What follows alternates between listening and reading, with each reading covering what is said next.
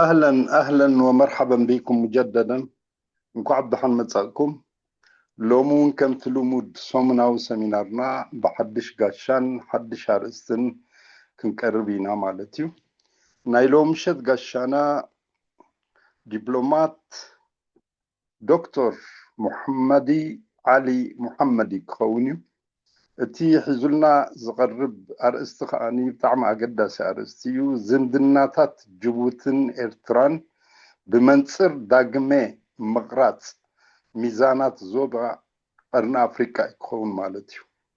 إذا قد خاني بزح زين فلطو ويكأبعون كتنسو دبلومات كوينون ننويح جزي زقلقلس لزخوني بزعبا زمدناتات جبوتن إرتران السفيح زخوني مقلتي كهبنايو ونكو عدحان مساكا دكتور دبلومات محمدي علي محمدي. تفضل أستاذ قرمي.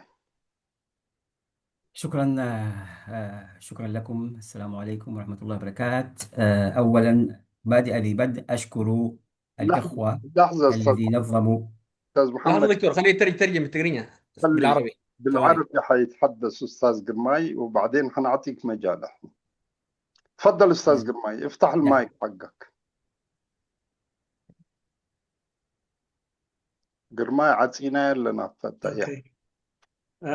مستمعينا ومتابعينا الكرام في كل صفحات التواصل الاجتماعي، نحييكم أينما كنتم، وعبركم نحيي ضيفنا الكريم لهذه الأمسية، وهو الدكتور الدبلوماسي محمدي علي محمدي. هو كان دبلوماسي في دولة جيبوتي لفترة طويلة، وله باع ومعرفة في مجال عمله حول منطقة القرن الأفريقي. واليوم أيضا جزء من هذه الأشياء أو المجال الذي يتحدث فيه سوف يكون عن العلاقات الجيبوتية الإريترية في إعادة تشكيل توازنات القوة في منطقة القرن الأفريقي. فطبعا هو مجال واسع، ولكن يعني في إطار هذه العلاقة سوف يتم تقديم ورقة هذه الأمسية من الدكتور الدبلوماسي محمدي علي محمد. وأعود إليك أستاذ أمين جابر، تفضل. شكرا أستاذ قرمي. فمجمريا إن شاء الله دبلومات دكتور محمدي علي محمدي مس نفسه بحصر زبالة كلالينا. تفضل قرمي. في البداية كالعادة سوف نطلب من ضيفنا الدكتور البطاقة الشخصية، وأتفضل تقديم البطاقة الشخصية الدكتور محمدي علي محمدي. شكرا لكم. بسم الله الرحمن الرحيم. أولا أشكر الإخوة الذي نظموا هذا اللقاء، مشكورين. وهذا اللقاء مهم لأنه هو نوع من الحوار بين أبناء الوطن وأبناء المنطقة ككل. هذا شيء كويس، وشكرا لاستضافتكم لي. وأنا طبعا دكتور محمدي علي محمدي، كنت دبلوماسيا أمثل بلدي لفترة من الزمن، وطبعا اشتغلت غالبا ما اشتغلت في الخليج العربي، ومتخصص بالعلاقات أو باحث في العلاقات العربية الإفريقية. وطبعا عندما كنت في جيبوتي كنت مسؤول عن العلاقات الثنائية، بمعنى أن العلاقات الثنائية بمعنى اشتغلت فيما يتعلق بالعلاقات الثنائية بين جيبوتي إريتريا، بين جيبوتي إثيوبيا. ولذلك يعني ممكن أتحدث بتواضع عن بعض الأشياء التي أعرفها. شكرا لكم. هذا طبعا يعني، وأنا طبعا الآن مدرب معتمد وباحث في العلاقات العربية الإفريقية والقرن الإفريقي خاصة. وشكرا لكم. شكرا أستاذ محمدي. قرمي. كما جمرتا نزي كبور مشيت زين زدالو نعدالوتي زتنا حبراوي نخحات وين عايز جزازي بتعمي مسجن نخنياتو نزي زتي أمونجو دك هاجرن ويدما أمونجو دك زيزو بازن ይህን ክበሃሉ ነዚ ምሸት እዚ ንዘዳለኹም ምስጋና ይልዑል እዩ ኣነ ንጅቡቲ ወኪለ ኣብ ዲፕሎማስያዊ ስራሓት ብፍላይ ኣብ ኸሊጅ ወይ ኣብ ወሽመጥ ዓረብ ይነጥፍ ነይረ ከምኡ እውን ኣብ ዝምድናታት ኢትዮጵያን ኤርትራን እውን ንብዙሕ ንብርክት ዝበለ ዓመታት ኣገልጊለ ኣብዚ እዋን እዚ ድማ ተመራማሪ ዝምድናታት ቀርኒ ኣፍሪካን ኣብ ናይ ምርምር ስራሓት ይርከብ ብሕፅር ዝበለ علي محمدي ነዚ ይመስል شكرا أستاذ قرماي. دكتور محمدي، تحب أعرض لك دحين ولا بعدين تبغاها؟ بعد إن شاء الله، بعد إن شاء الله. مو الصور اللي هي محتوى حق الندوة موجودة عندي. أوكي، نتحدث. نعم ممكن، تعرض، ممكن تعرض عن المقدمة. نعم ممكن تعرض المقدمة. إيه نعم، لحظة.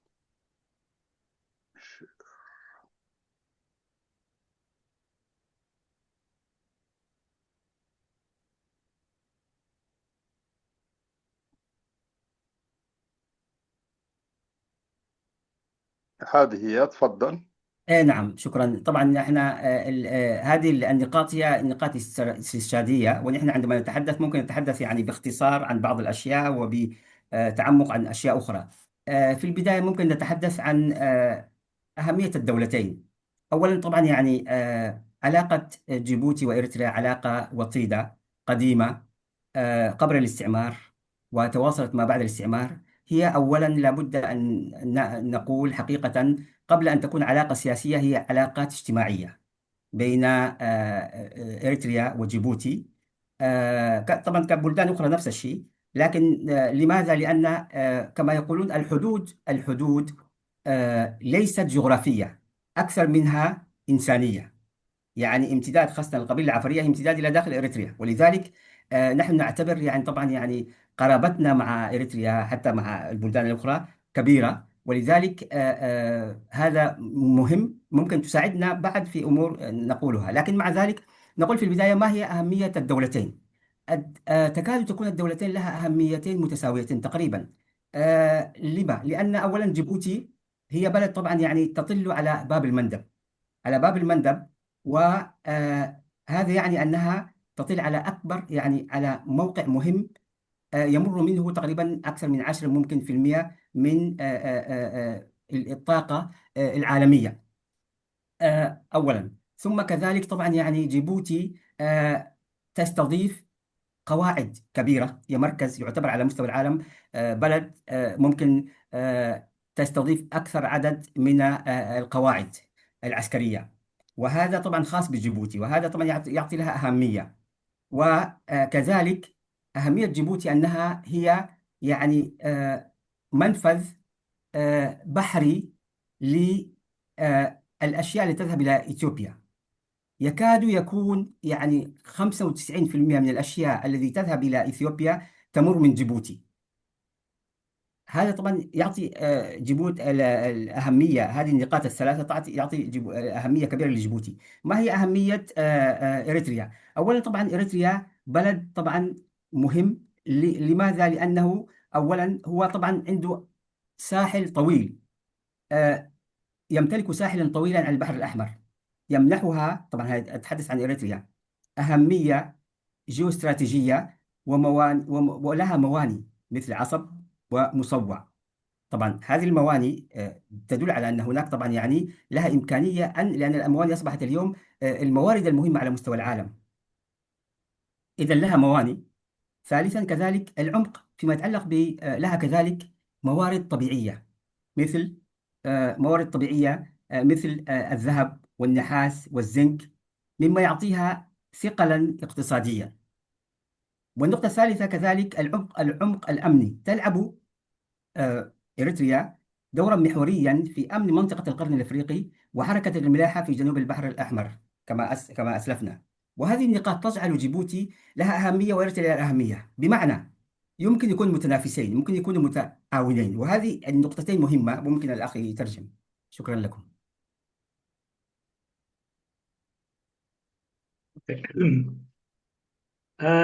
أقداسنا زمدناتات جيبوتين ኤርትራን ኢልና ክንዛረብ እንከለና እዚ ዝምድና እዘን ክልቲአን ሃገራት እዚ ቅድሚ መግዛእቲ ዝነበረ ዝምድና ክኸውን እንከሎ ከምኡውን ፖለቲካዊ ዝምድና ጥራይ ምዃኑ ኣይኮነን እንታይ ደኣ ማሕበራዊ ዝምድና እዩ እቲ ዶብ ፖለቲካዊ ቅድሚ ምዃኑ ማሕበራዊ እዩ ኣገዳስነት ክልቲአን ሃገራት እምበኣር ካብ ዘን ዝጠቕሰን ዘለኹ ገለ ነጥብታት ክነቅል ይኽእል ጅቡቲ እንተደኣ ወሲድና ጅቡቲ ኣብ ኣፍ ደገ ባብ አልመንደብ እትርከብ ባብ አልመንደብ ከዓ 10 ካብ 100 ዝኸውን ቁጠባ ዓለም ካብን ናብን ዝንቀሳቀሰሉ ካብ ኤውሮጳ ናብ ኣስያ ካብ ኣስያ ንኤውሮጳ ገሱ ዝንቀሳቀሰሉ ኣፍ ደገ ባሕሪ ተሳዳዊ ኣፍ ደገ ባሕሪ ኣብኡ ትርከብ ምህላዋ እዩ ካልእ ኣብ ጅቡቲ ብርክት ዝበሉ መደበራት ናይ ብዙሓት ልዕሊ ሓያላት ሃገራት ኣብ ቦታኣ ይርከብ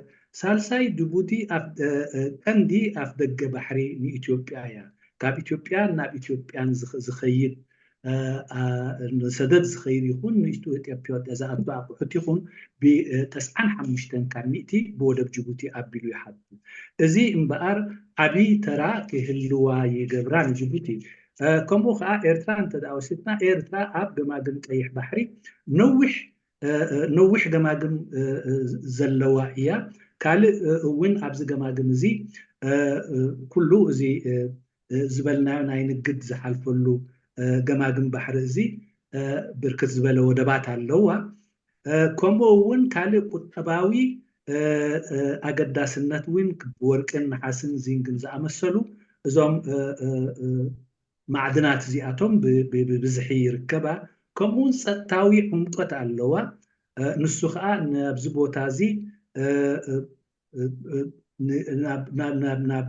ናብ ፀጥኡ ይኹን ናብ ኩሉ ኣቲ ኣብኡ ዝኸይድ ምንቅስቃስ እዚ ፀጥታዊ ጂኦግራፊካዊ ፀጥታዊ ዕምቀት ናይ ኤርትራ እዚ ኣገዳሲት ሃገር እምበኣር እዚአን ክልቲአን ሃገር ነዚ ክልተ ነጥብታት ሒዘን ኣብዚ ከባቢ እዚ ኣገደስቲ ወይ ሃገራት ኮይነን ንረኽበን تفضل دكتور نعم شكرا لكم الآن ننتقل إن شاء الله إلى النقطة الثانية هي طبعا الخلفية التاريخية للعلاقات الجيبوتية الإريترية إن شاء الله باختصار نرى المراحل التي مرت منها العلاقات الجيبوتية الإريترية تاريخيا نبدأ من فيما يتعلق بمرحلة الاستعمار جيبوتي وإريتريا كلها كانت استعمرت طبعا استعمرت إريتريا استعمرت كما تعلمون من الجانب الإيطالي بين 1890 إلى 1941 وجيبوتي استعمرت من فرنسا بين 1862 إلى 1977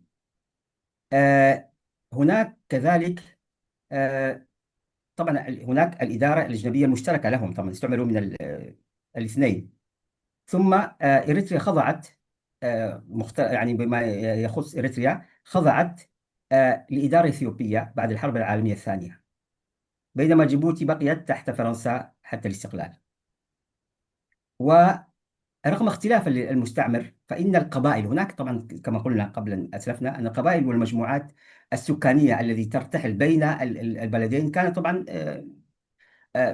تذهب وتأتي إلى بين الحدود إذا كان في تواصل يعني تواصل اجتماعي والروابط طبعا الاجتماعية والقبلية سبقت قيام الدولة الحديثة طبعا باختصار بين قوسين العفر عندهم طبعا كما تعلمون عندهم سلاطين هؤلاء يعني عندهم 3 سلطنة يعني في المنطقة في إثيوبيا أكبر واحدة في تجرة وأخرى في إريتريا هذه السلطنة بين قوسين العجيب منطقة نفوذها مرات تخترق الحدود مثال فيما يتعلق بسلطان عفر في إريتريا يخترق حدوده منطقة يعني نفوذه إلى داخل تجرة إلى داخل جيبوتي هذا يساعد حتى البلدان تتساهل في هذا المجال لأن هذه الأشياء يعني ممكن تكون إيجابي ونحن كعفر نعتبر مرات أنفسنا يعني بين قوسين عندنا بعض الامتيازات مش امتيازات لكن إنه الدولة تفهم هذا الشيء وهذا يساعد هي شيء يعني مساعد إيجابي بالعكس الأمني واستقرار إذن ليه أتكلم عن هذا وركز على هذا الشيء نحن يعني أنا أظن قضية هذه الناس اللي عبر الحدود يعني من مصلحتها أن تكون استقرار في البلدان المجاورة. لابد أن يعني هي عوامل استقرار، ولذلك نحن كدبلوماسيين وكمثقفين لابد أن نركز على توطيد هذه العلاقات، لأن هذه العلاقات غالبا بين جيبوتي مثلا وإريتريا، عندكم بين السودان وإريتريا قبائل طبعا تنتشر، وهذه لابد أن نستعملها لاستقرار البلدان. هذا بين قوسين.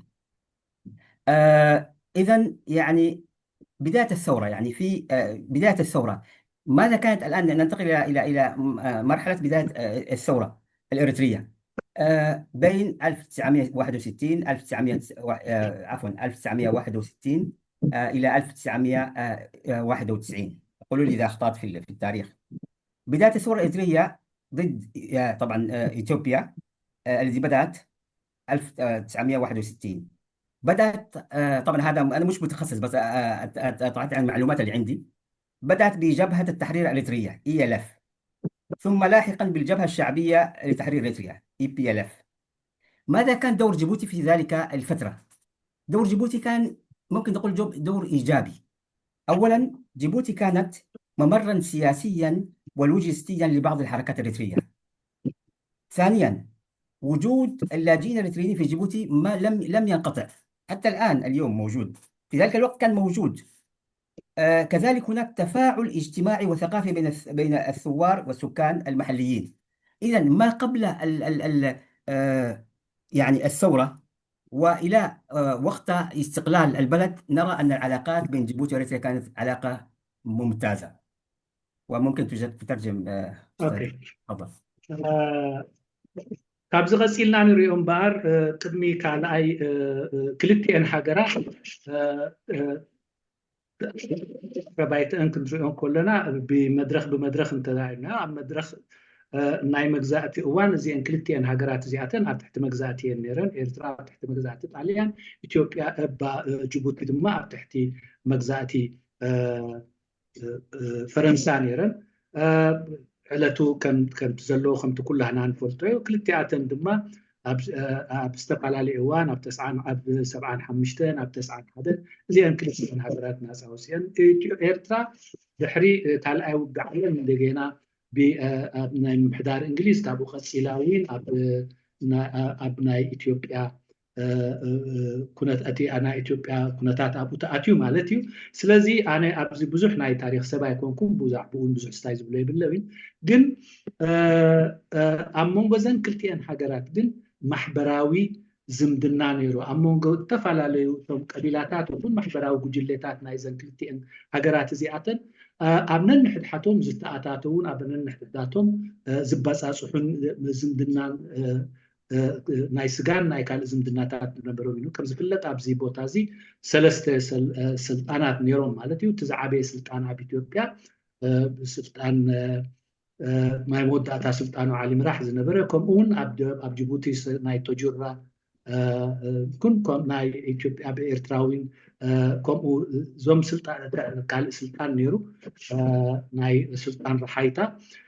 እዚኣቶም ኩላቶም እዚኣቶም ክንሪኦም እንተደኣ ኮይና እዞም ስልጣናት እዚኣቶም ንገዛእ ርእሱ እቲ ዶባዊ ግዝኣቶም ወይ ዶባዊ ዝመርሕዎን ዘመሓድርዎን ሰብ ኣብ ነን ስግረ ዶባት ዝኸይድ ነይሩ። ኣብ ጅቡቲ ዘሎ ስልጣን ናብ ኢትዮጵያ ገፁ ይኣቱ፣ ናብ ኢትዮጵያ ገፁ ይኣቱ፣ ከምኡውን ኣብ ኤርትራን ኣብ ኢትዮጵያን ዘለው ስልጣናት እውን ናብ ውሽጢ ኤርትራ ዝኣትውሉ። ስለዚ ዶብ ኣይነበሮን፣ ኪኖዶብ ዝኸይድ ስልጣን ነይሮም። እዚ ድማ ከም ኣወንታዊ ክውሰድ ይከኣል። ምክንያቱ ሰላምን ምርግጋእን ኣብ መንጎቶም ኣህዛብ እቲኣቶም ክፈጥር ስለ ዝኸኣለ፣ ከምኡ እውን እዚ ዓይነት ዝምድናታት እዚ ኣብ ሱዳን እውን ኣሎ፣ ኣብ ኩሉ ማሕበራዊ ጉጅለታት እዚ። ስለዚ እዚ ስግረዶብ ዝኸይድ ዝምድናታት እዚ ነቲ ፖለቲካዊ ዶባት ሰዲሩ ዝኸይድ ዝምድናታት እዚ ኣብ ምርግጋእን ሰላምን ምትሕባርን ምትሕቋፍን ናይ ኣህዛብ እዚ ክትጥቀመሉ ትኽእል ኢኻ፣ ይጠቅምካ እዩ። ድሕሪ ኤርትራ እውን ሰውረኣ ኣንፃር መግዛእቲ ኢትዮጵያ ምስ ኣልዓለት ብ1961 እቲ 1993 ዝኸደ ብረታዊ ቃልሲ እቲ መጀመርታ ኣነ ከም ዝፈልጦ ብተጋድሎ ሓርነት ኤርትራ ክጅመር እንከሎ ቀፂሉ ድማ ብህዝባዊ ግንባር ሓርነት ኤርትራ ተወዲኡ ማለት እዚ ክልቲኡ ሰውራታት እዚ እውን ኣብ ጅቡቲ ንጅቡቲ ከም ፖለቲካዊ መሰጋገርን ከም ፖለቲካዊ ባይታ ተጠቂሙ ካብን ናብን ዝሰግረሉ ቦታታት ነይሩ ሰናይን ፅቡቅን ዝምድና ነይርዎ ምስቲ ሰውራ ከምኡ እውን ንብዙሓት ስደተኛታት ዝሓቆፈት ነይራ ጅቡቲ ስጋብ ሕጂ እውን ኣሎ ስለዚ እዚ ዝምድናታት እዚ ኣወንታዊ ዝምድና ናብ ኣወንታዊ መድረኽ ተሰጋግሩ ይኽእለካ እዩ ስለዚ እዚ ኩሉ እንተዳርኢናዮ እቲ ዝነበረ ዝምድናታት ናይ ማሕበራዊ ጉጅለታት ዝምድና ይኹን ናይቶም ስልጣናት ዝምድና ይኹን ወይ እውን ናይቲ ሰውራ ምስ ተባርዐ እውን እቲ ሰውራ ምስ ቦታ ዝነበረ ዝምድና ኩሉ ብኣወንታዊ ዝርአ ዝምድና እዩ እቲ ዝምድናታት ድማ ኣወንታዊ ተራእዩ ነይሩ تفضل دكتور نعم شكرا. الآن ننتقل إلى ما بعد الاستقلال. طبعا الأمور اختلفت ما بعد الاستقلال. بعد الاستقلال طبعا علاقة جيبوتي وإريتريا طبعا اختلفت لأن إريتريا أصبحت دولة مستقلة وجيبوتي طبعا كانت دولة مستقلة. الاختلاف هو طبعا اختلاف النظرة واختلاف طبعا السياسة واختلاف أولويات النظام. هذه جعلت إنه الأمور يعني لم تكن مثل قبل، يعني بمعنى مرت ما زالت تمر علاقات الإثيوبية الجيبوتية الإريترية من مطبات من حالة التوتر والصراع، لكن من حالات التوتر والصراع طبعا لأسباب نراها، هناك أسباب خارجية وأسباب داخلية، ثم تحول نحو الحوار. مثلا في أواخر التسعينات قطعت العلاقات بين البلدين بعد اتهامات متبادلة حول دعم أطراف إقليمية، خاصة خلال الحرب الإريترية الإثيوبية 1998-2000 التي أثرت على ديناميكية المنطقة بأكملها. طبعا المشكلة بين إريتريا وجيبوتي تؤثر على المنطقة كلها، ليس علاقات الثنائية جيبوتي إريتريا ككل، لأن أنا أرى حسب نظرتي إنه القرن الإفريقي هو كتلة واحدة. إذا صار مشكلة في منطقة معينة حتكون يعني مشكلة في مناطق أخرى، لأنها هي في تداخل. لابد أن نعرف أن من الأشياء التي لاحظتها أنا يعني باحث، أن من الأشياء الخارجية التي تؤثر على العلاقات الإريترية الجيبوتية هي علاقات إثيوبيا وإريتريا أو إثيوبيا وجيبوتي. إذن إثيوبيا هي يعني علاقتها مع البلدان الأخرى إذا تغيرت تؤثر. ما نرى الآن في التسعينات كان في حرب بين إريتريا وإثيوبيا، إذا أثرت على العلاقات الجيبوتية. هذا الملاحظ، وهذا طبعا يعني هذا لا يعني هذا أشياء تستمر، إنه علاقة إثيوبيا إذا كانت إيجابية تؤثر إيجابا، إذا كانت سلبية تؤثر يعني سلبا. وكذلك جيبوتي لها علاقات مع إثيوبيا، علاقات مع إثيوبيا مع جيبوتي. إذا قلنا ما هي العلاقات بين إريتريا وإثيوبيا، علاقتنا مع علاقة جيبوتي مع إريتريا مع إثيوبيا هي علاقات اقتصادية في المقام الأول كما رأينا. علاقات إثيوبيا وإريتريا بالأسف الشديد هي علاقات أمنية إلى الآن، علاقات أمنية، لأن لم تكون إلى مصلحة إلى منطقة يعني اقتصادية، مع أنها عندهم أشياء مشتركة. إذن قلنا في التسعينات كان مواجهة قطع على العلاقات. كذلك نشبت مواجهات مسلحة في عام 2008 حول منطقة رأس دميرة. ممكن الأخ إذا عمل لنا الصورة هذه اسمه الخريطة يكون يعني مشكور. رأس دميرة، جزاك الله خير. اي نعم، راس دميرة طبعا هذه طبعا الاخ ممكن يشير الى هنا، ما اقدر يشير الى هذه مثلا دميرة، هذه ما يسمى جزيرة دميرة، وهذه راس دميرة. القضية باختصار يعني هذه الحدود من الحدود التي بقيت وقت شكرا وقت الاستعمار ابقى مناطق يعني رخوة في الحدود في كل بلدان الحدود لكي يستفيد منها قبل بعد، يعني لم يرسم الحدود. هذه من هذه المناطق الذي من المناطق في جيبوتي، بين جيبوتي وإريتريا لم ترسم الحدود، وهي منطقة يعني طبعا استراتيجية على البحر. وهذه المنطقة يعني حسب ما يعني كان يتفق عليه في ذلك الوقت إنه تبقى يعني منزوعة السلاح، يعني معنى لا يبقى ليس لأحد. وطبعا ما الذي صار؟ الذي صار طبعا أنه جيبوتي جيبوتي اتهمت إريتريا أنها تقدمت أكثر من، يعني تقدمت إلى الأمام، وبينما إريتريا يعني أنكرت هذا الشيء. لكن يبدو أن القضية هي يعني الحقيقة يعني السبب وراء ذلك هو أنه احتمال أن إريتريا أرادت أن تضغط على إثيوبيا من خلال جيبوتي. إذا القضية هي زي ما قلنا، يعني إثيوبيا لها دور كبير لأنها بلد كبير، ودور كبير في هذه العلاقات. اللي يقول هذا الكلام لأن حتى شعبنا دائما عندما تكون العلاقات طبعا يعني جيبوتي طبعا تعمل أولوية بين إريتريا من إثيوبيا، لها علاقة معينة مع هذه، لها علاقة معينة مع أخرى.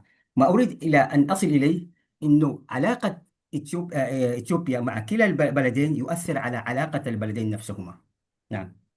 وإذا 2018 يعني طبعا 2008 كانت الأزمة وتدخلت قطر كوسيط، ومفروض كان في ذلك الوقت أن ترسم الحدود، لكن لم ترسم.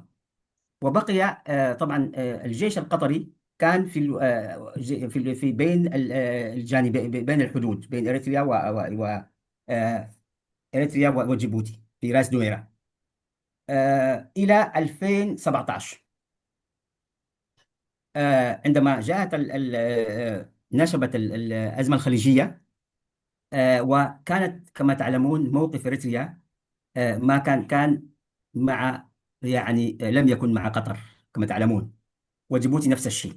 ولذلك قطر انسحبت من مكانها وسحبت جنودها، والأزمة بدأت، أو كان مخاوف أن تبدأ الأزمة من جديد في ذلك الوقت.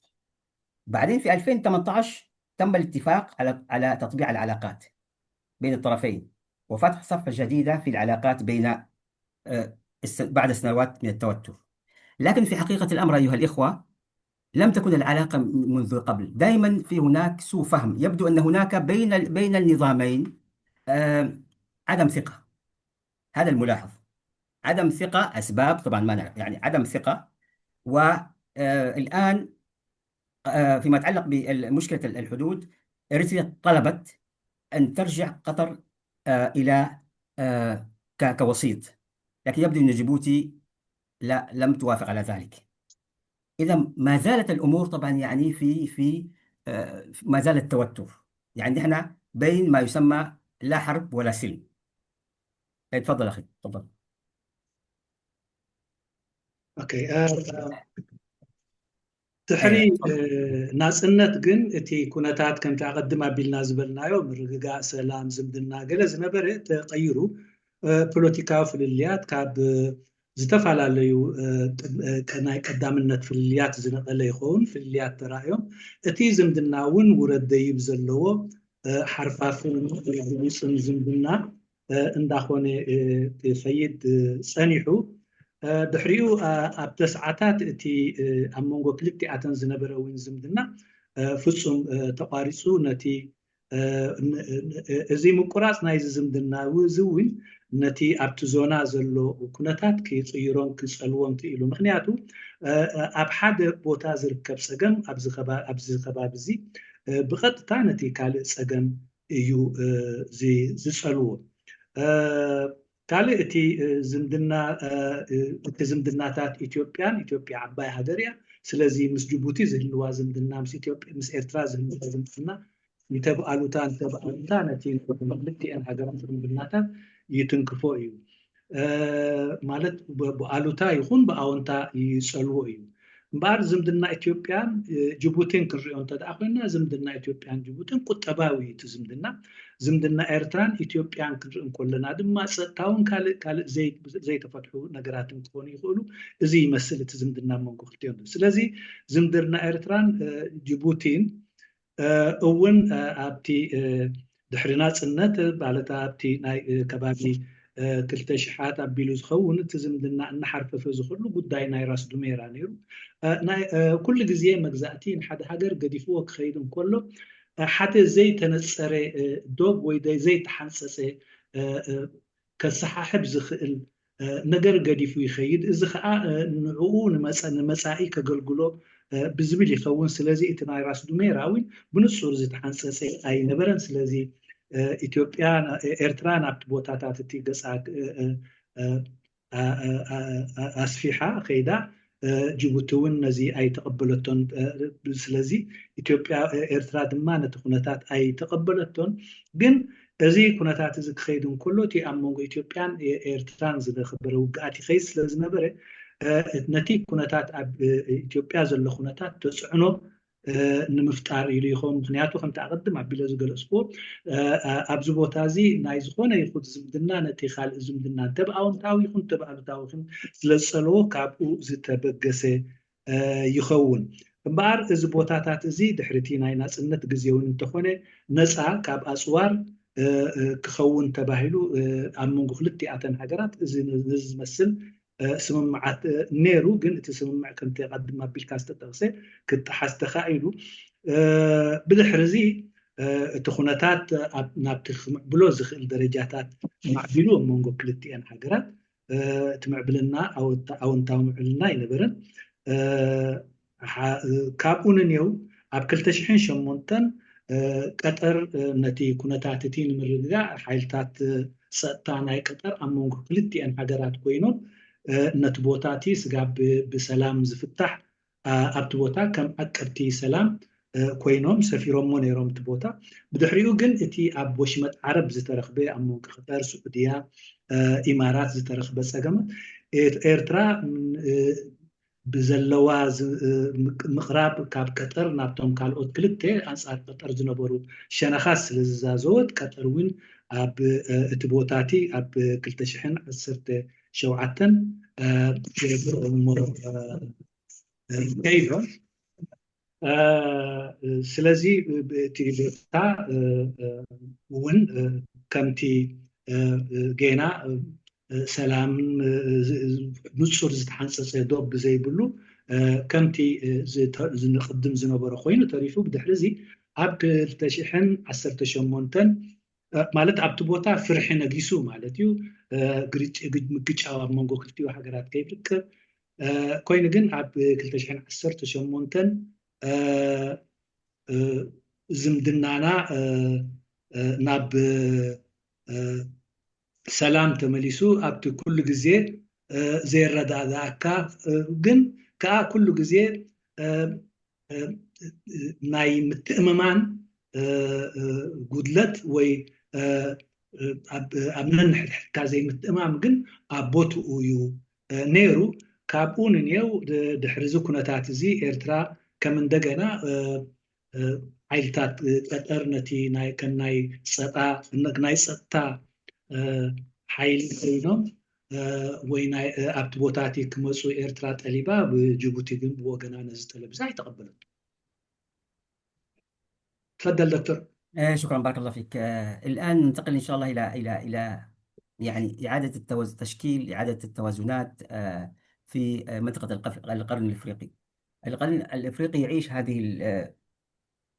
في هذه الآونة يعني مشهد معقد تعيد فيه القوى الإقليمية رسم خارطة تحالفاتها بناء على تهديدات جيوستراتيجية مشتركة وتنافسات اقتصادية محتدمة. إذن معناه الأمور تجاوزت العلاقات البلدان المنطقة نفسها، يعني تجاوزت إلى الإقليم.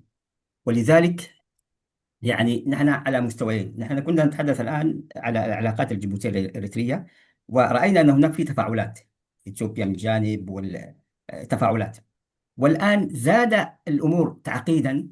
التنافسات طبعا الموجودة من قبل، لكن زاد حدة لتشكيل، كيف نرى أن هناك في يعني تشكيل يعني توازنات، يعني تشكيل توازنات. هناك محور أو محاور بدأت يعني تتشكل. المحور الأول هو المحور المصري الإريتري الصومالي. هذا المحور تشكل تشكل لتحالف جديد، تحالف الاضطرار، لأنهم مضطرين، لأنهم يرون أنهم في المنطقة في أنهم مصالحهم في خطر. ما هو أهداف المشترك لهذا التحالف؟ هذا التحالف يهدف إلى حماية سيادة الصومال وتأمين الملاحة في جنوب البحر الأحمر ومواجهة النفوذ الإثيوبي المتصاعد، خاصة مصر متخوفة من سد النهضة، ومتخوفة من شيء آخر كذلك، لا تريد تخشى أنه إثيوبيا تعمل قاعدة عسكرية وقوة عسكرية تهدد قناة السويس. إذن في حسابات معينة جعل إنشاء هذا المحور. هذا من خلال كما قلنا مصر تسعى لهذا اللي ما قلنا فيه. ما الذي تسعى فيه الصومال الذي في المحور؟ هي تسعى على دعم إقليمي، تبحث عن دعم إقليمي لمواجهة محاولات الانفصال في أرض الصومال. طبعا هذا قبل اعتراف إسرائيل، لأن اعتراف إسرائيل زاد الطين بلة كما يقال، ومنع إثيوبيا من ضم أراضيه، لأن إثيوبيا كانت يعني كانت عملت اتفاقية مع كما تعلمون مع صوماليلاند قبل. وما هو طبعا مصالح إريتريا، أهداف إريتريا؟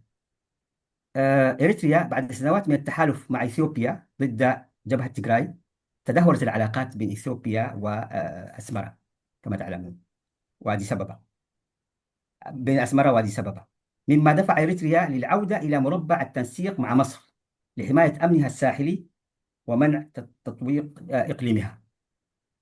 إذن كل له حسابات، طبعا هو محور واحد لكن كل له يعني أهداف معينة. وإذن يعني الناس طبعا هذا طبعا قبل اعتراف إسرائيل بصوماليلاند، كانت ردة فعل كبيرة فيما يتعلق بمذكرة تفاهم، عندما إثيوبيا عملت مذكرة تفاهم مع إقليم أرض الصومال الانفصالي في يناير 24، كان زلزال دبلوماسي. الجميع رأى أن هناك تهديد. ما الذي من خلال هذا الاتفاق إثيوبيا كانت تسعى إلى استئجار 20% من 20 كيلو من ساحل لمدة 50 عام لبناء قاعدة بحرية وميناء تجاري. طبعا هذا واضح، هذا مخاوف، يعني ميناء بحري معناه أنه شيء عسكرة العسكرة. وكان ردة فعل المنطقة الإقليم يعتبر هذا عدوانا على سيادة الصومال، وخشيت دول الجوار خاصة جيبوتي وإريتريا من فقدان عوائدها. طبعا هذا كان من المخاوف، عوائدها من مرور التجارة الإثيوبية عبر موانيها. طبعا من جانب لها علاقة مع إثيوبيا مخاوفين، مخاوف اقتصادي لكن مخاوف في نفس الوقت نفوذ. إذن اقتربت إثيوبيا وجيبوتي اضطرارا، لأن لها نفس المصالح ضد إثيوبيا.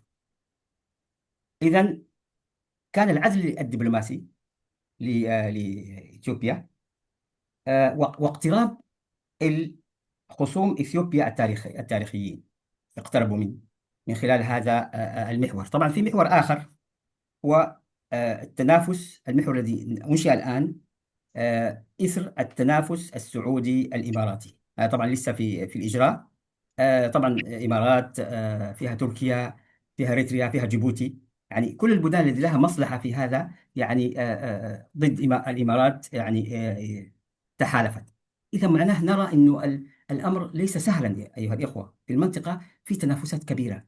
وأنا أرى أنه آن الوقت أنه للبلدان المجاورة اللي في القرن الأفريقي تفكر في مصالحها، لأن الحل لن يأتي من الخارج، يأتي من الدول نفسها، من الأنظمة نفسها. ترى أنها في مخاوف. إذا السعودية رأت أنها في مخاوف، في يعني أنها يعني في خطر وتحركت، على البلدان المنطقة القرن الأفريقي يتحركون وينسون مشاكلهم جانبيا. شكرا. تفضل أخي. تفضل. ካብዚ ቀፂልና ነይርኦ እቲ ምስራዕ ዳግመ ሚዛን ቀርኒ ኣፍሪቃ ወይ እውን ኢልና ዝጠቐስናዮ ኣብቲ ምስቲ ከም ዘሎ እዩ። ኣብ ቀርኒ ኣፍሪቃ ካብ ዝኾነ ይኹን ኩነታት ንላዕሊ ኣብዚ እዋን እዚ ብጣዕሚ ኣብ ኣስጋኢ ኩነታትን ኣብ ዘሻቅል ኩነታትን ይርከብ። ምክንያቱ ኣብቲ ከባቢቲ ካልኦት ሓይልታት ንጂኦፖለቲካዊ ጥቅሞም ነቲ ከባቢ ዳግመ ምሕንፃፅ ወይ ዳግመ ምቕራፅ ናይ ሓይልታት ኣሰላልፋ እውን ከከም እቲ ዝጥዕሞም ገይሮም ናይ ምቕማጥ ምንቅስቃስ ኣሎ። እምበኣር ካብዚ ክንሪኦ ንኽእል ሓደ ካብቶም ዘለዉ ዝተፈላለዩ መሓውራት ክህሉ ከሎ ሓደ ካብቶም መሓውራት እዚኣቶም ኤርትራ፣ ሶማል፣ ምስሪ እንተደኣወፊና እዚኣቶም ሓደ ልፍንቲ ገይሮም እቲ ቀንዲ ነናቶም መበገሲ ነናቶም ሻቅሎትን ነናቶም ሕሳባትን ኣለዎም ኣብዚ ጉዳይ ነዚ ልፍንቲ እዚ ክገብሩ ከለዉ ብወገን ሶማል ሓደ ናፅነት ናይ ሶማል ምርግጋፅ ወይ ሓድነት መሬት ናይ ሶማል ምርግጋፅ እቲ ቀፂሉ እውን እቲ ነግላዊ ምንቅስቃሳት ኣብዚ ቦታ እዚ ብቐሊሉ ከም ዝኸይድ ምግባር ሳልሳይ እውን እቲ ንምስሪ ዘፀግማ ዘሎ ወይ ዘፍርሃ ዘሎ እቲ ናይ ሕዳሴ ግድብ ኣብ ከምፅኦ ዝኽእል ናይ ማይ ሕፅረታትን ናይ ማይ ፀገማትን እዚ ክኸውን እንከሎ ብካልእ ሸነኽካ ኢትዮጵያ ሓያል ኮይና ኣብዚ ከባቢት እዚ ሓይሊ ባሕሪ ከይህልዋ ወይ ንኾነ ይኹን ናብ ሓይሊ ባሕሪ ናብ ባሕሪ ገፃ ንኸይትቐርብ ንምክልኻል እዩ። ስለዚ ከምኡ እውን ኤርትራ ምስቲ ድሕርቲ ዝነበረ ስምምዕ ምስ ኢትዮጵያ ብቀፂሉ ድሕርቲ ውዕል ወይ ውግእ ኢትዮጵያ ድሕሪ ምውዳኡ ኣብ መንገዲኦም ዝተረኽበ ዘይምቅራው ነቲ ፀጥታዊ ፀገማን ፀጥታዊ ሽግራታን ንምክልኻል እዚ ኣብዚ ልፍንትላ ማለት እዩ። እዚ እቶም ካልኦት ሓይልታት ከዓ በብወገኖም ኣብዚ ቦታ እዚ ነቲ ጂኦፖለቲካዊ ረብሓታቶም ይንቀሳቀሱ። ኣብ ርእሲ ኣለዎ ተወሰኮ ኮይኑ ግና እንደገና እውን እቲ ናይ ሶማሊላንድ ናይ እስራኤል ኣፍልጦ ናይ ምሃባ እዚ እውን ኣብቲ ቦታ እቲ እንደገና እቲ ሓደ ካብቲ ፀገማት ፈጢሩ ዘሎ እዩ። ስለዚ ኩላቶም በብናቶም ረብሓ እዮም ዝንቀሳቀሱ። ምስዚ ተኸቲሉ ምስቲ ድሕርቲ ኩናት ኣብ ኢትዮጵያ ኣብ መንጎ ትግራይ ይኹን ኣብ ሰሜን ዝነበረ ውግኣት ጠቕላላ ድሕሪኡ እውን ሓደ ናይ ስምምዕ ምርድዳእ ውዕል መፈሪማ ምስ ሶማሊላንድ እዚ እውን ነቲ ከባቢ ንኩሉ ቆጢዕዎ ኮይኑ ግን እቲ ኣብ መንጎ ጅቡቲን ኢትዮጵያን ዘሎ ግድነታዊ ዝምድና ስለዝኾነ ግን ብቐፂሉ ይኸይድ። ኣብቲ ስምምዕቲ ከምቲ ዝተባህለ ኢትዮጵያ ሓደ 10 ኪሎ ሜትር ዝኸውን ገማግም ባሕሪ ን50 ዓመት ዝኸውን ኣብኡ ሓይሊ ባሕሪ ኣስፊራ ኣብ ደገ ባሕሪ ክህልዋ ዝብል እዩ ነይሩ። እዚ በቲ ካልእ ሸነኽ ክርኦም ከሎ ተፃብኦ ንሶማልን ነቲ ካልኦት ናይ ምስ ሶማል ዝላፈኑ ሓይልታትን ኮይኑ ተረኺቡ ማለት እዩ። ምስዚ ቀፂሉ እውን እቲ ነገር እናተጋደደ ዝኸደ ኣብ መንጎ ስዑድን ኢማራትን ዘሎ ውድድር ኣብዚ ቦታታት እዝን ኣብ ዝተፈላለዩ ኣሰላልፋ ሓይልታት ኣሰሊፎምን ኣብኡ ተሰሪዖምን ይንቀሳቀሱ ምህላዎም እዚ ነቲ ቦታቲ ብቐንዲ ካብ ሽግር ናብ ሽግር እንዳተው ኸይዱ። እዚ ሽግር ናይዚ ቦታ እዚ ግን ክፍታሕ እንተደኣ ኮይኑ እቶም በቶም ናይቲ ዞባታ ሃገራትን በተን ሃገራትን ብውሽጣዊ ዓቕምታትን ብውሽጣዊ ድልየታትን እምበር ብናይ ደገ ብናይ ልፍንቲ ሓይልታት ክፍታሕ ዝኽእል ፀገም ከም ዘይኮነ ክበርህ ኣሎ። دكتور شكرا. إن شاء الله ننهي قبل أن نتحدث عن السيناريوهات في العلاقات بين البلدين. نتحدث عن ما يسمى صراع الموانئ. هناك الآن في المنطقة صراع الموانئ، كل يريد أن يهتم أن يقدم مينائه ويستفيد من ذلك. جيبوتي طبعا لها علاقة مع إثيوبيا. ميناء جيبوتي يخدم إثيوبيا 95%، لكن يبدو أنه يعني إثيوبيا لها مخاوف أن تركز على جانب واحد، تريد أن تنوع تنوع الموانئ، لأن لو صار أي شيء مع جيبوتي كل شيء يكون في مشكلة. ولذلك حاولت مع سوماليلاند، ومحاولتها الآن مع إريتريا، البعض يرى أنها للضغط على جيبوتي، لأن هي لا تستغني عن جيبوتي، لكن تريد أن تضغط على جيبوتي، لأن هي ترى أن جيبوتي تعطي لجيبوتي رسومات كبيرة. إثيوبيا ترى هكذا، وأن ضغطت على إثيوبيا الآن، يعني على إريتريا، هو لضغط على جيبوتي أيا كان الأمر. هناك في طبعا كومبيتيشن حتى بين جيبوتي وإريتريا. جيبوتي لها ميناء، وإريتريا لها ميناءين. مخاوف جيبوتي إنه لو إريتريا استفادت من ميناء عصب ومسوع، حيكون على حساب ميناء جيبوتي. لكن أيا كان الأمر، السياسة لابد أن يتعاون البلدين، أنا أرى ذلك. ننتقل الآن إلى السيناريوهات. أنهينا إن شاء الله، أنهينا، بس ما هي السيناريوهات في العلاقات بين البلدين؟ في سيناريوهاتين اثنين. أولا سيناريو التعاون المعمق. في حالة استقرار العلاقات بين جيبوتي وإريتريا، الآن في تقارب معين بصفة عامة. إذا تعمق هذا التقارب واستقرت العلاقات بين جيبوتي وإريتريا، سيسهم ذلك في تعزيز الأمن البحر الأحمر والتجارة عبر البحر الأحمر. أن كل البلدين يطلين على البحر الأحمر ويعتبران أمن للبحر الأحمر، وعلاقتهما واستقرار علاقتهما وتعميق علاقتهما سيسهم في تعزيز الأمن البحر الأحمر والتجارة طبعا. وقد يفتح المجال أمام مشاريع لوجستية مشتركة بين الموانئ الإريترية والجيبوتية. هذا المأمول. هذا السيناريو الأول. السيناريو الثاني هو أن يكون تحديات محتملة في حالة تصاعد. كيف؟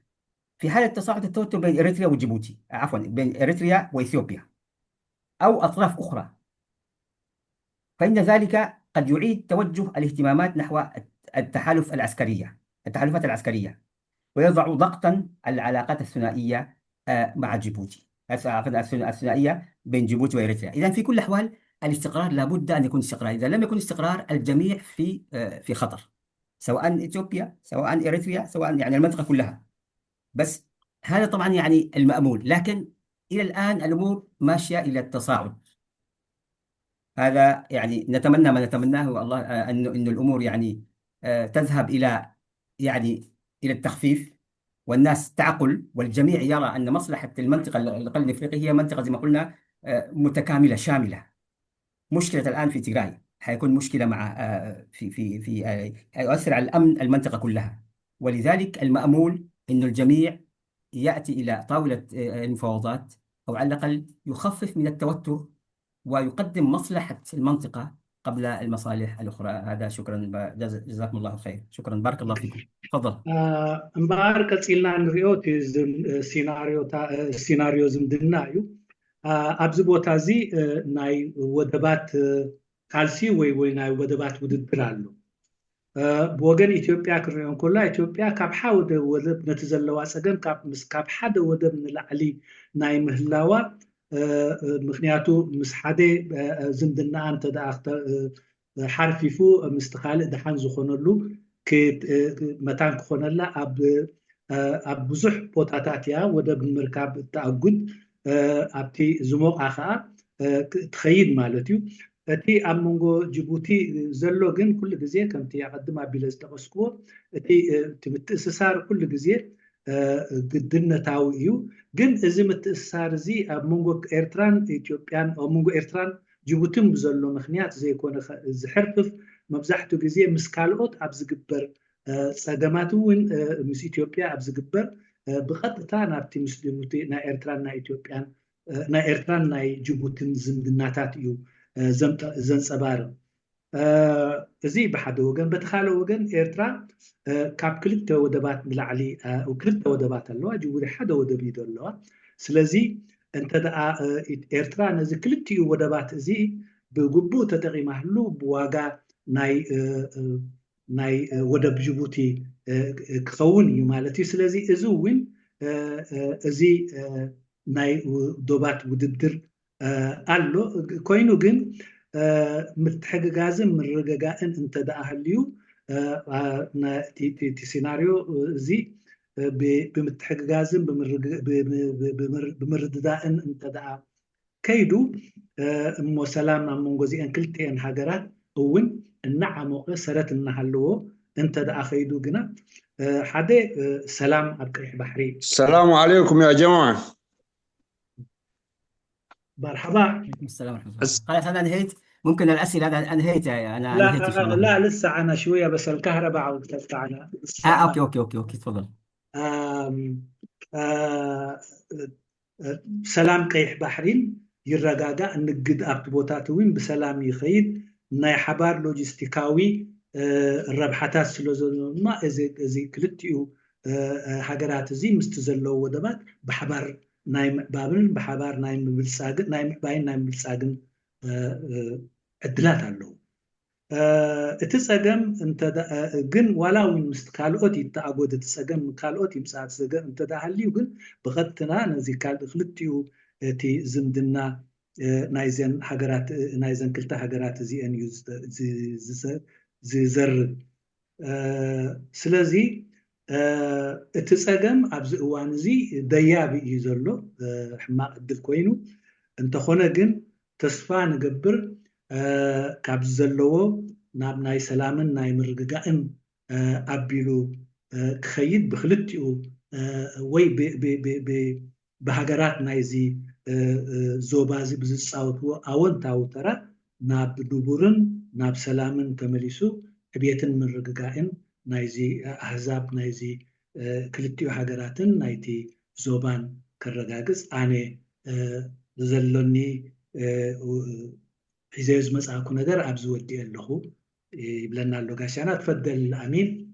اوكي دكتور محمدي خلاص يعني خلصت كذا افتح المايك ما قاعد اسمعك. اي نعم خلصنا انهيت. نعم طيب بارك الله فيك. الأسئلة ممكن مستعد. شكرا أستاذ لك. أبو أشرف، ايوه ابو ناصر لو سمحت لي بسؤال ممكن؟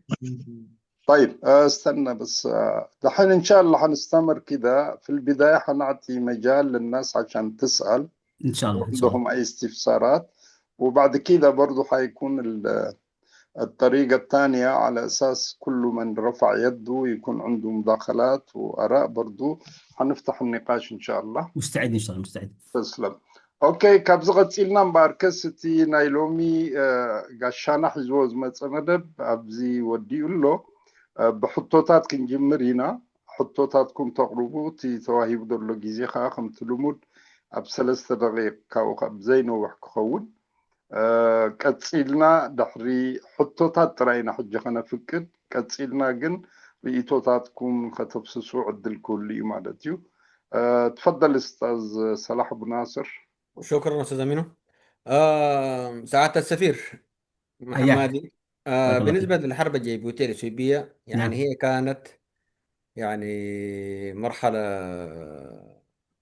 يورخ بها العلاقة بين جيبوتي وإريتريا، فيا ريت لو تنص علينا في موضوع الحرب أسبابه والدور الدبلوماسي تم ما بين الحكومة الجيبوتية والحكومة الإريترية والدور القطري وموضوع الأسر اللي كان موجود بين الطرفين، وفي النهاية كيف انتهى الوضع بصورة رسمية.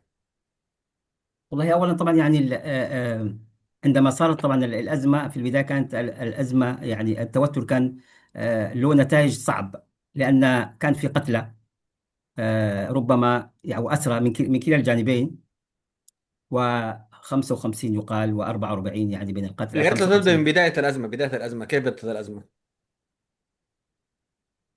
الأزمة طبعا يعني نحن كيف رأينا الأزمة نحن يعني جيبوتي فوجئت. جيبوتي يعني تقول أنها فوجئت من تدخل إريتري، أن تقدم الجيش الإريتري وبناء في خارج حدوده بدون أي سوابق. هذا ما تقول جيبوتي، بدون أي سوابق، وهذا الذي جعل جيبوتي تشتكي تقول في مشكلة. وطبعا كان على اثر مشكل طبعا التوتر بين اثيوبيا واريتريا. لكن نحن طبعا ما كناش يعني جيبوتي فوجئت حسب ما تقول الدول الجيبوتيه ان فوجئت من اعمال تعملها الجيش الاريتري في الحدود، يعني خارج حدوده، المنطقه الحدوديه التي المفروض هو يكون فيها، ويعمل يعني سكنات او شيء معين هكذا، فهمت؟ هذا الشيء اول. اذا جيبوتي اشتكت، ما اشتكت، دخلت على طول برضو، يعني دافعت عن نفسها. الامور صارت بسرعه، يعني بسرعه صراحه، يعني بدون اي سوابق. حتى مفروض يعني جيبوتي عندما رأت هذا الشيء تشتكي وتصبر، لا، جاءت في الحدود الجيش يعني من جهة جيبوتي، وصار الصراع بينهم لأول مرة. هذا أول مرة يصير، لأن 1996 كاد أن تكون توتر في الحدود، لكن تدخلت بلدان وتوقفت. لكن في 2008 مختلف، ولذلك نحن رأينا هناك في أشياء خلفية، ربما البعض يقول الخلفية ربما خلفية الصراع الإريتري الإثيوبي. دليل على ذلك يعني طبعا، لأن عندما قالوا لإريتريا يعني ما المشكل مع جيبوتي، يبدو النظام الإريتري قال أنا ما عنديش مشكلة مع جيبوتي. وهذه الأشياء اللي تعملها يقول لك لا، أنا يعني أنكر، يعني بمعنى إنه معناه إنه في قضية ربما يراها النظام يعني ربما ضغطا على إثيوبيا. زي ما قلت الآن، أنا أرى إنه قضية إريتريا إثيوبيا يعني هي مؤثر خارجي في العلاقات الجيبوتية الإريترية. وبعد طبعا تدخلت وساطة، طلبوا الجميع، كلا الدولتين طلبوا الوساطة، قبل الوساطة من دولة قطر. دولة قطر عملت يعني بينهم وساطة، الأمور كانت ماشية كويسة، وحتى يعني على مستوى دولي، على مستوى يعني كبير فعلا. ومن الخطة كانت أن ترسم الحدود، يعني القطريين كانوا جاهزين أن يرسم الحدود، أن يرسموا الحدود، لكن لم يتم. يعني ما عنده، يعني أنت شوف 2008 إلى 2017 كم سنة؟ كثير.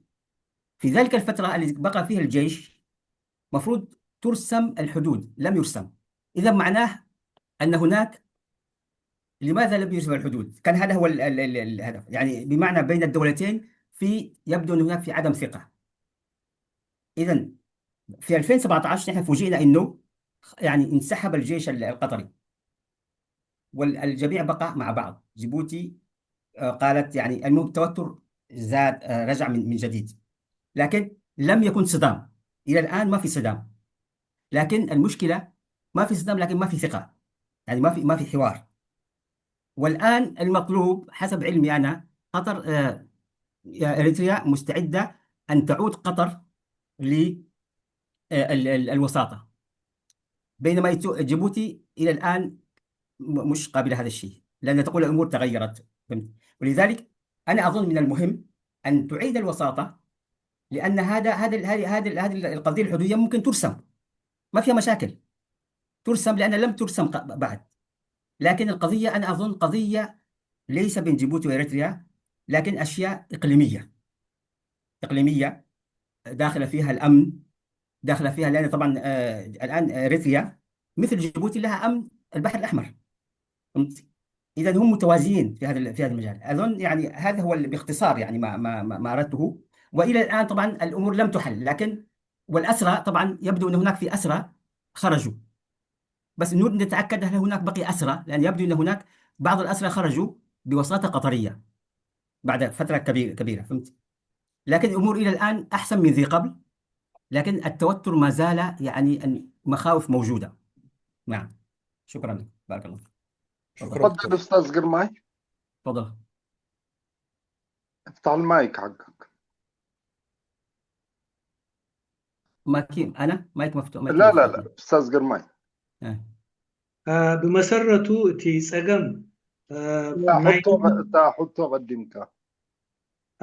ترجم لهم حسكوان تحته حطه يعني تي توتر ويكات تسجمات مونغو إرتران جبوتنسي بخمي جميل انتاين هو غند اوكي تنكيات. هو بمسرته كنزارب انت داخلنا اتي سجم عن مونغو جيبوتين عن مونغو إثيوبيان بقندوس زي كونه اتي عن مونغو إثيوبيان عن مونغو إيرتران زلو جيتشت وي كم تقدم أبيلوس تجلسة عن مونغو زي أن هجرات زي أتن إثيوبيان إيرتران زركب جيتشت بقطع أن جيبوتوين كم سجم كوينو سلاز أربعة سلازي اتنجر أقدم أبيلوين تخونه تسعن بشحن شعتن تسعن شدشتن ናብ ግጭት ገጹ ዘምርሐ ነገር ተራእዩ ነይሩ ግን ከአቢ ብመንጎኝነት ሃገራት እቲ ነገር አይደየበን ናብ ግጭት ገጽካ ተወዲኡ ከም ዚሉ ክኸይድ ጸኒሑ ብድሕሪ እዚ ግን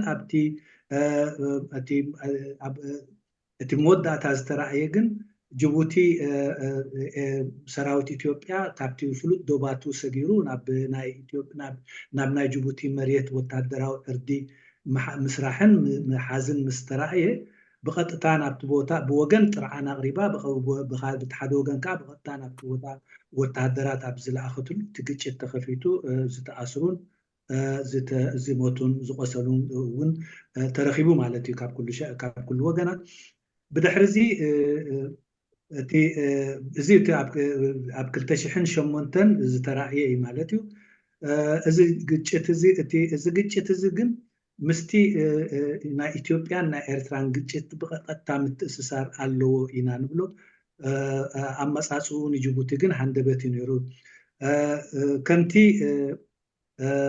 ዝተባህለ ኣብቲ 2008 ዝኹነታት እዚ ምስ ተረኽበ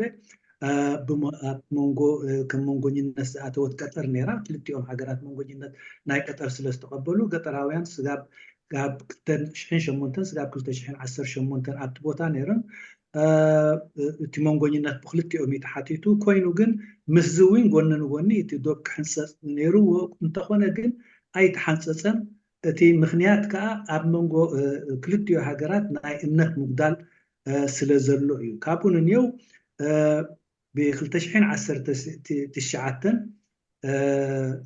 ጅቡቲ በቲ ቀድማ ቢለ ከምቲ ዝገለጽዎ ቀጠር በቲ ዝነበረ ናይ ወሽመጥ ዓረብ ፀገማት መርገጽ ናይ ኤርትራዊ ተሓዊስዎ ነቲ ቦታ ለቂቆም ምስከዱ ኮይኑ ግን ለቂቆሞ ይኺዱ እምበር ስጋብ ሕጂ ዝተራእየ ግጭት የለን ካብኡ ቀፂሉ ኤርትራ ቀጠር ክትምለስ እሞ እቲ ከም ናይ ሰላም ስታይ ኣብቲ ቦታት ይክህሉ ሓቲታ ግን ኩነታት ስለ ዝተለዋወጠ ብድሕሪት ተመሊስካ ነቲ ኩነታት እቲ ንምቕባል ጅቡቲ ኣይደለየትን ስለዚ ኣይተቐበለቶን ግን እቲ ሽግር ኤርትራን ጅቡትን ክንሪኦም ከለና ንምንታይ እዩ ዘይፍታሕ ንምንታይ እዩ ከምዚ ዝኸውን ዘሎ እንታይ ዳልካ ዞባዊ ሓይልታት እውን ኢዶም ዘእተውሉ ስለ ዝኾነ እውን ሓደ ካብቲ ነቲ ነገራት ሕልኽልኽ ዝፈጥረሉ ምዃኑ ንርዳእ ናይቶም እስራት ኩነታትን ግን ገለ እስራት ብመንጎኝነት ናይ ቀጠር ኣብ ሓደ ዝተወሰነ እዋን ከም ዝተፈትሑ እፈልጥ ስለዚ እቲ ኩነታት ነዚ ዝመስል شكرا أستاذ قرماي أوكي حننتقل أستاذ إسماعيل كابز قصيلة أستاذ إسماعيل ثلاثة دقائق على أساس شكرا أمينو شكرا الحوار شكرا دكتور قضايا معقدة ولكن مبسط بشكل جميل جدا شكرا يعني والتبسيط هذا يعني ما سهل عشان تبسط الأمور بشكل دي يعني ونشكرك يعني بس أنا عاوز أسأل طبعا تركيز كان في اللاعبين المحليين يعني وفي ظل إنه يعني عدم وجود سياسة مستقرة خصوصا يعني بالنسبة لإريتريا أو النظام في إريتريا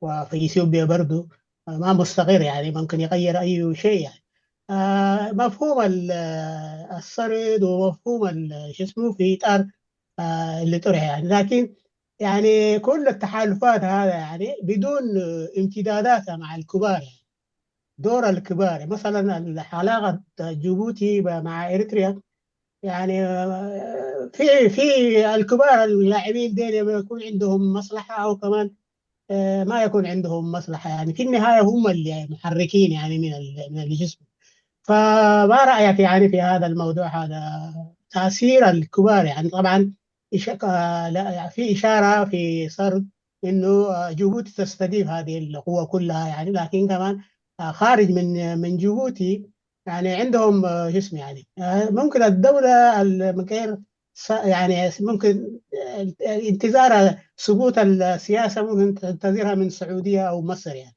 لكن البقية اللاعبين في المنطقة يعني من امتداداتهم مع الكبار يعني. كيف ترى هذا الموضوع هذا يعني من نظرك؟ وشكرا جزيلا وأحسنت.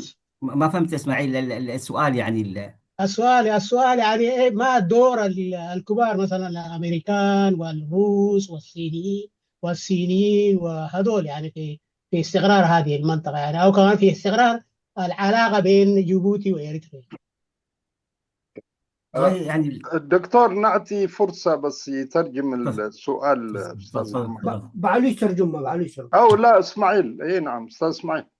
شكرا. أنا أوصل لكم جمرة يعني لنا حوار خمسة أمثلة قاشة عندكم وخلاي قاشة بزي تذكر ست أنا غير قدات سي بزي زي قربة أقبا بسي يعني صوميقوني ببروه أقبا بنتوتات مقرابوسي زي ما تنزل دماغ نجاريو ناتي أدنى قوتي أجليسي كالي أنا حتى زلخوسي انتايو يعني زينا أو تصاوتي أبزي استراتيجية خمسة قريبون نازلو طبعا تي فوكس ناتو ويكا أتكرو ناتو أبدينا بوتاوي في تصاوتي ويكا بوتاوي هاجرات إثيوبيا جيبوتي صومال وجيبسي وإريترا وسعودية أبزي تاتي يعني أجباga بحكي أنا أنت رأيو زي صوتات زي مستي عبيتي استراتيجيكاوي تصاوتوا هم بعد أمريكا هم بعد روسيا هم بعد تشاينا هم قاعدين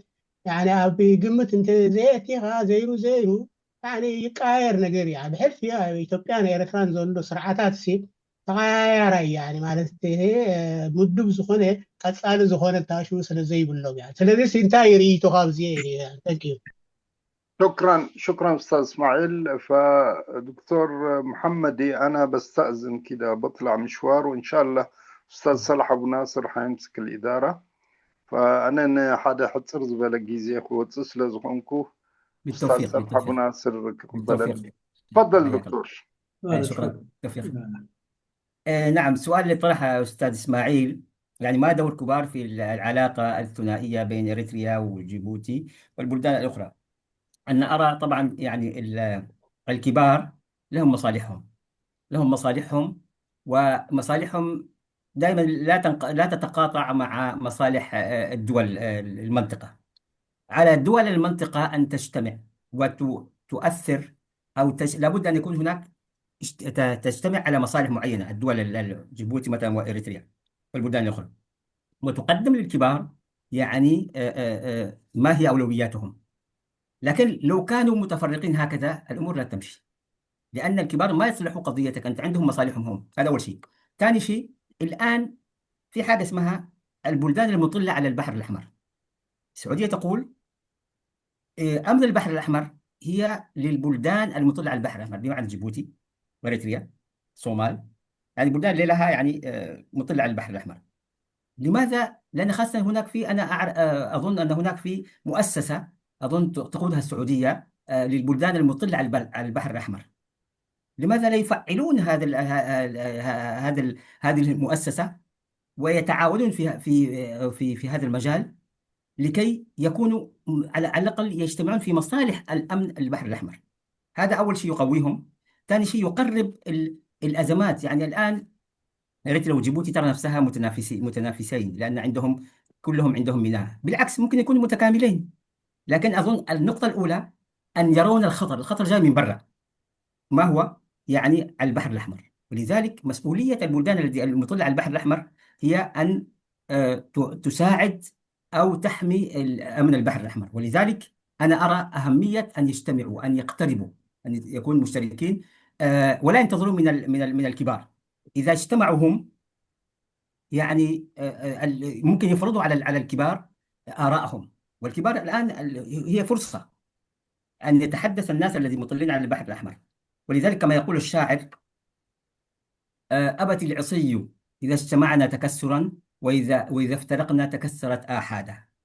الوحدة هي تقوي الشيء، والتفرق الآن هو الموجود للأسف الشديد لا يعين المنطقة. هذا شكرا، بارك الله. شكرا. شكرا أستاذ صلاح، تفضل. استاذ قرمي.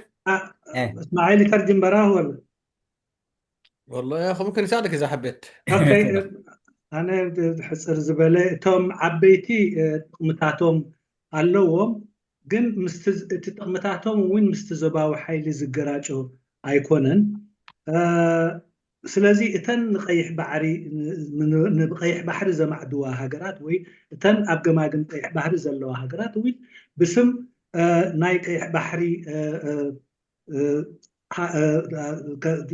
حدا تكال عقيمان نيران إذا تكال زي كم زسرح زي قبرون من تاي زي برابرو كمون ذي أب إرتران أمو إرتران أب جبوتين ذلو ناي موددارن ناي مسحابن ناب ناي ممالئتن مشارختن شنخات كلوات زخون خوينو جن اتوم زباويان حيلتات نتوم عبيت حيالان ويرأس حيالان زخون إلنا نصوعهم نزياتهم كي تصبوي بقدامنت ناتهم جزان ناتهم ايو جزان كقبرو اللوهم اتناي كال انت دا مسيو ممالئت راح يخون سلازي لعليهم نتيناي تبوتا سلامن نتيناي تبوتا مرقائن كي كنكساقس اللوه يلون سلازي ازت راح يوتي نعوم تقامي كخون زخيل نايت بوتا سلامن مرقائن كرقاد الزخيل اب كالوت تسبيخا جن كرخبو زخيلو نربحانا كالوت زتمتن نربحانا كالوت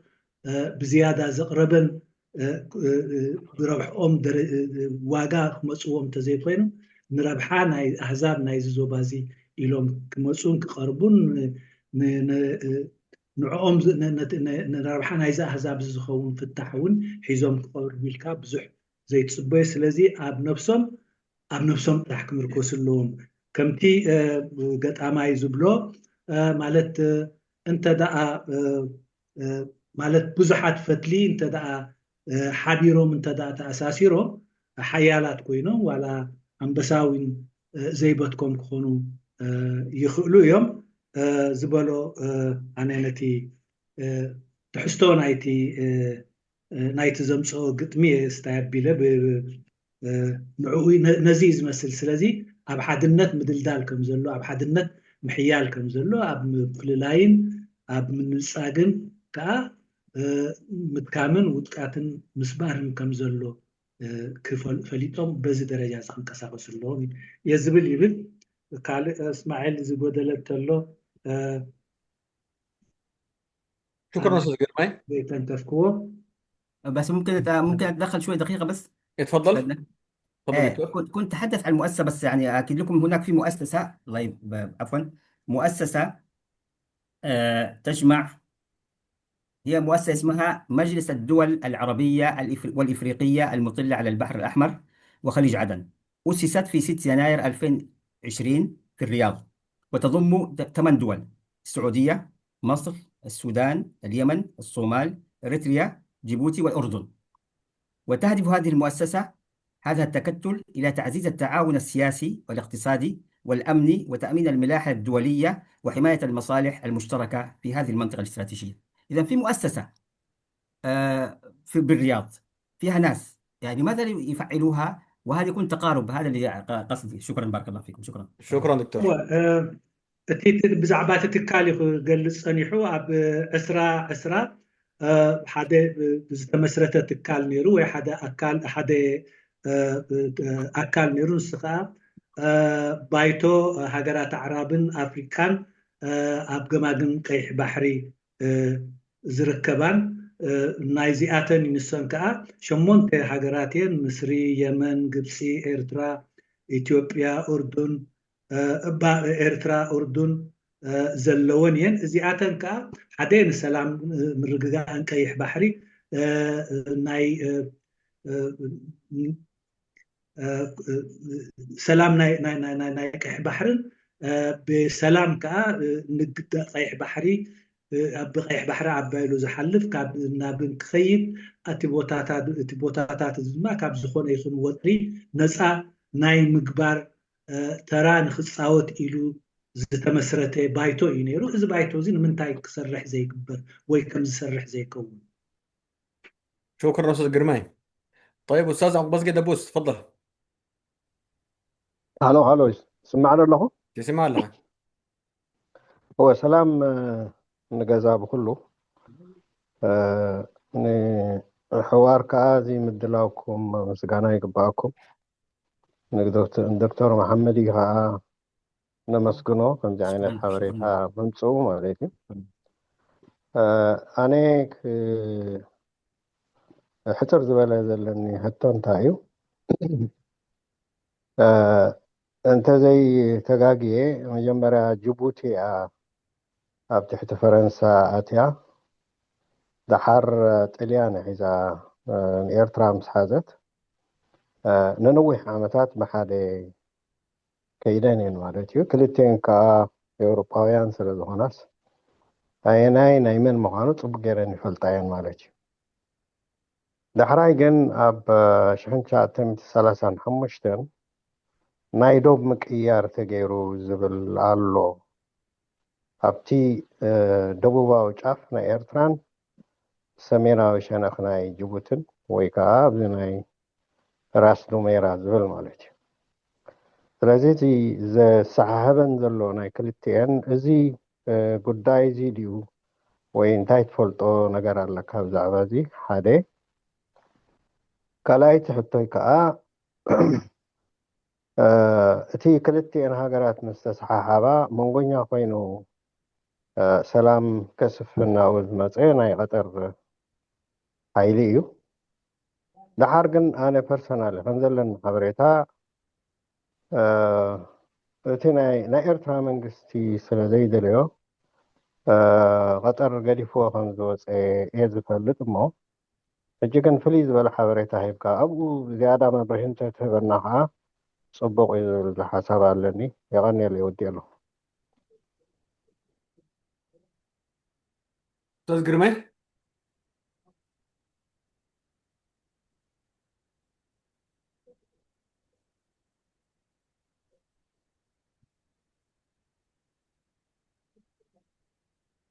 استاذ قرماي افتح المايك. اوكي.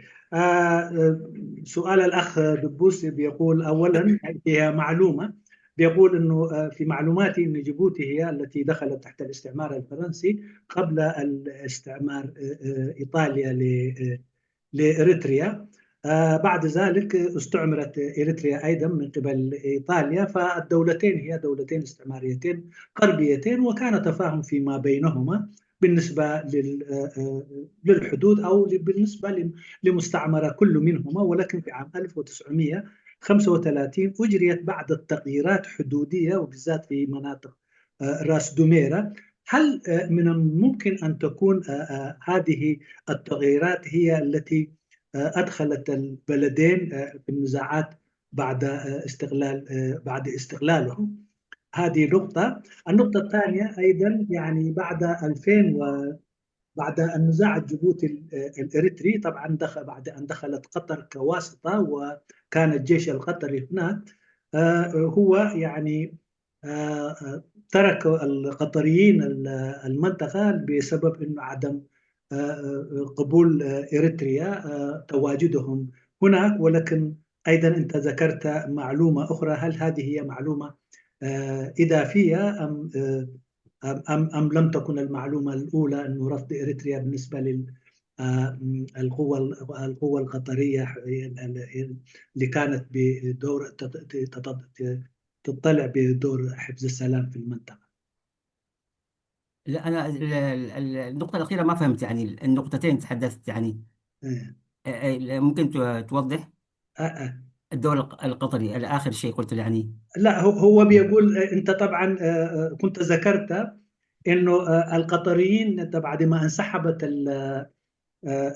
النزاعات ما بين دول الخليج بين قطر والسعودية ومن جهة والإمارات، الإمارات والسعودية من جهة أخرى، أيضا نتيجة مواقف إريتريا يعني انحازت للموقف المعادي في ذلك الوقت للقطريين، فبالتالي القطريين تركوا المنطقة بيقول. أنا في كلا الحالتين أعتقد متقاربات، فهو في سؤال يقول هل هو عدم رضا الإريتريين الذي تركوا القطريين، أم هم القطريين نتيجة أنه الإريتريين انحيازهم في الصراع ما بين الأسرة الخليجية الذي انسحبوا؟ هذه هي السؤال. صح. أيهما؟ شكرا. إذا رجعنا للسؤال الأخير، هو طبعا يعني حتى جيبوتي كان عندها موقف معين. يعني جيبوتي خفضت موقفها الدبلوماسي، يعني جيبوتي خفضت، مش إريتريا لوحدها بس فقط، يعني كان عندهم مواقف معينة. جيبوتي خفضت من موقفها الدبلوماسي، لم تقطع. وإريتريا طبعا كان عندها لها موقف. وفي كل الأحوال قطر يعني ارتأت أن تسحب جيوشها لأمر ما، فهمت؟ لأن طرأ أمر معين أمني لديها، فهمت؟ باختصار. هذه النقطة الأولى. الثانية إيش قلت ما قبل ذلك؟ ما قبل ذلك أنه الدولتين الاستعماريتين اللي هم إيطاليا وفرنسا، طبعا في أول فترة الاستعمار يعني كان الشيء كل واحد مهتم بمستعمرته، ولكن في عام 1935 أجريت تغييرات في الحدود الإريترية الجيبوتية، وبالتحديد في راس دومير تم بعد التغييرات. هل هذه التغييرات هي التي أصبحت خميرة للنزاع ما بين الدولتين؟ إيه فعلا، بصفة عامة يعني ما تركته الاستعمار، يبدو أن هناك في بين المستعمرين الاثنين تفاهم معين، من خلاله في تنازلات معينة لبعضهم البعض. كانت يعني تركوا هكذا. المفروض كان يتم رسم الحدود، لم يتم رسم الحدود، وتركوا هكذا لأغراض معينة. كان في اتفاقات طبعا نحن سرية بيناتهم، انه فلان تعطي، يعني البلد يعطي الاشياء، يتنازل عن جانب ويتنازل عن جانب اخر. طبعا انا اظن هذا اثر، هذا ما جرى 1935 وما بعد اثر طبعا يعني على ترك الحدود، يعني هكذا. ويعني لم يتم، لم يحدد الحدود. ولذلك لكن كان علينا كدول ما بعد الاستقلال ان الدول تتفق على ان ترسم الحدود، لم يرسم هذا الشيء، وبقي هكذا. لأن العلاقات بين إريتريا وجيبوتي كانت يعني متميزة، ولم نفكر يوما ما أن تصير مشكلة، فهمت؟ وإلى الآن أنا ما أظن فيها مشكلة، لأن الناس الموجودين في كلا الجانبين هم كلهم يعني متقاربين. أنا ما يعني إذا في نية، يعني إذا في ثقة بين البلدين، أظن الأمور حتنحل بسهولة. ولذلك إعادة الثقة مهمة. أنا بين البلدين والنظامين إعادة الثقة مهمة، أنا أظن. شكرا.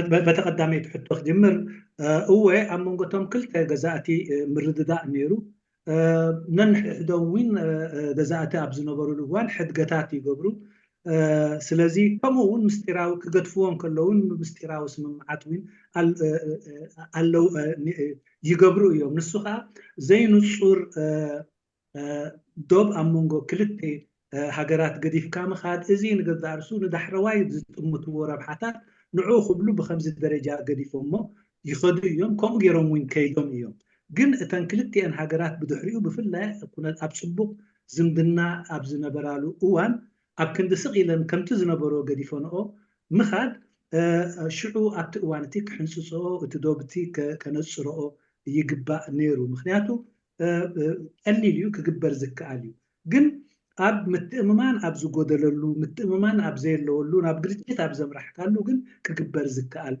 أيكونن حجوين تي تخلو حبيركا بحدا باركو بفيلتا أتي نايم حنصات قدال زخون يكون عين الشجر زلو يكونن انت دا متأممان نديسو أمونغ كليتيو راي نايم متأممان قدلتيو تساقم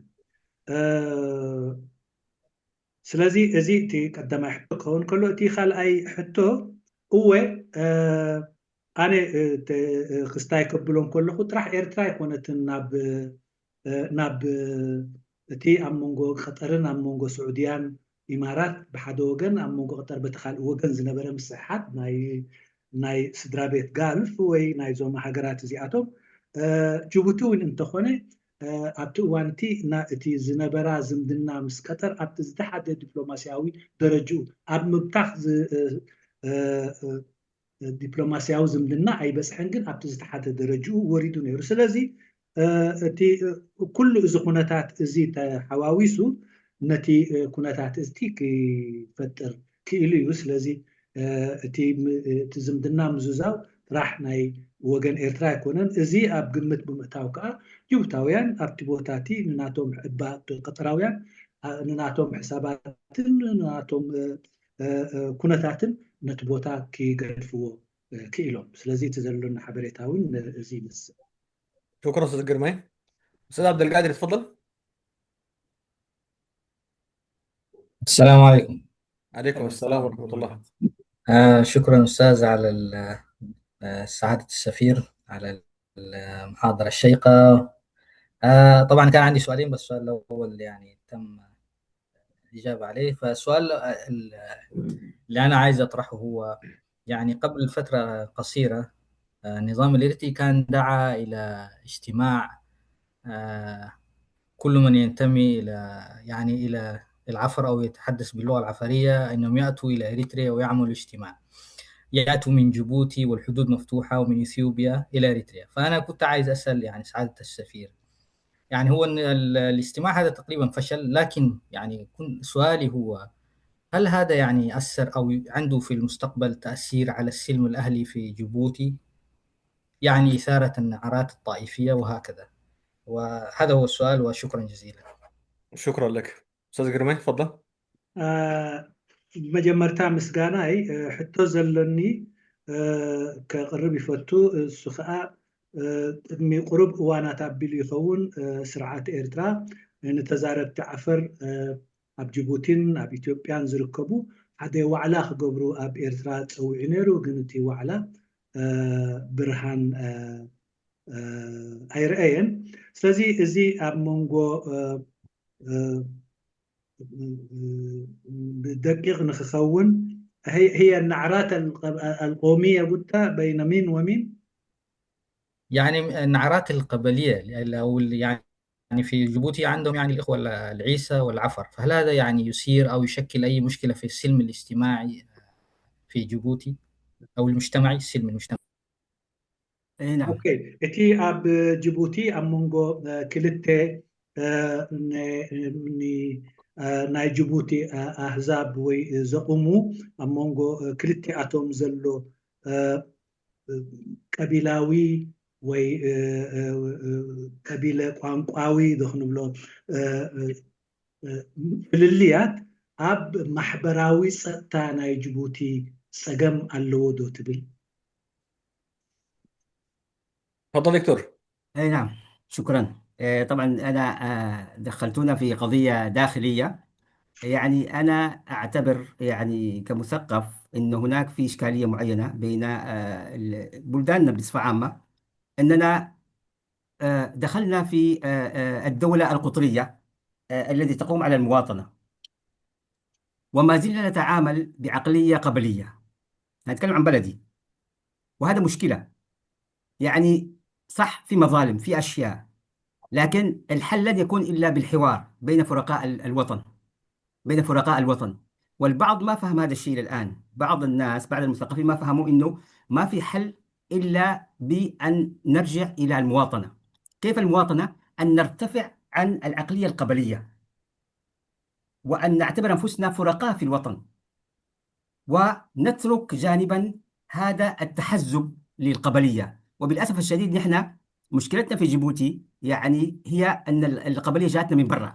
البلدان المجاورة قبلية عندها قوية لكن نحن نتكلم عن الناس الموجودين. أنا يعني كمكون موجود في ثلاث المناطق أنا أعتبر أنه لابد أن يكون قرار استقرار يعني وضع استقرار. كيف؟ يعني مصدر استقرار لأن وجودي في هذه الثلاث أماكن لابد أن يقوي السلم الوطني. ولذلك أتكلم في بلدي الآن نحن ضد أنا شخصيا ضد رفع النعرات لأن خاصة في هذا الوقت نحتاج إلى حوار، في مشاكل، في يعني مظالم، في يعني تهميش للبعض، هذا حقيقة.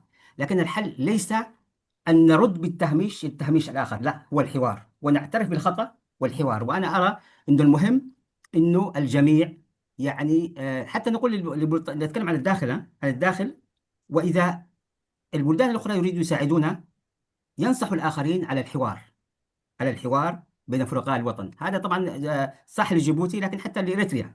أنا لإريتريا يعني مثلا أرى أنه من الأشياء الموجودة لابد أن نفكر على مستوى الوطن، بمعنى أنه الآن هناك فرقاء شركاء الوطن. هؤلاء الشركاء الوطن زي ما يعمل الآن الحوار، نفكر في قضيتهم، نقترب منهم، نتعاون معهم، وهذا يقرب المسافة ويجعل الناس تعيش في وضع المواطنة. والله أعلم. شكرا، بارك الله فيكم. شكرا. شكرا دكتور. ሕጂ ኣብቲ ናይ ውሽጣዊ ጉዳይ ኣቲኻና ወይ ኣብቲ ናይ ውሽጣ ኣቲና ንሕና ከም ሃገረ ኡማ ወይ ሃገረ መንግስቲ ከም እንኸውን ብከምኡ ክንከውን ከለና እቲ ዝምድናታትና ግና ጌና ቀቢላውን ጉጅላውን ዝምድናታት እዩ ዘሎ። እዚ ከዓ ሽግር ናትና ጥራይ ዘይኮነ ናይ ኩሉ ኣብቲ ከባቢና ዘለውን ሽግር እዩ። ግን ከም ደቂ ሃገር ዜግነታዊ ኣተሓሳስባ ክህልወና፣ ዜግነታዊ ኣተሓሳስባ ከነማዕብል ኣለና። ልክዕ እዩ፣ ሽግራት ኣለዉ፣ ምውሳን ኣሎ፣ ወፅዓ ካብ ሓደ ኣብ ልዕሊ ሓደ ኣሎ። ግን እዚ ብግጭት ዘይኮነ ብዘተ ክፍታሕ ዘለዎ እዩ። እንተደኣ ብሓባር ሓንቲ ዜግነት ናይ ዜግነት ሃገር ከነቕውም ኮይና ሞብኣ ክንነብር ኮይና ከምኡ እውን እቲ ካልኦት ናይ ከባቢና ሃገራት እውን ኣብዚ ጉዳይ እዚ ክትሓባበሩን ክትሓጋገዙን ኣለዎም። ስለዚ እቲ ጉዳይ ብከምዚ ኣቢልካ ክርአን ብከምዚ ኣቢልካ ክፍታሕ ኣለዎን እምበር ፀገም የለን ምስሕሓብ የለን ክበሃል ኣይክእል። ግን ኣፈታትሕኡ ናብ ናይ ብግርጭት ገፁ ዝፍታሕ ኣገባብ ከይወስድ እቲ ፃዕሪ ክኸውን ዘለዎ እዚ እዩ። እዚ ከዓ ምስቲ ምልዋጥ ናይ ኣተሓሳስባና ምስ ልዋጥ ኣነባብራና ኣብ ሓንቲ ዘበናዊት ሃገር ወይ ብሃገር ዝልለት ኩሉ ናይ ሃገር ነገራት ከተማልእ ኣለካ እምበር ብኡን ኣብኡ እንዳተቐመጥካ እንደገና ከዓ በተሓሳስባኻ ብዝነታትካ ቀቢላውን ጉጅላውን ካልእ ካልእ ዘሰፋፍቡ ዝምድናታት ሒዝካ ብኡ ዓይነት ብኡ ኣተሓሳስባ ክትከይድ የብልካ። እዚ ኣተሓሳስባ እዚ ከተትርፎም ከተወግዶም ክትክእል ኣለካ። ብኡ ቢልካ ጥራሕ እዩ እቲ ማሕበራዊ ፀጥታ ናይቲ ሃገር ክረጋገፅ ዝኽእል ወይ ናይቲ ህዝቢ ክረጋገፅ ዝኽእል። شكرا استاذ جرماني. تفضل استاذ علي. شكرا استاذ ابو ناصر. اولا اشكر السيد السفير شكرا جزيلا على هذا الاداء المميز. شكرا. وصراحه هي قضايا شائكه، لكن ما شاء الله بخبرتك الدبلوماسيه حاولت ان تتجاوزها باسلوب رفيع جدا جدا. يعني انا عندي عدد من الاسئله. طبعا كل من جيبوتي وإريتريا رفضوا حالة استقلال أرض الصومال. فإيش هي المخاطر اللي تراها جيبوتي في استقلال أرض الصومال؟ أكيد ليست هي بس قضية إنه الحدود الموروثة، إنما قد تكون في أشياء أخرى باعتبار هي قريبة من هذا. النقطة الأخرى، لماذا هذه القضية وهي إريتريا وجيبوتي متفقين على هذه القضية، رفض استقلال أرض الصومال، فلماذا لم يكن بينهم نوع من تنسيق في التعامل مع هذه القضية؟ ده السؤال الأول. السؤال الثاني هو أن جيبوتي الآن سمعنا أن هي اتفقت مع مصر في إدارة ميناء دورالي للحاويات وهذا الآن قد يكون عنده تأثير. إثيوبيا طبعا ترفض أنه تكون مصر تكون في هذه المنطقة اللي هي تعتبرها هي منفذ الرئيسي جيبوتي. 95% زي ما تفضلت أنه كلها تمر يعني من حاجيات إثيوبيا عبر عبر جيبوتي. فكون إثيوبيا التي هي الآن مصر التي هي تعادي إثيوبيا، فكيف تحاول جيبوتي أن توفق بين الموضوعين؟ هل كانت هي فعلا بحاجة أن تجيب مصر لهذه الوضعية وهي تعرف العداء الموجود؟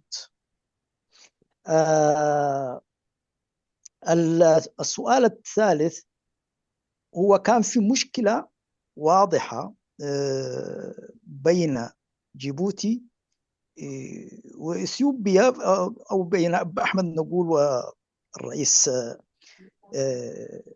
إسماعيل.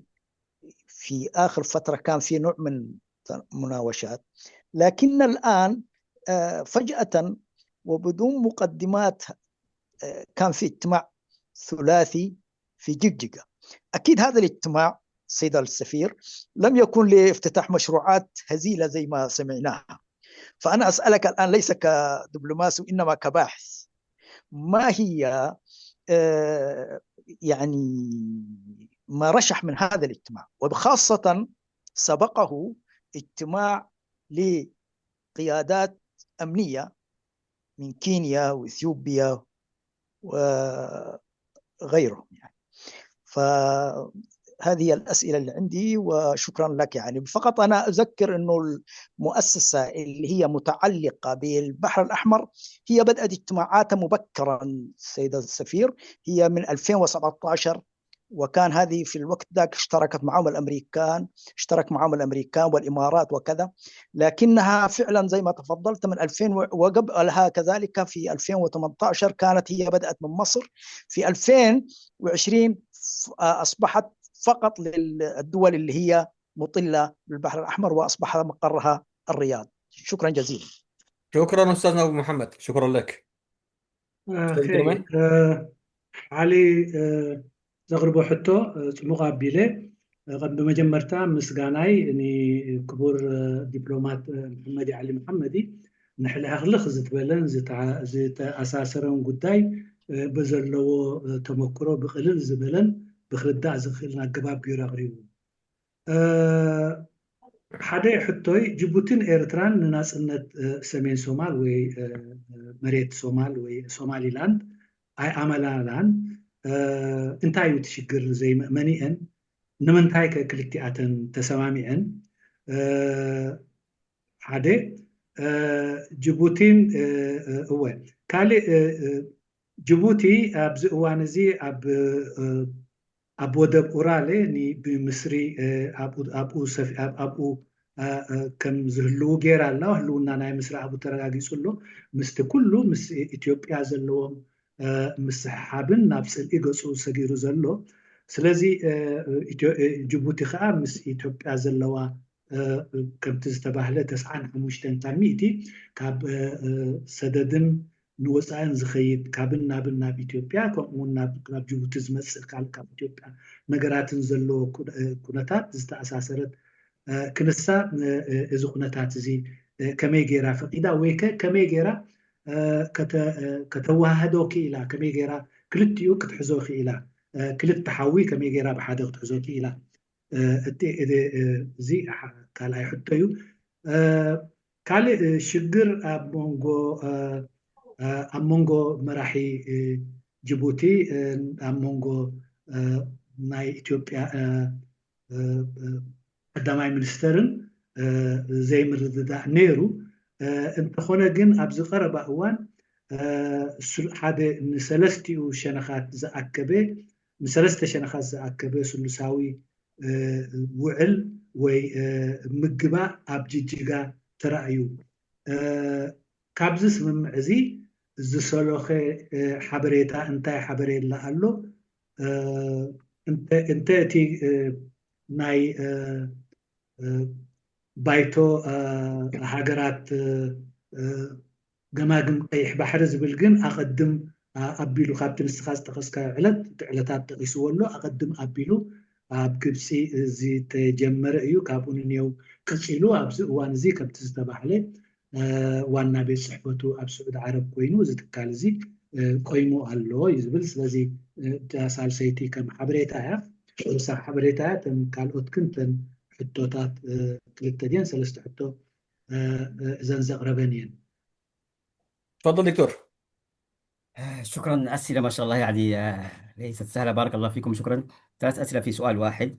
طبعا يعني مخاطر انفصال الصوماليلاند يعني مخاطر جمة. لماذا يعني اتفق يعني بدون أن نتفق يعني أخذوا موقف معين إريتريا وجيبوتي؟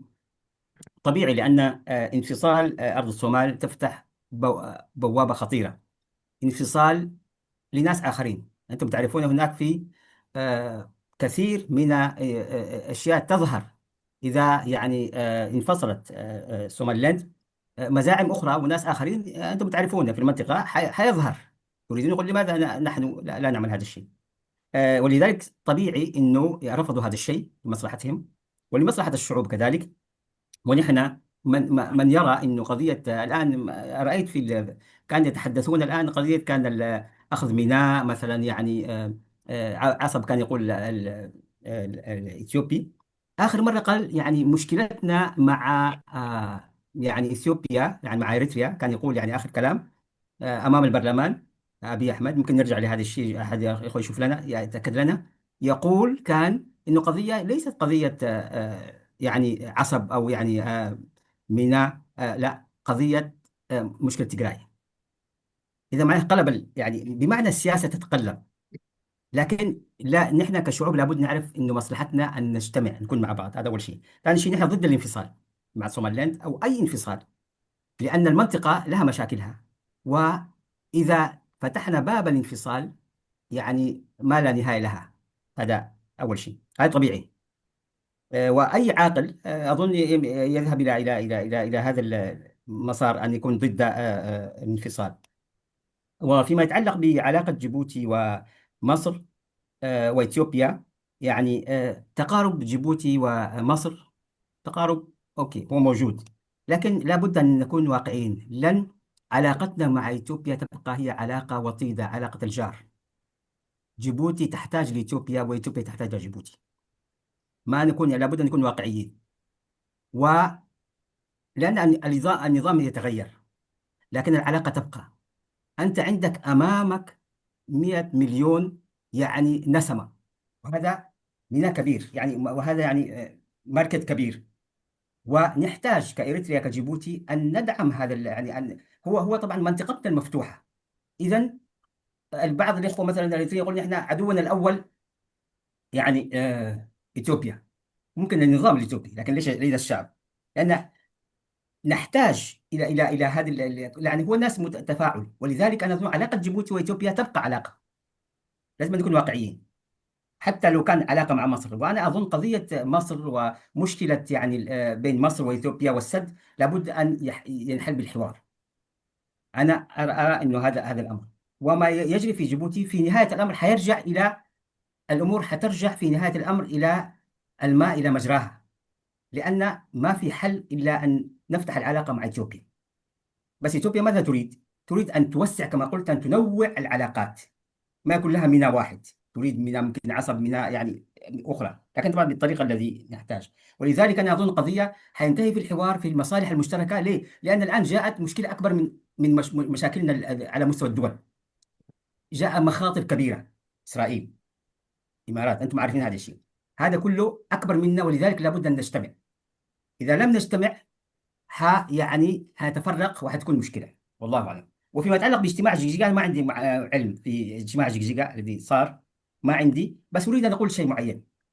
جيبوتي بلد يعني له أكثر من يعني مكون وعنده أكثر من علاقة. عنده علاقة مع سوماليلاند ناس من سوماليلاند مع إثيوبيا مع إريتريا مع بلدان كثيرة.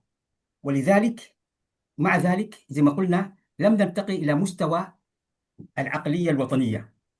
ما زلنا في عقلية القبلية وهذا يجعلنا نتفاعل أكثر من تفاعل وهذا ليس طبيعيا. يعني الناس حتى الأنظمة تعيش تقوم على قضية القبلية. وهذا بالأسف الشديد أنا كدبلوماسي أقول صراحة، وطالما نحن نعيش في هذه العقلية القبلية والحاكم يمشي على العقلية القبلية، هيعمل تحت الطاولة أشياء يعني لا يرضي الشعب.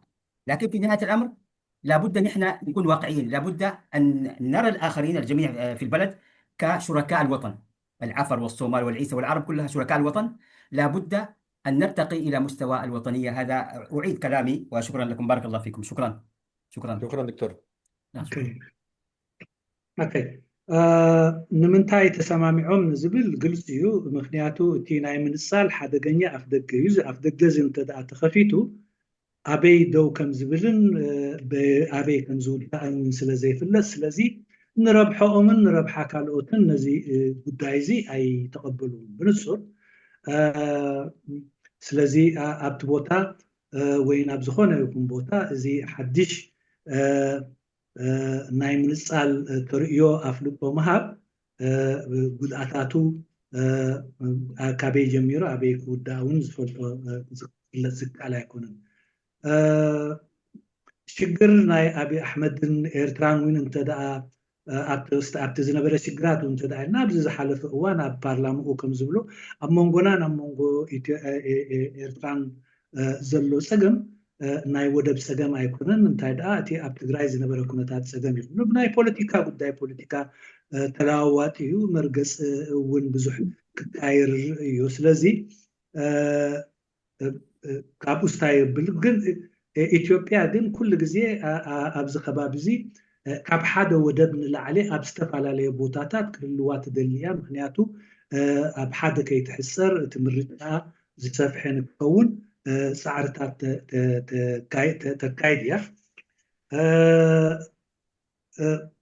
ምቅርራብ ጅቡትን ምስርን እንተዳልና እወ ኣሎ ዝምድና ኣሎ፣ ግን እዚ ማለት ብመንፅር ናይ ዝምድና ኢትዮጵያን ጅቡትን እንተደኣ ክሪኦ ኮይና ዝመፀ ይምፃእ ዝተለወጠ ስርዓታት ይለወጥ ዝምድና ኢትዮጵያን ጅቡትን ዘለኣለማዊ እዩ፣ ክቅየር ዝኽእል ስርዓታት ክቅየሩ ይኽእሉ። እዚ ዝምድናታት እዚ ግን ነባሪ እዩ። ምክንያቱ 120 ሚልዮን ህዝቢ ብሓደ ወገን ክትሪኦም ከለካ ዓብዪ ዕዳጋ ከምኡ እውን ንስኻ ካብኡ ዘለካ ረብሓ ኣሎ። ስለዚ እዚ ኣብ መንጎ ክልቴና ዘሎ ዝኾነ ይኹን ንፋስ ይንፈስ ክልወጥ ዝኽእል ዝምድና ክብተኽ ዝኽእል ዝምድና ኣይኮነን። ከምኡ እውን እቲ ምስ ግብፅን ዘለዎም ስታየት ንሕና ይኹኑ ብዘለና ኣፍልጦ ብዘለና ኣረዳድኣ እዚ ጉዳይ ናይ ሕዳሴ ግድብ እውን እንተኾነ ብሰላም እንተዘይኮኑ ብካልእ ኣገባብ ክፍታሕ የብሉን። ምክንያቱ ረብሓ ኩሉ ኣህዛብ ብሰላም ክፍታሕ ኣለዎ ኢና ንብል። ስለዚ እቲ ኣብ መንጎ እዚ ዝምድናታት እዚ በዚ መልክዕ እዚ ብክልቲኣቱ ብሚዛናዊ ኣገባብ ሒዝካ ዝኸይድ ኣካይዳ እዩ። ምስሪ እውን ምስኣ ዝምድና ክህልወና ይድለ፣ ምክንያቱ ኣገዳሲት ሃገር እያ ንሳ እውን። ብዛዕባ ናይ ጅጅጋ ዋዕላ ዝብል ግን ዝኾነ ይኹን ሓበሬታ የብለይን። እንተኾነ ግን ንሕና ኣብዚ ከባቢ እዚ ካብ ዝተፈላለዩ ከቢታታትን ቋንቋዊ ጉጅለታትን ዝቆምና ኢና። ከም ዓፈር ንመረዲ፣ ከም ጅቡቲ ንመረዲ፣ ዓፈር ዒሳ ከምኡ እውን ዓረብ ኣለዉ። ስለዚ ኩሉ እቲ ዝመርሕ ነዚኣቶም ኩላቶም ከም ሓደ ዜጋ ከም ሓደ ደቂ ሃገር ገይሩ ክመርሕን ብደረጃ ኣራእዩ እውን ብደረጃ ሃገረ መንግስቲ ክጥምትን ክኽእል ኣለዎ እምበር ካብዚ ንታሕቲ ወሪዱ ብትሕቲ ጣውላ እንተደኣ ንመን ይቐርቦ መን ይቐርበኒ በዚ መልክዓት እዚ ክኸይድ እንተደኣ ኮይኑ እቲ ሰላምን ምርግጋእን ክህሉ ኣይክእልን። ስለዚ እቲ ኩሉ ዝግበር ፃዕሪ ኣተሓሳስባና ከምቲ ሃገር ቆይምናሉ ዘለና ብናይ ሃገርን ብናይ ሃገራዊ ዜግነትን ኣተሓሳስባ ክህሉ ኣለዎ። ካብዚ ቀቢላውን ቋንቋዊ ጉጅለን ኣተሓሳስባታት ወፃኢ ክንሓስብ ክንክእል ኣለና። ሰላምና ምርግጋእናን ከዓ በዚ ጥራሕ እዩ ክረጋገፅ ዝኽእል። እዚ እናሓሰብና ግን በዚ ኣተሓሳስባ ዝናኸድና ግን ሓንቲ ዘመናዊት ሃገር ክትህልወና ኢልካ ክዝረብ ኣፀጋሚ ክኸውን ክህልውን ኣይክእልን። شكرا استاذ جرماي. السلام عليكم. لازم. السلام عليكم. السلام عليكم عليكم. السلام. بس أنا أريد بس أسمعكم الشيء اللي قلت لكم فيما يتعلق بموقف أبي أحمد آخر في الجزيرة. رئيس الوزراء الإثيوبي أبي أحمد إن خلاف بلاده مع إريتريا ليس بسبب مساعيها للحصول على منفذ بحري، بل لتوقيع إثيوبيا على اتفاقية للسلام بريتوريا، وبالإضافة إلى رفضها اجتياح مدينة مجلي عاصمة الإقليم. وفي حديثه أمام برلمان بلاده أعرب أبي أحمد عن صدمته من تحالف قيادات من تيغراي مع أسمرة. بس فقط. الغالي بارك الله فيك. شكرا. اوكي. تفضل. اعتقد هذه كلنا سمعناها. اعتقد في حد ممكن. ما سمع هذا. لا، للاخوه عشان الترجمه أوكي. تساعدنا. أيوة صح. بالتقرير. حد ما سمع الكلام زي بالتقرير اب جزيره زي ابي احمد اب جزيره زبورت اب مونغونا اب مونغو اثيوبيان اب مونغو اثيوبيان اب مونغو ኤርትራን እቲ ሽግር ተፈጢሩ ዘሎ ብምኽንያት ኣፍ ደገ ባሕሪ ዘይኮነ ብምኽንያት ድሒሩ ዝመፅእ ብምሕርያት ውዕል ፕሪቶሪያን ከምኡ እውን ብንሳቶም ኣብ ንመቐለ ናይ ምእታው ዝነበሮም ድልየትን ንሕና ነዚ ድልየት እዚ ኣንፃሩ ደው ምባልን ምክልካልን ካብዚ ዝብገስ እዩ እቲ ዘይምስምማዕ እምበር ካብ ኣፍ ደገ ባሕሪ ምሃብን ዘይምሃብን ኣብ ደገ ባሕሪ ብዝምልከትን ኣይኮነን። ካብቲ ዝገርመኒ ከዓ ኣብዚ እዋን እዚ ጌና ኤርትራ ምስ እቲ ኣብ ትግራይ ዘሎ ምስ ገለ ኣካላት ኣብ ትግራይ ዘለዎ ሓይልታት ልፍንቲ ምግባራ እዩ ይብል። እዚ እቲ ኣቢ ኣሕመድ ኣብ ፓርላማኡ ዝበሎ ኣብ አልጀዚራ እውን ዝተዛረቦ እዩ ብሓሲብ። شكرا. أستاذ باشاي. اوكي غني لنا حوار بتاعنا مسجن دكتور لما بتعمي إن مسجنكم مغنيات لما بخبرة حابس قدا مسيخهم تمرت خطبوا فعليا مخانكم أنا مسجنكم يغني لنا ناتي حتون تايو كمتي استقلت ايه كمتي دكتور محمدين زقلتوه تايو ميلهم توسان نجر وشتاو قدايو قداماويان حالتات بزقبرو قدم زي كونس وشتاو قدايو يلوم which is نسام على وزان بسيد نسام على مغنياتو قداماويان انترفنشن قداماويان حالتات كل جزء بغتا يكون تزاوري زنبره يو علو حجون يغسلك علو سلذي ابتي ابا هلانا دكتور محمدين يسامع مالتيو اذن دخون خلقن ابريشيو انتاي لهم ኤርትራ ክልተ ወደባት ኣለዋ እሞ ነቲ ክልቲኡ እንድሕር ተጠቂማትሉ ጅቡቲ ክትንከፍያ ኢሎም ሕጂ ኤርትራ ከም ሓንቲ ልኡላዊት ሃገር እንደገና እውን ልኡላውነት ክኽበር ኣለዎ ኢሎም እዮም መስለኒ ዘይተጋግየ ኤርትራ ከም ሓንቲ ልኡላዊት ሃገር ኣብቲ ናታ ክልል ድላይ ወደባት ክትሰርሕ ትኽእል እያ ንህዝባ ክትጠቅም ምእንቲ ንኻልኦት ብዘይጎድእ መንገዲ እቲ ካልእ ብስምምዕ ክግበር ዘለዎ እዩ። ስለዚ እዚ ኣባህላ እዚ ምስ ልኡላውነት ቴሪቶሪያል ሌጂትመሲ ከምኡ ድማ ሶሻል ኢንቲማሲ ከምቲ ዝበልዎ ክረአ ከሎሲ እንታይ ዓይነት እዩ እቲ ፍታሕ ክኸውን ዝኽእል እንተደኣ ኣብ ወደባት ምርባሕ ወይ ዝያዳ ወደባት ምግባር ክትሕፀር ኮይና ሓንቲ ልኡላዊት ሃገር زيادة عنتي حتى تخلأت حتى دماني تشجر إثنيك ناشناليزم يمو ناي أفريقيا هجرات كأني بهموس سرحين فتينا تيشتري نسكر زلوا مالتيو زي قد دايزي ودعوت إثيوبيا عند حركة رأخونا نابزتن سمعن كتمسخ لها مسجورا بتخا نتقم خاطب النزخون يكون بودب يكون بخالق من قدي اتودعنت نا ኢትዮጵያ ሕጂ ዘለዎሲ ኣየናይ ሕጋዊ ኣካል ስልጣን እዩ እሞ ሕጂ ክዝቲ እሞቲ ትዘተን እቲ ርክክብንሲ ውፅኢት ክህልዎ ምክንያቱ ትወድዕነት ናይ ኢትዮጵያ ኣምሓራን በይኖም ዕንድሩ ኣለዉ ትግራይን በይኖም ዕንድሩ ኣለዉ ኢትዮጵያ ኣብይ ካብ ኣዲስ ኣበባ ተሓፂሩ ድላይ ዛረባ ኣሎ معلت خلطاتو يغير الله أبهالو خيترفه سلسي إذا قمت بذات وقت مزنوق اللهم دكتورة انتهي تولو يغني لي. شكرا.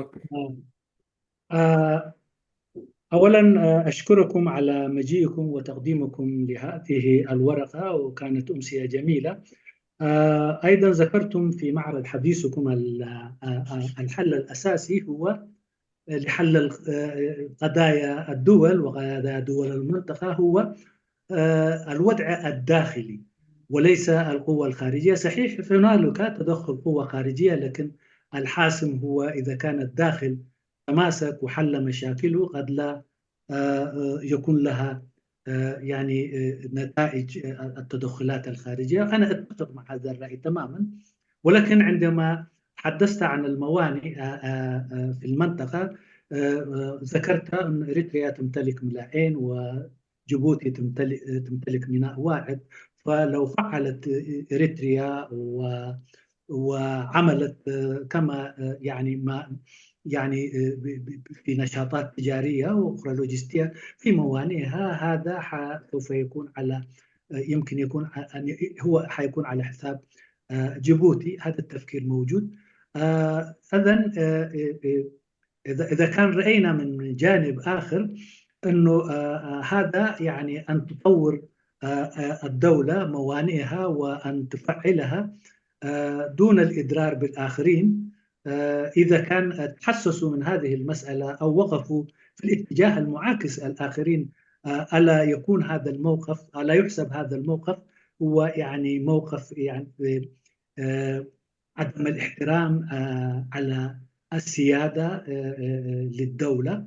هذه سؤال واحد. السؤال الثاني هو ذكرت أيضا في ثنايا حديثكم أن الوضع يجب حلها بالذات في الدول التي تتكون من عدة قوميات أو إثنيات وتجمعات لغوية، في حالة أنه هي موجودة يعني في حالة التشظي زي الحالة الإثيوبية. أيضا يعني اليوم ذا رأينا أنه الوضع في إثيوبيا أنه كل واقف في منطقته، وأيضا الدولة الفيدرالية لا تتجاوز نطاق العاصمة وضواحيها. فإذا كان أرادت هذه الجهات أن تحل هذه القضايا بالحوار السلمي، مع من تتحاور في ظل التشظي الموجود في إثيوبيا؟ تفضل دكتور. بارك الله فيكم. هو السؤال الأول يعني السؤال أنا أريد يعني أستفسر يعني الآن إيش الذي يشكل ضد السيادة الدولة؟ يعني تدخل من؟ الموانئ، إيش علاقة الموانئ يعني بسيادة الدولة؟ يعني تحدثت عن جيبوتي موانئها وإريتريا، بس أنا أريد أوضح السؤال، يعني مش واضح بالنسبة لي السؤال الأول. أيوة. السؤال الأول إنه لو عدنا قليلا الى شو اسمه، انه عندما ذكرت انه عدد الموانئ الاثيوبيه وعدد الموانئ الاريتريه والاثيوبيه والاريتريه والجيبوتيه، ان جيبوتي تمتلك ميناء واحد واريتريا لها ساحل طويل وتمتلك اكثر من ميناءين على الاقل المعروفين. فيعني تطور العمل في هذه الميناءين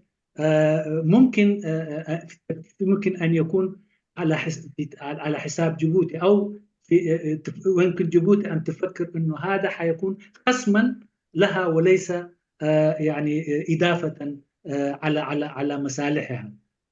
هكذا كانت وردت عبارة في الكلام. صح. أيوة. فبالتالي هذا ألا يتعارض مع منطق السيادة؟ هذا كلامه. لو عملت الدولة الأخرى صاحبة الميناءين أو صاحبة أطول ساحل، يعني القضية هي طبعا يعني نعم، هذا المخاوف طبعا أنا تحدثت إنه هذه المخاوف موجودة لدى جيبوتي. لدى جيبوتي هذه المخاوف موجودة، إنه لو تفعل الميناء الإريتري حيكون على حساب الميناء جيبوتي، هذا موجود. بس لكن هذا الفكرة عندما تكون قاصرة، لكن إذا عندنا فكرة أطول يعني نظرة أبعد، يعني ميناء واحد ما يكفي يعني للمنطقة كلها. وإذا عملوا تنسيق الآن، يعني دبي كانت تريد تعمل ما تسمى سياسة المواني، تأخذ المواني وتستعملها. إذا الآن جبنا الدول، الآن بلد كبير مثلا يعني يهتم بميناء، يعني لأن نحن منطقة لابد أن نعرف يا جماعة إنه القرن الإفريقي هي بوابة لإفريقيا كلها، ليس إثيوبيا بس فقط. سمعت عن كوميسا. هذا كوميسا هي يعني تجمع اقتصادي يجمع أكثر من 20 دولة، معناه في كل افريقيا. اذا معناه اذا نسقنا مع بعض هذه الميناء واحد لا يكفي. اثيوبيا موجود، ما وراء اثيوبيا كذلك موجود. اذا هي قضيه تنسيق دول، تنسيق الانظمه، يعني كل نظام له نظره معينه، لكن اذا نسقنا انا اظن وطبعا كل بلد يعني كما يقول الاخ كل بلد له طبعا من سيادته ان يفعل مينائه، هذا انا متفق معه، لابد ان يفتق مينائه. لكن البلد الاخر لا يرى ان هذا يعني منافس له او خطر له، بالعكس افريقيا كبيره، توسع افريقيا كبيره. ولذلك انا هي قضيه يعني نظره ضيقه. اذا كان نظره اوسع نتوسع اكثر من اثيوبيا، والميناء المينائين الموجودين في اريتريا يعني يتعاونون مع بعض. والله اعلم. شكرا. اوكي. في سؤال اخر برضه، وضع يعني في ظل حاله التشظي الموجوده في اثيوبيا، اذا كان الدول او دول المنطقه ارادت ان تحل قضاياها بالحوار، مع من تتحاور؟ انه هذا سؤال في محله، سؤال في محله. يعني صح في حالة اللي قلت اثيوبيا ليس سهلا، ولكن انا اظن يعني ما عندنا خيار اخر، لان الان الصومال تجزأ، والى الان نعاني من يعني تجزئة الصومال في المنطقة كلها، نعاني، المنطقة كلها تعاني. تصور انه اثيوبيا كلها 100 مليون شخص، 100 مليون يعني شخص يتجزأ، مشكلة كبيرة. ولذلك لابد أن يكون تعاون من خلال الحوار، من خلال أي شيء، ليس سهلا، لأن أنا أرى الدولة المركزية الآن في إثيوبيا ضعيفة فعلا. كيف تتقوى؟ ليس سهلا. ولذلك أنا أرى المثقفون الإثيوبيين ويعني يعني السياسيون عليهم أن يتعقلوا. أنا مش معقول إنه الآن في مثلا في تيغراي ينقسموا إلى اثنين، هذا لا يعني ليس مبررا. المفروض يتفقوا هكذا. إذا في كل منطقة أظن عندنا 11 يعني إقليم في إثيوبيا، إذا كل إقليم يعني بدأ من قضيته هو داخليا، يقوي نفسه داخليا، ممكن الأمور تكون تصير. لكن الأمور زي ما كما قال الأخ ليس سهلا، صعبة، في مخاوف. نعم. شكرا. هو تقدميت حتى لكعيو فرح له إليه إذا خا مسزل خناتات بموددار امبر ناي نوح حتى حساسبان نوح زتمت التحساسبان أبزلو له إذا فرحزي بوتا أيكلوني مخنياتو أبزو قرن أفريقيا ويا بقيح بحري مستزلو كناتات رينا حدا ودب زي كونه نخلتن سلسة ودب أيكونه نلعلي وين انتخيلنا راح تزدلي كما يجركا ممالئ تتخون حدا بمعبالو أب كندي بواجا خالق زرقة ناي حدا ممعبال ناي تخالق والمعبال بزسمعن بزرقن التمامتان تميتكا بو أجباب تكبارات كان سريعتا زي كون كناتات يكون السلازي أبز أبيب زلو كناتات مززلو مترقارات كم التحساس بالو إذا خا مستزبل كايوين كم إل كام حساب ويكم مبالوين مستي بزخانة يكون مستي نايتا زخانة تكون هاجر بولاو مريتا زلو استعاد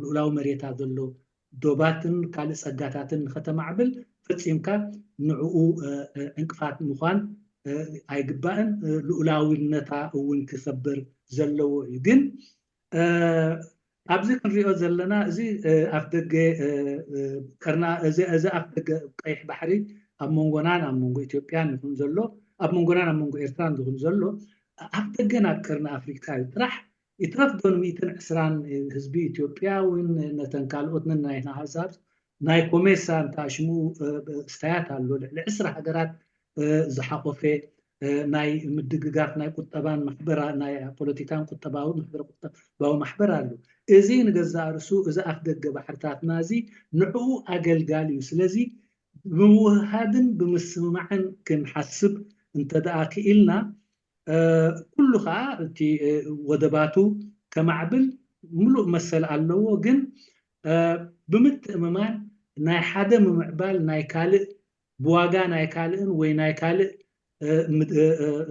ረብሓታት ምክዕባት ናይ ካልእ ረብሓታት ምንካይ ኣይኮነን ኢልና ኣሚንና በዛ ኣገባብ እዚ ክንከይድ ኣለና ከምቲ ዝበልካዮ እቲ ካልኣይ ሕቶካ ኣብ ቦትኡ ዘሎ ሕቶ እዩ ሎሚ ኢትዮጵያ ኣብ ሕማቅ ኩነታት ኣላ እቲ ማእከላይ መንግስቲ ወይ እቲ ፌደራላዊ መንግስቲ ኣብ ዝደኸመ ኩነታት ኣሎ ግን ከዓ ክንሪኦ ዘለና ሶማል ብምብትታና ክንደይ ፀገም ወሪዱና ኣሎ ብዚ ከባቢ ስለዚ እንደገና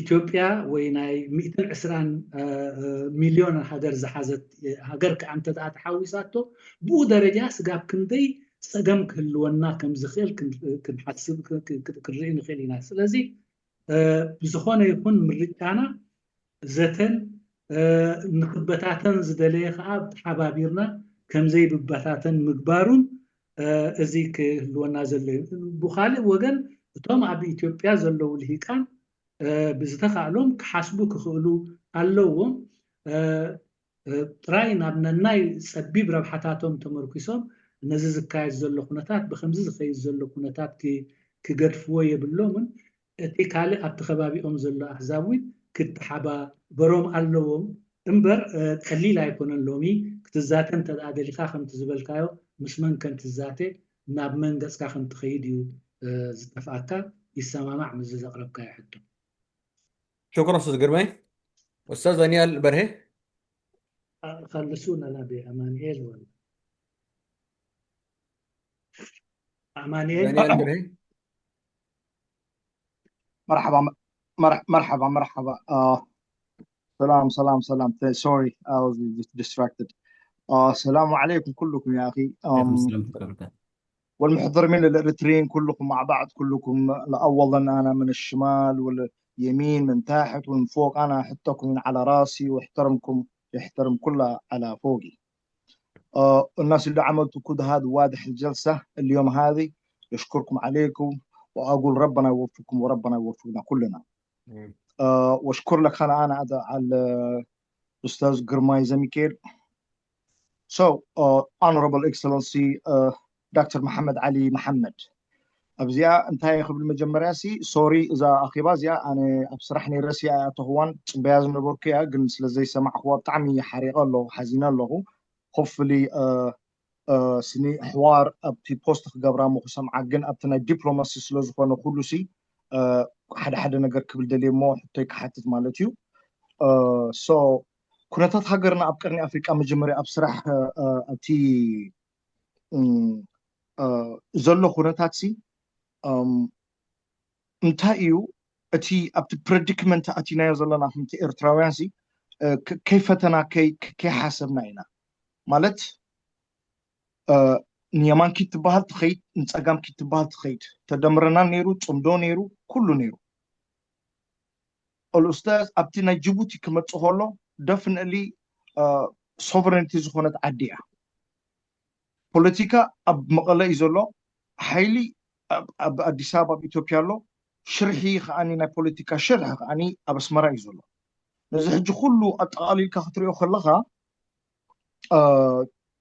بطعم تغيري بوليتيكا انتو باشاي زاربو نيرو بساعات كمان صغير كابتمال جميرو علي احمد زبولو رينايو مسنا جيبوتنا الصومال كوينو اب جيجار تراقيبهم رينايو علي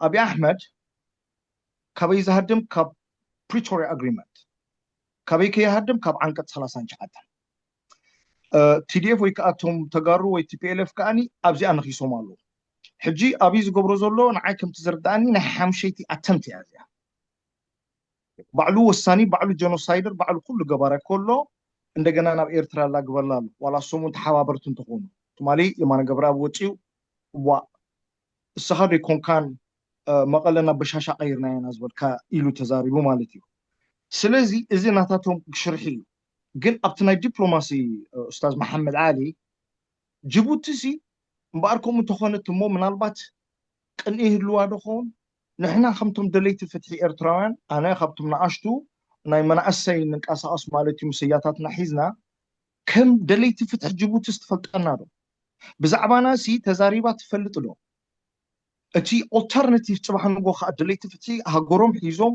ኤርትራ ክውንኑ ከሎስ እዚ ይርዳእ ዶ ጅቡቲ ማለት እዩ ቀፂልካ ኣብይ ኣሕመድ ኣብቲ ውሽጣዊ ፖለቲካ ፈሺሉ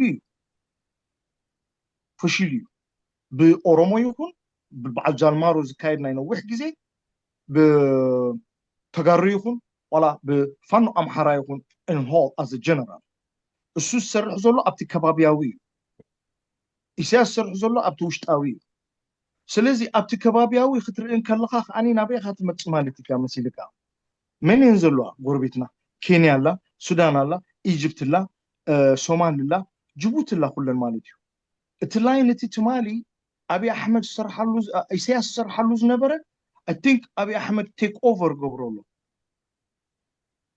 Azizi na Egypt, it's just a matter of time, right? It's نعوز دليل كجبرولو ندحر كوينو بأمريكا تدفيو. I bet you صاحنجو مستا إثيوبيا تخدو زلا مسمر بوليتيكا مسمر دي أبت مسمر كأتيو. بهلاي is not a alternate style opinion. Definitely Djibouti والصومالي كم تد نرياز لنا إثيوبيا.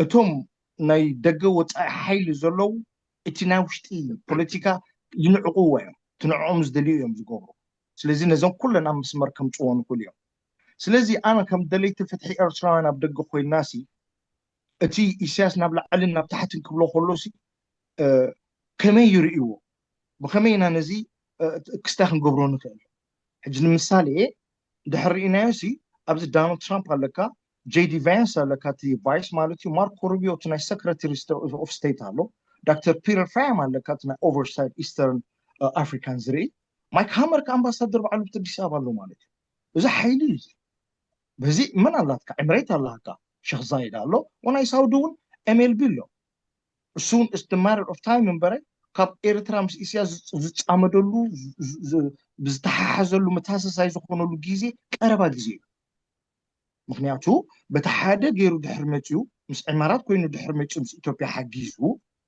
طبعا قلنا مريت ايرتراو كرخبو كل somehow somewhere again not an opinion ابي احمد تريفاتو زلا من السودان سرح له مس جيبوتي مس الصومال كل حزوالو حتى تريفا زلا تا كينيا توس اب يا زلا very democratic كمابتي ايسترن زرعنا كينيا تحت democratic الى زغلصايا زي اون صباح نغو نإسياس كتغرفوا يا مالتي إيرترا قبل عشان كتغرفوا يا أبتناتهم كسؤاليهم مالتي أبتي professionally تبحري عصب يكون كلتو دبز لنا متوع إزي بحقي يكون بإنترناشنالي لو من ناس قانني نكرهر له كمان يبلنا كم نسعر فلوتي على مجن بقوم يكون تنتخيل زل حج ولا بز أمريكا زل هو كبعل مستر ترامب جميل كمالتي سلازي إذا كله أنت ترى كلوسي كم جيبوتي ولا كواسي حنت مع التخماس تزاربوا ما يفوت ويسي كما يردوا مسانا مغنياتو صباح نقول كل قد فاتوا مسكرت نحنا ويا بحري وي اي سوفرينيتي كوينا خم نترف يزرعينو مو يسقاني مو نيزي حوسو سابيلكا نيشتي تصمو قبلكا تتنقر ناس صبوق نيرو قبل دلي مو سو سوري تي حب تدخلوا استمهروا ذهبوا سلازي سمع خوص بزي أجرك ود إحشن مالتي مو thank you honorable excellency Dr. Mohammed thank you very much شكرا دانيال أيانا كمان شوية كان تحليل مطول أولا هو يقدم التحية لم يحضر الندوة منذ بدايتها وسوف يستمع إليها من التسجيل بيقول أولا نحن كإريتريين طبعا ندخل في كل المشاكل التي موجودة في منطقتنا دون رغبتنا يعني مدفوعين وخائفين لأنه يعني القوة اللي موجودة في المنطقة في قوة تآمر في إريتريا، وفي ناس يؤمنون يعني، في ناس يعني تتسم بالقوة في تجراي أيضا، أيضا بالمكر والدهاء يعني في أديس أبابا. فيعني كل هذه الأوضاع مجتمعة يعني تدفعنا وتدفع المنطقة إلى ما هي ذاهبة إليه. أنا أرى دائما لما أرى الأوضاع اللي موجودة اليوم أن أبي أحمد يهبر من استحقاقات مادة 39 من يعني من الدستور الإثيوبي، وأيضا من هروب من استحقاقات اتفاق بريتوريا. وهذه كلها طبعا واضحة، لكن أيضا هو يطرح في ثنايا تحليله أيضا ما هو موقف جيبوتي، أو هو جيبوتي أيضا فيما الوضع اللي نحن به، ما هو موقفها من القوة الساعية للتغيير في إريتريا. يقصد هنا المعارضة الأوروبية سواء كانت في الداخل أو في الخارج. وأيضا أنه اليوم قضايا إثيوبيا، أنه أبي أحمد طبعا هو قد يكون مهمل للداخل، لكن أنه يعمل مع دول الأقليم ودول الجوار، فبالتالي حتى مصر ممكن أن تتفق معه فيما يطرحه بخصوص سد النهضة المقصود من هذا، حتى عن طريق الدول التي تدفع باتجاه الحوار، الدول الكبرى مثل أمريكا، وبمختلف الموظفين العاملين في هذا النطاق الذي ذكر اسمهم. أيضا في لقاءاتها مع الخارج والداخل اليوم، هي طبعا لها يعني علاقات بجيبوتي، علاقات بالسودان، وعلاقات بأرض الصومال. الوحيدة يمكن في المنطقة هي كينيا فقط التي لم يكن لها أي يعني لم يكن لها لقاء بمستوى الدول الأخرى. لكن مرة أخرى يتساءل كيف تنظر جيبوتي للوضع الإريتري وللقوة الساعية للتغيير في إريتريا والمتواجدة في كل المعمول. شيخ I'm sorry أتو جرماي نيشتي ونوصخلو إذا أني including تجراي بالله please including تجراي because أبتشنك خمتشخلو اندحر كلهم حزمو أفريقيا جميع مزلو صباح نقول أتا نعا بتي حونت قديفكا بوليتيكا ديو أتي أبحرين دحر تقوم لا يقولوا كوينو صباح نقول مس أبي أحمدون زي خونلو مخنياتي لنمو إذا إيرتراس بينا أي تترفن رو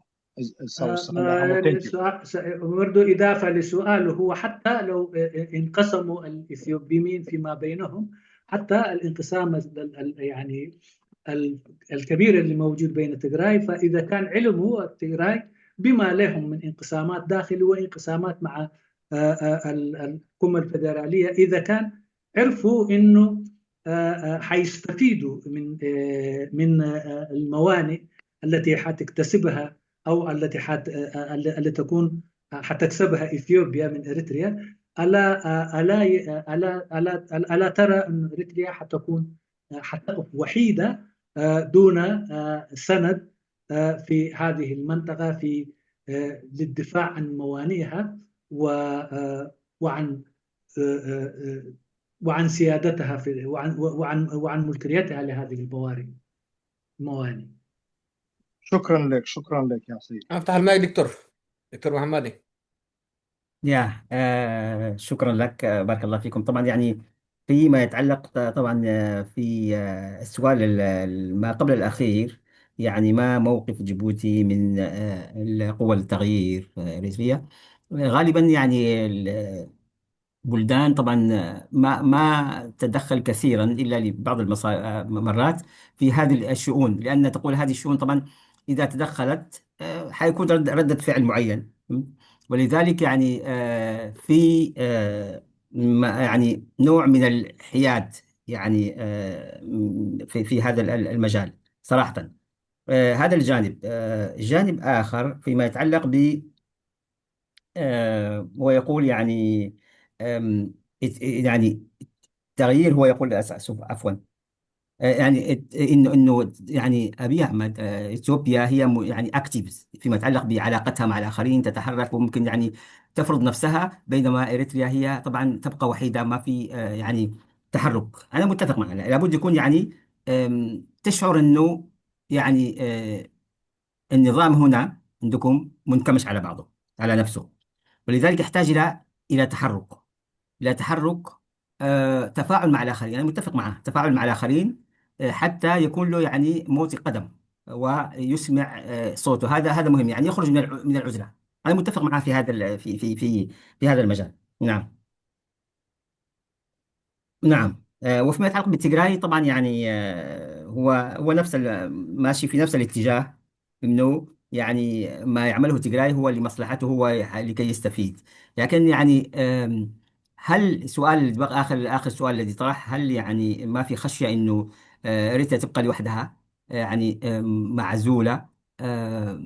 يعني هذا السؤال اللي طرحه، طبعا هي المخاوف هذه اللي طرحها. يعني أنا أرى أنه معناه النظام الذي لابد أن يتحرك مع الآخرين، أن يكون له يعني يدخل في تفاعلات مع الآخرين، لأنه ما تشعر أن هناك ما في تفاعلات، تحتاج تفاعلات مع الآخرين. والله أعلم. شكرا. نعم. افتح المايك أنا استاذ أنهيت. جرماي. إيه. استاذ جرماي افتح ما المايك. عاد هلا المايك.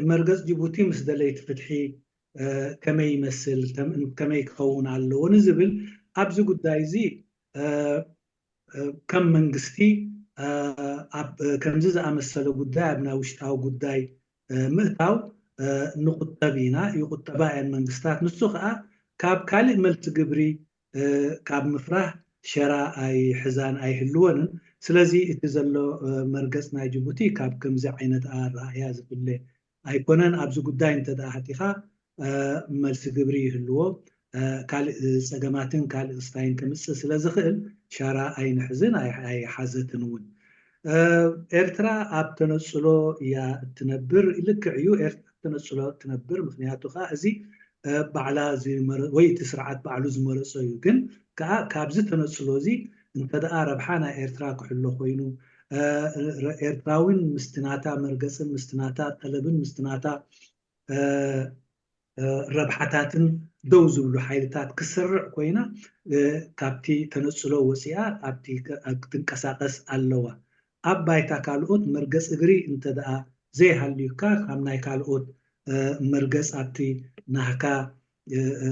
ናህካ ረብሓታትን ኣብቲ ናህካ ጥቕምታትን ምሳኻ ደው ክብሉ ክኽእሉ ኢልካ ክፅበ ኣይትኽእልን ኢኻ ስለዚ ካብዚ ዘሎ ናይ ተነፅሎን ወይ ካብ ካልኦት ነብስኻ ኣግሊልካ ካብ ምንባር ወፂእካ ኣብ ምውሳእን ኣብ ምቅብባልን ኣብ ናይንካን ሃባን ምስ ካልኦት ናይ ምእታውን ኣብዚ ዲፕሎማስያዊ ስራሓት እዚ ክትፅመድን ክትኣቱን ኣለዋ ብዛዕባ ዝተፈላለዩ ሓይልታት ከም ትግራይ ዝኣመሰሉ ሎሚ ከምቲ ዝበልካዮ መርገፅ እንተደኣ ሃልይዎም ካብቲ ማእከላዊ መንግስቲ እሞ ብኡ ምክንያት ምስ ካልእ ዝደናገፁ ኮይኖም ረብሐኦም ኣብ ዝዛዘበሉ ከም ዝርዛዝቡ ረብሐኦም ኣብ ዝርኢሉ ገፆም ከም ዝኸዱ ግን ክንጠራጠር የብልናን ሽዑ ከዓ እዩ እቲ ፀገም ኤርትራውን በይና ምዃና ወይ እውን ተነፅሎ ከጥቅዓ ኣብ ዝኽእል ደረጃ ንነብሳ ምቅልዓ ሽዑ ካብ ክትሪኦ ትኽእል ስለዚ ካብዚ እቲ ግደ ናይ ኤርትራ ካብ ነብስኻ ኣግሊልካ ነብስኻ ነፂልካ ካብ ምውሳእ ኣብቲ ከባቢ ኣብ ዝካየድ ዘሎ ፖለቲካ ምውሳእን ምስቲ ዘሎ ምቅብባልን ክኸውን ኣለዎ በዚ ጥራሕ ኣቢልካ ኢኻ ምሳኻ ደው ዝብል ሓይልታት ክትረክብ እትኽእል ክትሰርዕ እትኽእል دكتور عندي أسئلة هنا من عندي منقولة صراحة. السؤال الأول بيقول بالنسبة لجيبوتي ما هي تصوره لعمل مشترك أو عمل تكاملي ما بين إريتريا وجيبوتي بعد يعني انفضاض حالة اللا حرب ولا سلمي؟ ده السؤال الأول. السؤال الثاني يعني بالنسبة لجيبوتي، جيبوتي دولة جارة وتربطنا بها تداخل اجتماعي وجغرافي وخلافه. بالنسبة للسودان وإثيوبيا بيننا وبينهم تفاعلات. إثيوبيا والسودان يعني لهم تفاعل مؤثر سلبا وإيجابا على النظام الإريتري وعلى المعارضة الإريترية. ولكن بالنسبة لجيبوتي يعني ما هو تقييمهم للمعارضة وما هو سبب عدم تحركهم في الساحة دي يعني؟ آه، أجيب ولا يترجم؟ يترجم واحد. بالنسبة السؤال الثاني أول أعتقد قبل شوية أجاب عليه، ولكن هذا متروك له. كان قال إنه نحن يعني لا نتعامل بصريح العبارة إنه التعامل مع قوى المعارضة أو قوى شو اسمه هذا حيفتح باب وفيه ردود فعل، فبالتالي ليس لا نأخذ لا ننحاز إلى جهة ضد جهة في الشأن الداخلي. هذا أعتقد كان الرد، إذا كان فهمته صحيحا أنا، وممكن يصحح الدكتور. تحطه أنت عايز بلزلو حدا دحري إزي ناي زي سلامن وقئن كنت وي حلوات وسينا بخمي يوتي جيبوتي تي ناي موهاد وناي وهدت زلو سراحات كسراح بخمي ترئيو وي بخمي كتكايدو تحسب زبليو اتا خالي تحطو جن جيبوتي مزي ناي تقاومو حايلتات زلوا زمدنا انتاي وين منتاي سلمنتاي وين زمدنا اي هلوان بايتا اخ انقساقسو كوتا زخونه يكون نعتاتهم زقبر حاجز منتاي اي تقبرن زبليو تغلالو. تفضل دكتور. نعم، شكرا. طبعا السؤال الأول طبعا الأخ أنا أجبت عليه. السؤال الثاني الله يسلمك، السؤال فيما يتعلق ب كيف يعني جيبوتي ترى يعني تفاعل بين النظامين، يعني الدولتين الجارتين بعد الأزمة. أنا أظن في إشكالية. الإشكالية هي التحدي، أو الإشكالية هي إيه؟ هي عدم الثقة بين النظامين. يحتاج أول شيء إعادة الثقة، إعادة الثقة بين النظامين. وهذا هو الإشكال، لأن يعني طبعا طالما في ما في ثقة بين النظامين الشعب ما فيش مشكلة. يعني الأمور حتكون تتعثر إلى ما يعني إلى أن تكون الآن في تقارب. طبعا نرى الآن أن هناك في تقارب الآن، تقارب مصالح، أنهم في نفس الإطار الآن، في نفس التحالف هم. ولذلك قلت احتمال يكون يعني تقارب، ممكن تعاون أمني أو تعاون تقارب ما، احتمال من السيناريوهات. لو كان هكذا يكون كويس، يعني في يعني برضه يخفف من والجانب الآخر كذلك أن تكون وساطة بينهم، فهمت؟ لكن ما عدا ذلك في صعوبة. يحتاج من كل نظام يتقدم إلى خطوة أمام، خطوة، و يعني يتصالح نوع، يعني تصالح معين. هناك أرى تفاعل اجتماعي.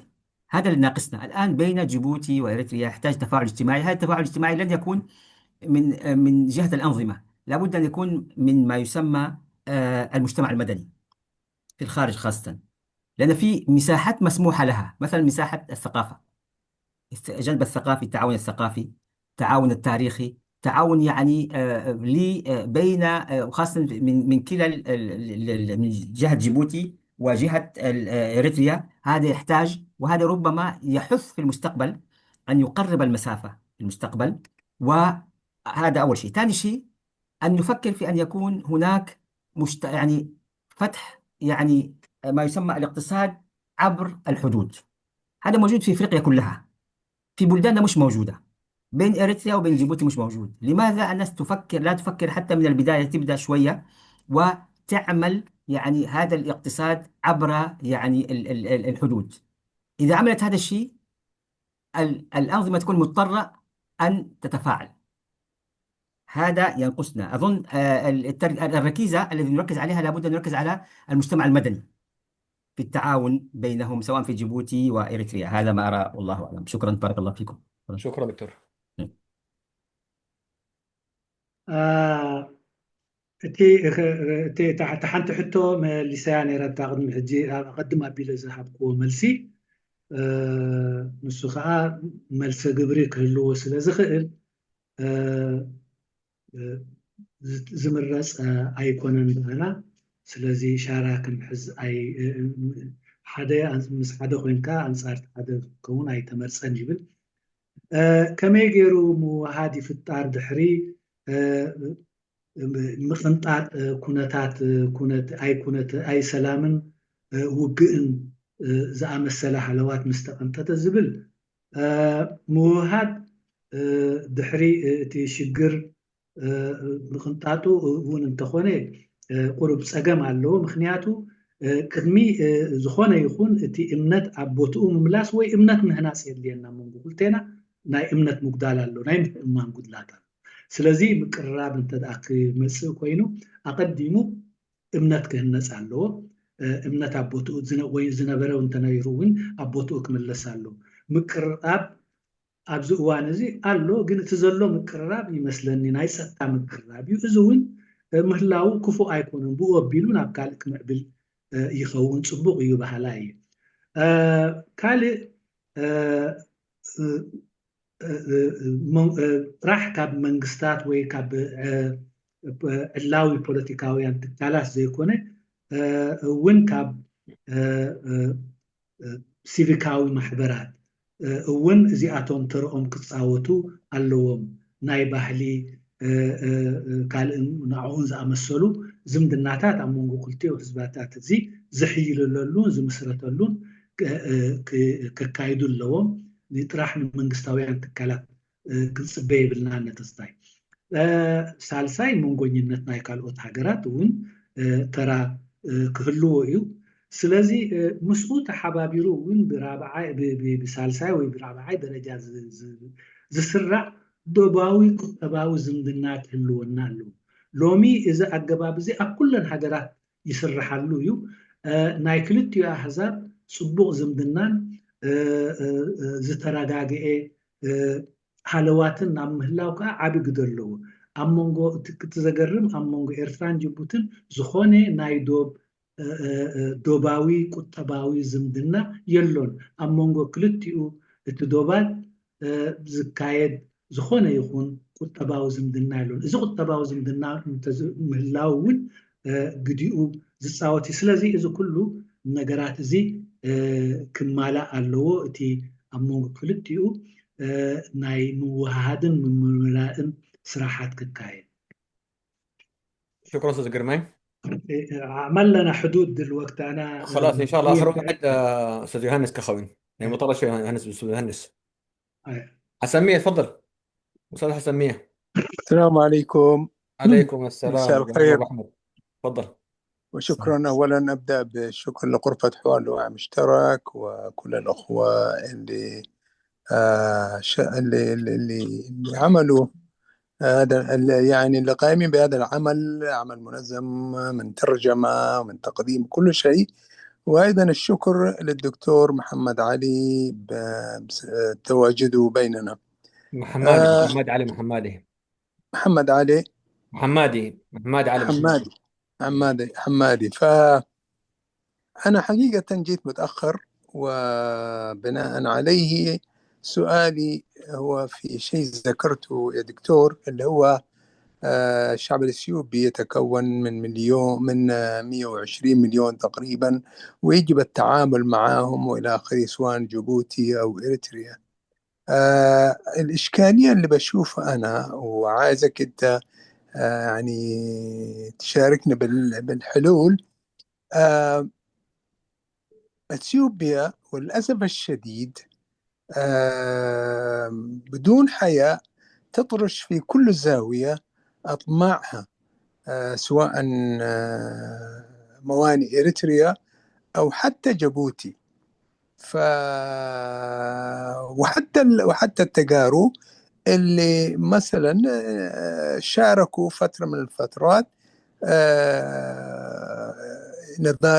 ناضلوا ضد الاستعمار الإثيوبي أو ضد الدرقي، والتعاون ما بين الثورة الإريترية والتجراي كان موجود، ولكن بتسمع من قياداتهم إنه يقدموا اعتذاراتهم أو يندموا إنه اعترفوا باستقلال إريتريا. عليه كيف نوصل الإثيوبيين إلى نقطة إنه إريتريا هي دولة ذات السيادة، وبناء عليه ممكن نتعامل ونشترك في استخدام هذه الموانئ ويستفيدوا منها ونستفيد منها نحن. هل مطلوب مننا نحن كإريتريين إنه نأجر قواعد للدول الكبرى بحيث إنه نحمي نفسنا لفترة ما حتى ينسوا أو حتى يصلوا إلى قناعة أن إريتريا دولة مستقلة ذات سيادة؟ ولا ما هو الحل؟ كيف تتعامل مع من يطمع في وطنك أكثر من ما عايز يستفيد ويفيدك يعني؟ شكرا. شكرا حسن.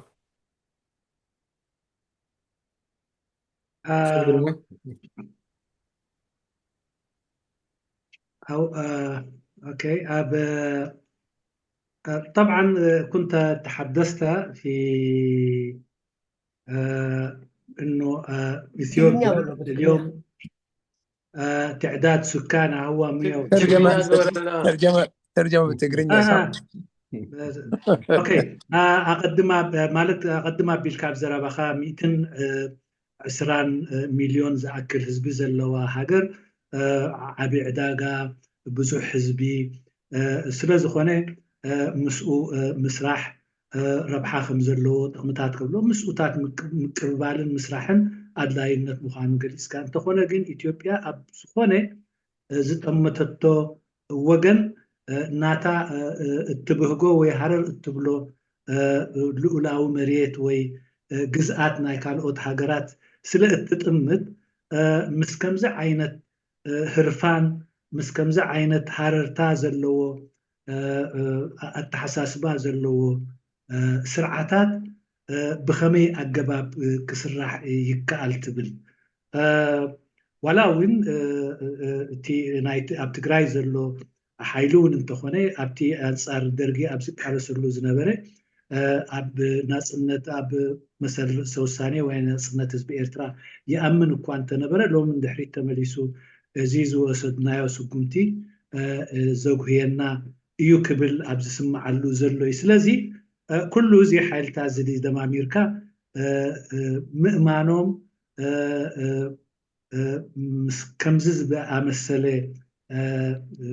ህርፋን ናይ ካልኦት ዘለዎም ከመይ ጌርካ እዩ ብሓባር ክስራሕ ዝከኣል ወይንስ ምስ ዓበይቲ ተፀጊዕካ ንዓበይቲ ኣቦታኻ መደበራት ብምፍቃድ ነብስኻ ምክልኻል ድዩስ ወይስ ካልእ ኣገባብ መዋፅኦ ኣለዎ? ካብዚ ከምዚ ዓይነት ኣተሓሳስባ ዘለዎ ናብ ብናይ ሓባር ስራሕን ናይ ሓባር ተኣማንካ ምስራሕን ከብፅሓካ ዝኽእል እንታይ ዝኣመሰለ ኩነታት ምስ ዝፍጠር እዩ ወይ እንታይ እንተተገብረ እዩ ክኸውን ዝኽእል ኢልካ ተኣምን?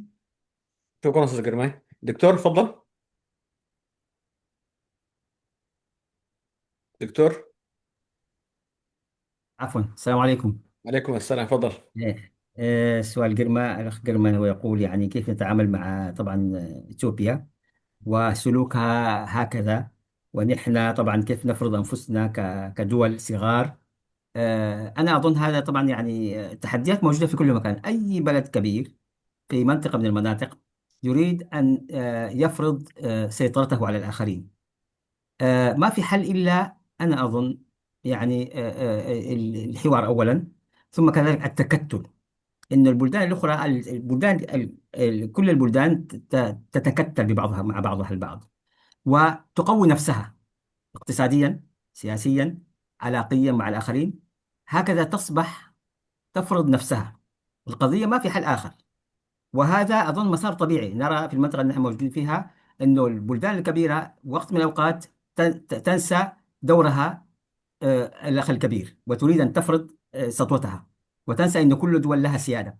وأظن الحل هو التكتل، البلدان بعضها القريبة من بعضها البعض، والحوار، وفرض نفسها، يعني وفرض نفسها من خلال الاقتصاد، من خلال كل الجوانب القوى اللي عندها، تقوي نفسها وتفرض يعني رأيها بهذا المجال. لأن اليوم القوة الحقيقية هي قوة الاقتصاد.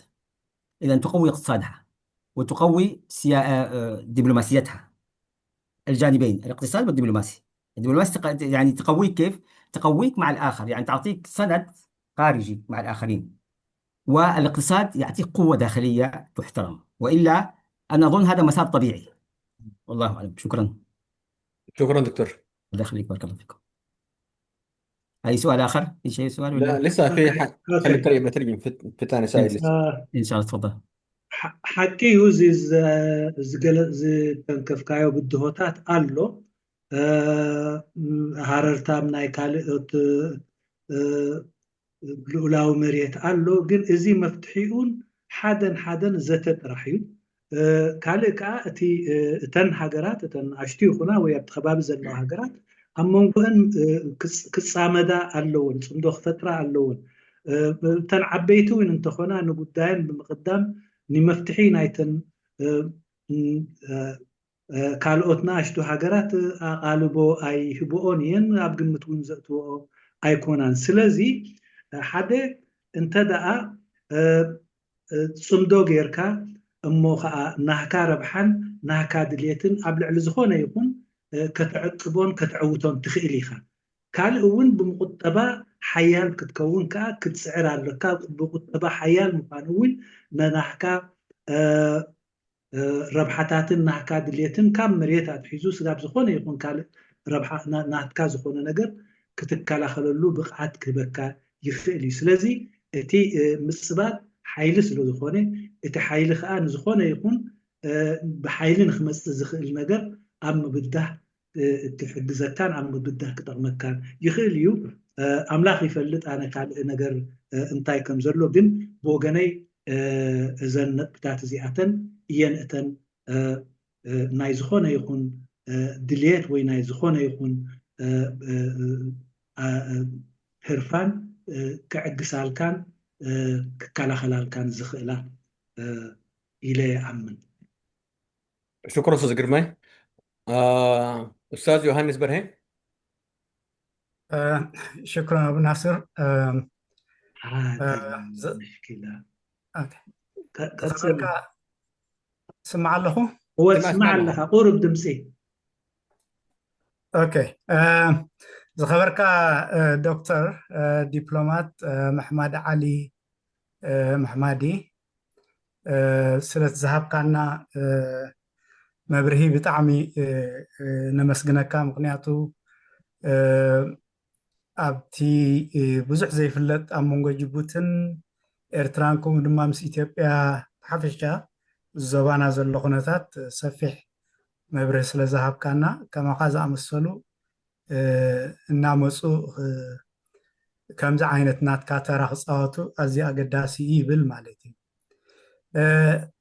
حجي نابتي كسعودة لزلق حطوتات أبز حلفة قربا ورحات مالت كاب إسران شمونتن كساب 3 تحساس نايزة حلف عمت أب بمأكل بوليسيستات كرنا أفريقيا مالت هورن أوف أفريقيا بوليسي سنتر استباهله استودبه حدا عبي وعلا ناي حزب عفار نيرو ازي أب كل العفارنا إثيوبيا استقابئه وعلا منالبات خاتات الكات قوني لأمن مالتي أمو كابزي بمبقاس كل التحتوتات هالني حادي ازي مستي إثيوبيا زلوا مالت حزب عفار بكلتيو إثيوبيان إيرترانس لزركب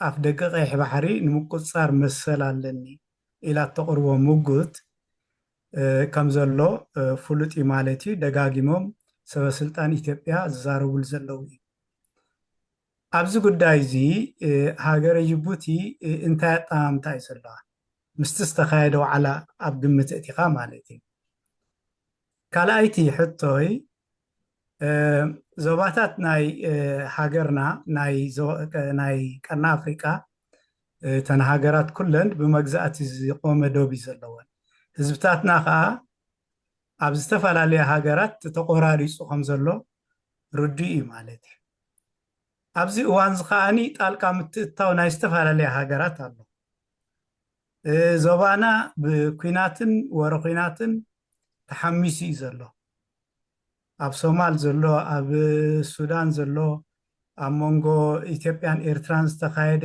ኩሉ ብሓፈሻ ማለት እዩ ኣብ ከምዚ ዝኣመሰለ ኩነታት እዚ ኣብ ዝተፈላለየ ተቆራሪፁ ዘሎ ህዝብታት እሞ ከዓ ንሓድሕዱ ዝዛመድ ህዝቢ እንታይ ዓይነት ተራእይ ክፃወት ዝግብኦ ኣተሓቋቋፊ ተራዲ ክፃወት ዝግብኦ ወይሲ ፈላላይ ተራእይ ክፃወት ዝግብኦ ጠቂስካ ኢኻ ገሊኡ ግን ዝያዳ ንፁር መብርህ ክትበና እሞ ከም መልእክቲ ኮይኑ ከዓኒ ንህዝብታት ናይ ዞባና ምእንቲ ከገልግል ኢለ የቀኒየለይካ ሕዋር እዚ ኩሉ ዝገበርኩሞ ኣዝዩ ዝናኣድ እዩ شكرا استاذ يوهنس.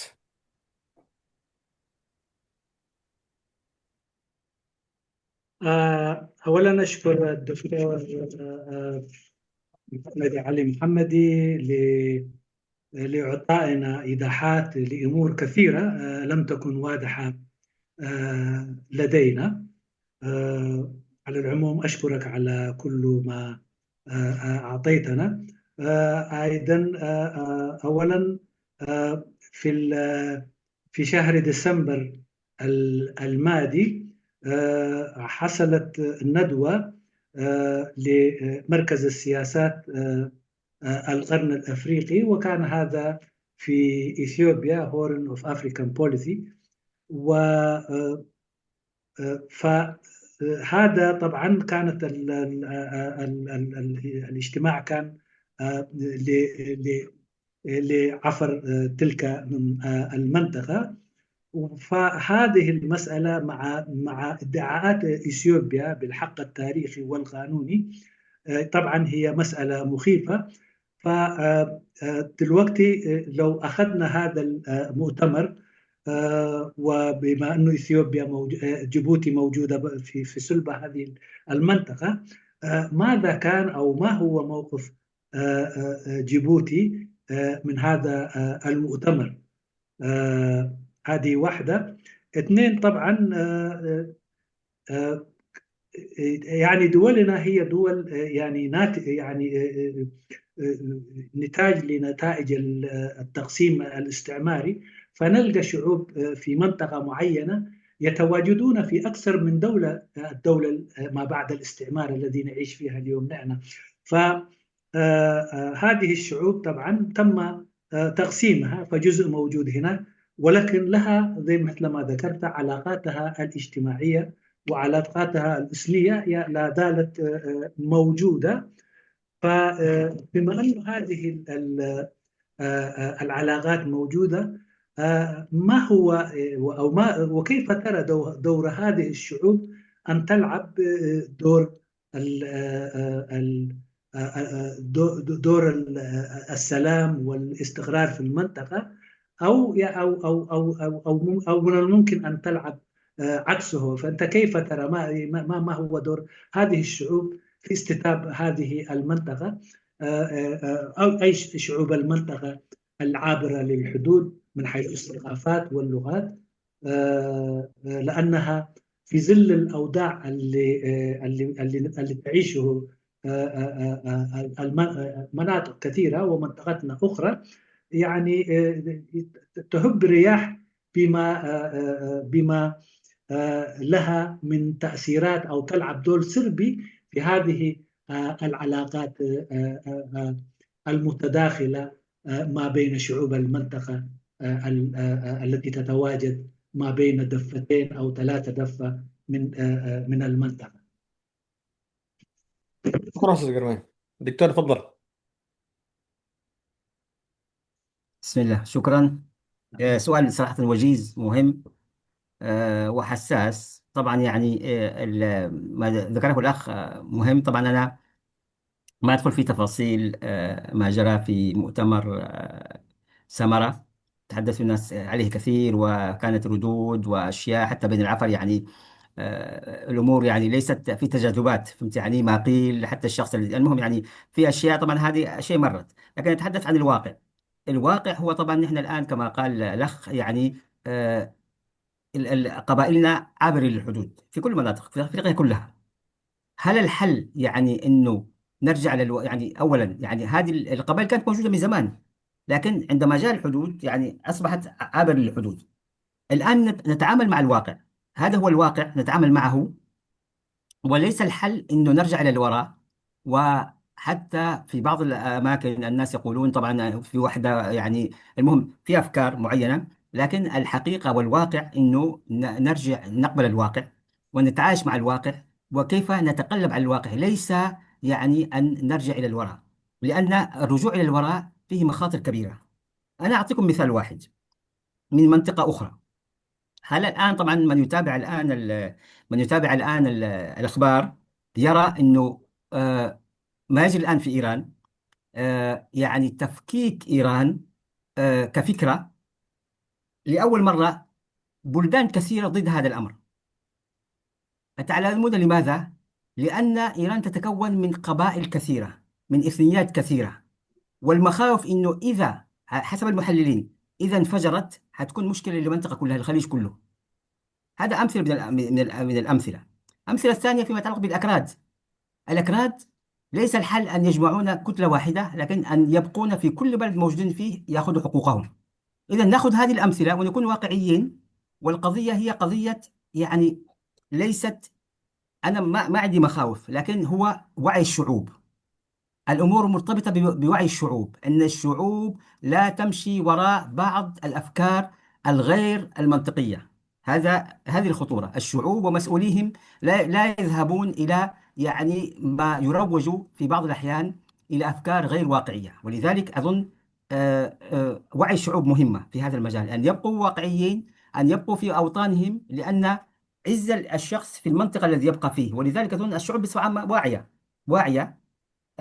إذا تكلمنا على العفر، هم واعيين، يعرفوا يعني إنه مصلحتهم إنه يبقون يعني في كل في منطقته ويطلب الحقوق، وهذا ما يمنع إنه تكون تعاون عبر الحدود. والله أعلم. شكرا. في سؤال آخر؟ بس هذا هو صح؟ نعم. ماشي، بارك الله فيك. شكرا. تفضل أستاذ قرمي.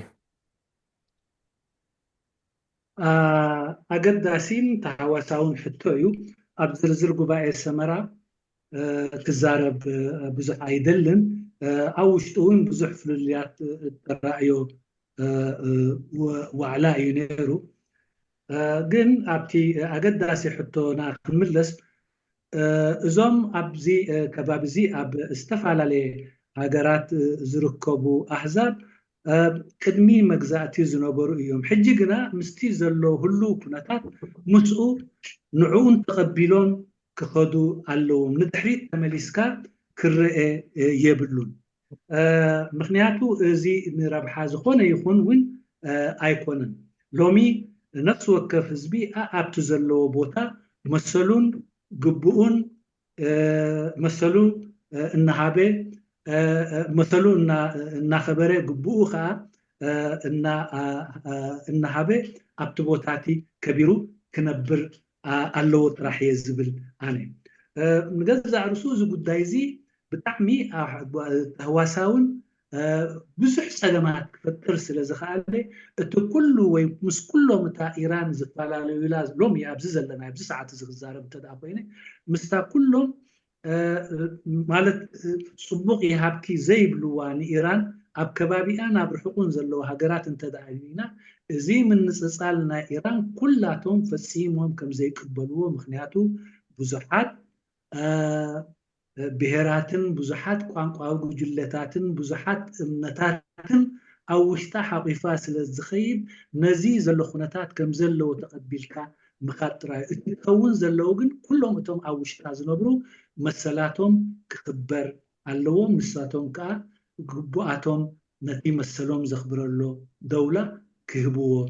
اللوم إزي راح يتخون زلو سلازي كابون كرداويان اللو أب خبابي أب أربعة حاجرات تمقاقلهم يمزنبرو جن إزي أتوم فتسوم حنتي ناي كلهم حجر كمسرتو زخونة يكون زقبلو أيكونن انت خونة جنا أتو كل زقبلو نتي زلو كنتات نتي زلو حلوات يقبلو مسلوم أب تزلو بوتا خبر اللو نتي زلو كنتات كانوا تقبلهم في خدو اللو أبزي خنت قبلو زلنا حزبي نقحتو كبكب اللو مزخونة يكون زنفس أكوي وي كيز مال نفس مسوك خيد يبلون تايدا الحجين دحريت تمليسكا قدم كمزي نيرو ويزب زخون على تبلو زي كونه نتزلو كمزلو وهو تقبلكا جنكا زقلل أكالن زرحق أكالن زواسن أكالن زي هلون مسلول قبير اللو زنبر أبزلو بوتا تخون علو نزي كأتستعار الله علو بقول لي لي دكتور احنا كنا اعلنا قلنا السائل الاخير هو اخر لا مشارك معنا. أنا من جانبي ممكن أن تتواصلوا لكن أنا كنت قلت إنه عندي طاقة معينة واعذروني يا أخو. طيب خلاص نخلي الاثنين اللي دردش ان شاء الله. دكتور نعم. قبل ما نختم حادي فرصة لزملائي يقولوا كلمة، وعندنا اثنين مشاركين إذا بالإمكان طيب خلينا أتمنى كدي المجاملة دي ما تسلطوا. بس خلينا أنا ناخذ أظن الاثنين، خلينا ناخذ السؤالين. أنا أظن بس ما قلت تعبانة دي يا أستاذ قرمي. لا أنا معلش أظن أو جات ثالث كمان. شوف أنا كيف. أظن طيب أنا نديم أظن سؤال يا أستاذ قرمي، معلش حملنا. أستاذ هايلي حادي حط طري تفضل. لا هو يعني الوقت صاروا 3. معلش أما الثالث ده برضه كمان صديقه للدكتور هو يختصروا خليه يختصروا بس. يختصروا. نعم أبشر إن شاء الله.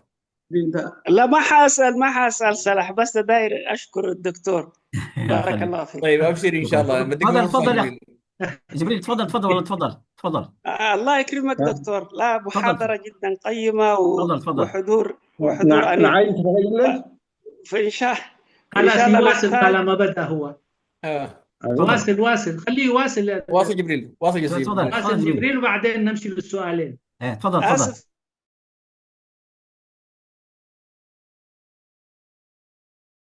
فيك، ومحاضرة كانت قيمة جدا، وإن شاء الله تجينا بموضوع ثاني. أنا بقترح لأخ صلاح إن شاء الله. أنا عندي شيء معين بس بعد دكتور مواهب كثيرة.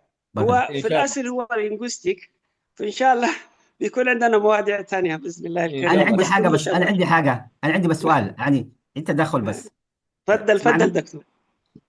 الأخ مسؤول عن اسمه اللقاء اسمه الأخ صلاح صح؟ نعم صحيح. صلاح أنت طيب، لكن في شيء معين يعني صح، يعني لازم نحدد وقت محدد صحيح، لأنه وإلا ما ننتهي، ولذلك مهم أظن يعني بعد هذه كنصيحة أنا أتكلم كمدرب كنصيحة. نعم حط وقت محدد عشان بعد ذلك البقية الأسئلة يطرحونها عبر إن شاء الله. أبشر إن شاء الله. أبشر. شكرا بارك الله فيك. تفضل جميل تفضل. ناي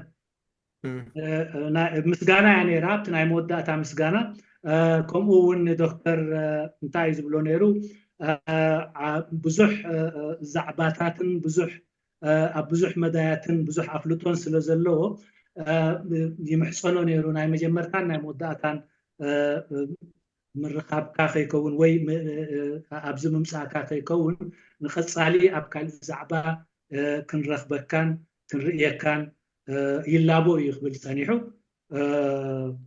كم وين دكتور وين قبل سانيحو زخانة يكون آخيبا جزية قدب نتلو سبوغيو قال حطوتات انتدا هاليو أبتي برزر الرباط أبوتات استايكت باللي قال سلازي أزني نعاكم إليه لكم يقبل سانيحو. أستاذ هايلي السلام عليكم. أو هايلي وكان عبد الرحمن كان لا في سيد عبد الرحمن، ايوه موجود. سيد عبد الرحمن موجود. تفضل أبيت سيد. هاي نواها. أيوه حمدم سيهم كما يكنيهم دحان دغنيهم الحمد لله. ናይ ብሓቂ እዚ ኣካየድቲ ናይ ሕዋር ትገብርዎ ዘለኹም ፃዕርን ድኻምን ሃገራዊ ሓልዮት ሒዝኩም በደይ ድቃስ ተካይድዎ ዘለኹም በብጠባይና ከማን ክኢልኩም ክብሪ ይሃብኩም። ናይ ብሓቂ ክብሪ ይግባአኩም። ከምኡ እውን ዶክተር እዚ ኩሉ ትምህርቲ ተማሂርና كبرن موجسني هابلنا يغني لنا. شكرا. هو حجي انتهى خبر دليل يحوات هاجر تتفعل زي أنا دولا يكون كلنا دولا إساياس إرتراو خم ده يكون ببوزح استايل كنا. هاي أنا كحتو نقاشة ما أنت كنفانو جدي طري بس. ده عارف كزيادة.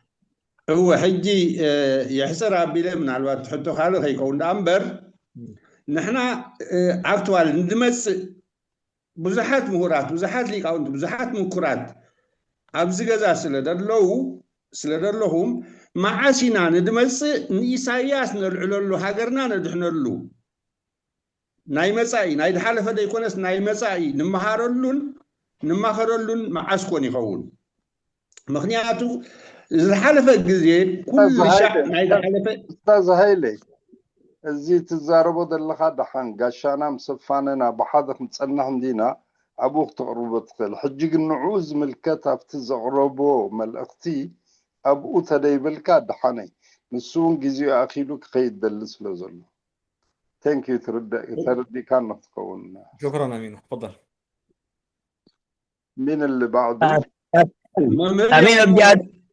أمين بزيادة نيشة نعت ملكات سلازلات نحن تحطه حتى ذلي أبتانا غير مخاص يا عبد الرحمن ديرو أبتانا 1996 أمونغو جبوتين إرترازين برغولتاسي نيشة كحتى ذلي مهناتو أفلتو سلازلات مالتي غير مخاص سيد نيرو. سيد عبد الرحمن. أوكي هذا دعان سقمين. سيد عبد الرحمن يا أوكي عند برهان نواخا.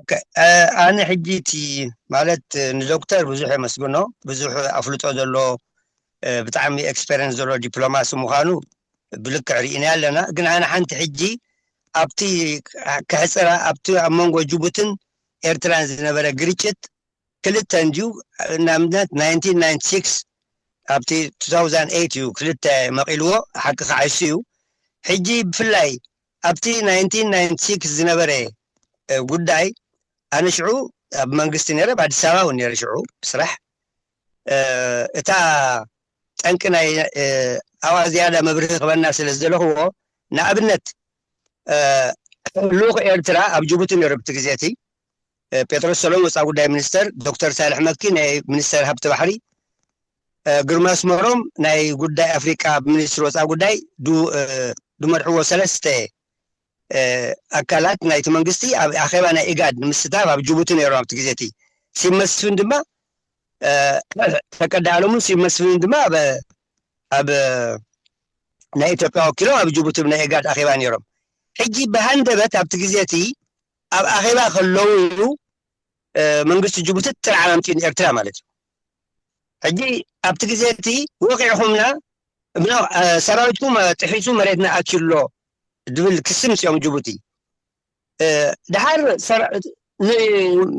منستر وصا غداي منستر وصا غداي إرترا حتى ما جبوتي مالتي أنا أفلطي بلين زعاتو بلو دلهم حتى زخونا من كساس توليل ما حتى تهلو نسمرا مس حتى زخونا من كساس كم دينا بره جن ناي فرنسا ناي ميليتري نفرتي أب تدوب جولة قبراس لازنبرا قال من كسراس ناي قال سراوي تبتي أبايت عسل الزراعة أو تبقى مخانم تفليتو مالتيو حجي اتقريتشت أب 1996 دنبري بنصور أفلطو انتاي دخون حد مالسي زيادة خاون لعلي انتوليسي نشتي مبريغ بنا يدلي مخنياتو كاون لعلي دنبري أي مسلنن مخنياتو أنا بتقول داي كاتاتولي بعد ساعة نيرب ساعتي بزح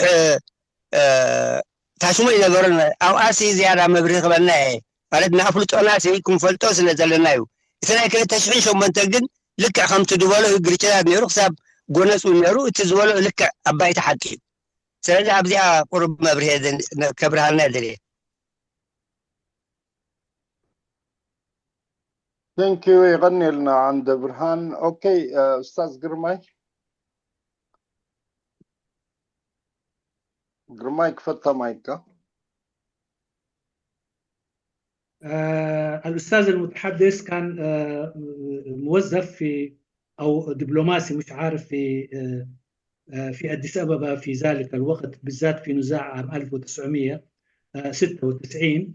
وفي هذه الفترة طبعا كان تنعقد اجتماع منظمة الإيجاد في جيبوتي، وكان الوفد الإثيوبي الوفد الإريتري مكون من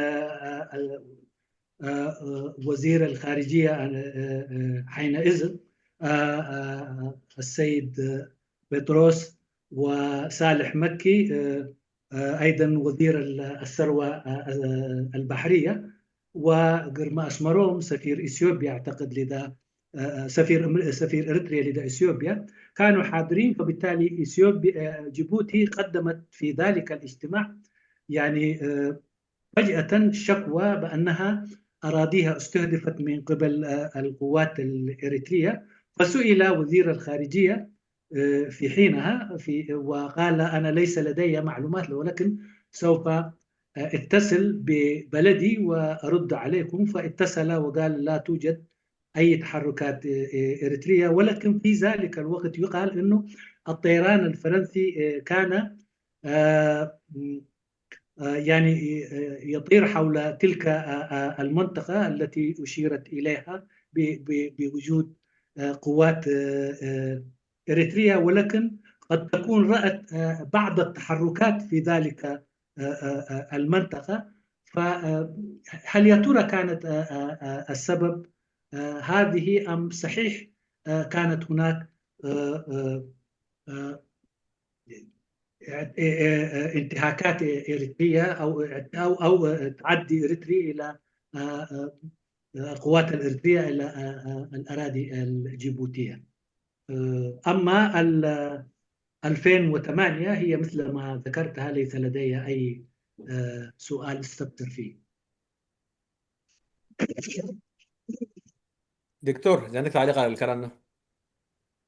والله 96 طبعا يعني انا العكس، انا 2008 عندي معلومات، بس 2096 هو يقول هذه المعلومات اللي عندي. المعلومات اللي عندي انه جيبوتي فوجئت، وعنده كان معلومه هل من طبعا من القوات الفرنسيه ما اعرف، كان عندها معلومه ان القوات الاريتريه تقدمت. عند هذا الكلام دليل على ذلك انها قالت اللي اخبرت وزير الخارجيه في هذا اللقاء، واللي كان ما عنده علم وزير الخارجيه الاريتري. اذا كان هذا موجود، هذا كان موجود طبعا تاريخيا، هذا موجود. وطبعا هو يقول انه طبعا رئيس الخارجيه وزير الخارجيه الاريتري عندما اتصل ببلده قال له ما في هذا التحرك. اذا لماذا بعد طبعا يعني ناس تدخلوا وجهات تدخلت ووقفت، لكن كان في ازمه معينه، ما يدل على ان هناك قضيه الحدود لابد ان تحل. قضيه الحدود لابد ان تحل، كيف؟ من خلال تحديد الحدود، بس هذا هو الحل. نعم والله اعلم. شكرا. أنا بزعبا ناي شحن 996 تزفلطون تزلون حبريتان زي ناي كلتا شحن شمونتنجن كابتا أسد بغزفلطو يابرت ناي كلتا شحن 996 لكحيو جيبوتي نحنا هندبت كويننا حالتات إيرترا ناب مريتنا أتيوم ألو إلا زتباهلو ويني وصا قدام منستر تحتيتو هاجر حتيتي ملسي كبكم يلنسو من هاجر حتيتو ملسي نخونه يكون كم زعينة سبحان نجر يلن زبل ملسي حيزو ملسي انتخونه جن منغونينا زي كنا نيرون تزخون منغونينا تأتيوس بمنغونينا تتقداي ترجاجي وسلزي تيزلون حبريتا نزيز مثل كابز علي بزح حبريتا يبلي. يا دكتور الشخص الأخير هو الغياد العفري سيد عبد الرحمن. تفضل يا سيد. شكرا. خالد تفضل. افتح المايك تفضل. مرحبا. شكرا للإخوة المنظمين لهذه الأمسية. وشكرا للدكتور محمدي الدبلوماسي المعروف.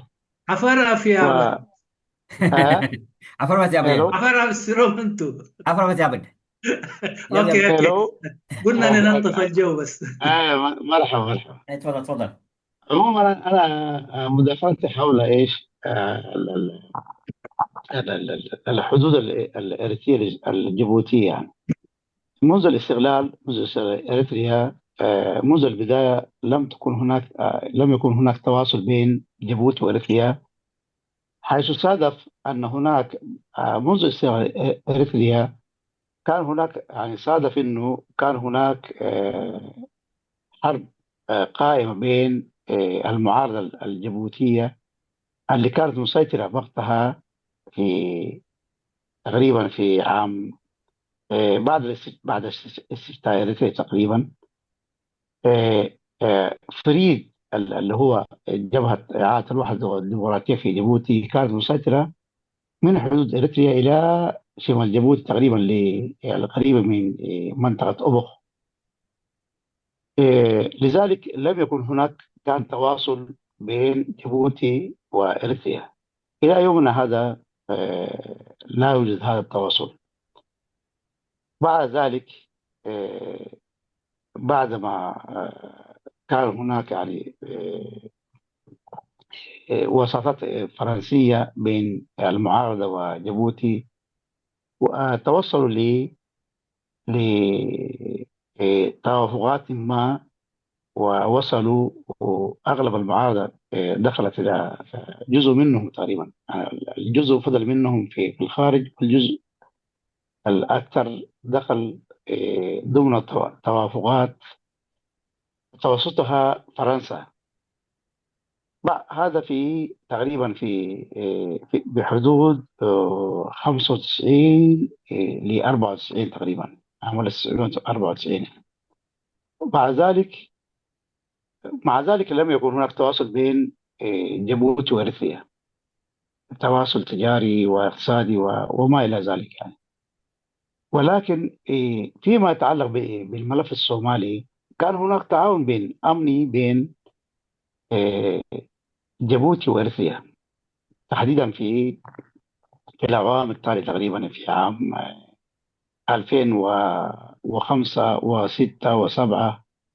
في هذه الأثناء كان هناك يعني وقتها كان يعني المحاكم الصومالية مسيطرة في الصومال، وإثيوبيا كانت عندها مخاوف يعني من جانب المحاكم الصومالية اللي يعني سيطرت في فترة قصيرة على عموم منطقة المناطق الصومالية. لذلك وقتها كان في تعاون أمني بين النظام في إريتريا والنظام في جيبوتي. وأنا وقتها بالمناسبة أنا كنت في جيبوتي بالمناسبة، لذلك أعلم هذا الشيء. وبعد ذلك حدث هناك يعني مؤتمر ما يسمى بمؤتمر عرتا. المؤتمر ده للوفاق الصومالي حدث في جيبوتي في منطقة عرتا يعني. المعارضة اللي كانت في إريتريا في أسمرة، أغلبهم المعارضين الصوماليين كانوا في إريتريا، لم يكن لديهم تواجد في جيبوتي، لكن أغلب بما فيهم الشيخ شريف أحمد اللي كان يعني بعد مؤتمر عرتا اللي صار رئيس للصومال، كان في أسمرة وقتها. بعد ذلك استدعي الشيخ شريف من أسمرة لجيبوتي. بعد ذلك حدث المشكلة بين جيبوتي وإريتريا. النظام في إريتريا طبعا لم يوافق هذا الشيء اللي حصل في إنه الشيخ الشريف اندمج مع الناس اللي كانوا يشارك في المؤتمر.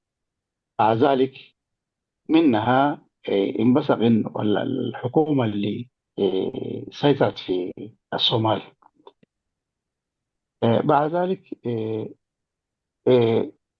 فجأة يعني كنا يعني كلنا عارفين إنه اللي حصل بعد كده إنه يعني مسألة راس دوميرا. راس دوميرا بالمناسبة هو راس يعني عارفينها المنطقة هذه، عارفينها كويس يعني. جزء منها جيبوتي وجزء منها إريتريا، لكن تحديدا راس دوميرا هي تقريبا يعني نو مانس لاند، المنطقة منطقة بين حدودين يعني. ولكن في أدبيات يعني في إريتريا تدرس في المناهج تقريبا يعني، في المناهج الدراسية. إريتريا عبارة عن من الجنوب للشمال ما بين راس دوميرا إلى راس تغسار، ولكن في جيبوتي هذا الأدبيات ما موجودة. عشان كده اللي حصل الخلاف اللي أجى من ما حدث يعني في من ما انبثق من مؤتمر عرتا اللي وإعادة يعني تشكيل الحكومة في الصومال، هذا اللي خلق المشكلة بين جيبوتي وإريتريا. والنظام في إريتريا كان يعني ما كان يعني عاوز هذا الشيء. لذلك إلى الآن ما في تواصل في الحدود. في البداية ما كان في يعني كان في زي ما قلنا يعني إنه كان في صادف إنه كان في سيطرة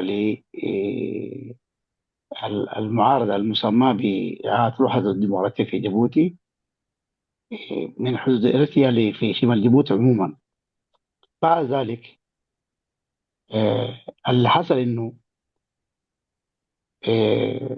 الآن في أستاذ الوقت سيد، الحاضر يعني. بس ممكن أيوه. الزمن معلش، مم. الزمن ممكن الزمن ممكن يختصر. أوكي. نعم. عموما في الوقت الحاضر أفتكر إنه النظامين وإن كان بيناتهم مشكلة في راس دوميرا، ولكن يعني المخاوف اللي تجي من إثيوبيا أعتقد إنه رغم إنه يعني لديه نفس المخاوف يعني أعتقد يعني سواء كان النظام في إريتريا وفي جيبوتي. وهذا وشكرا، والسلام عليكم. شكرا أستاذ سيد.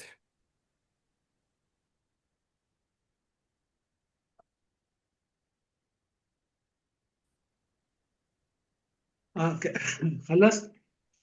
يا خلص. اوكي.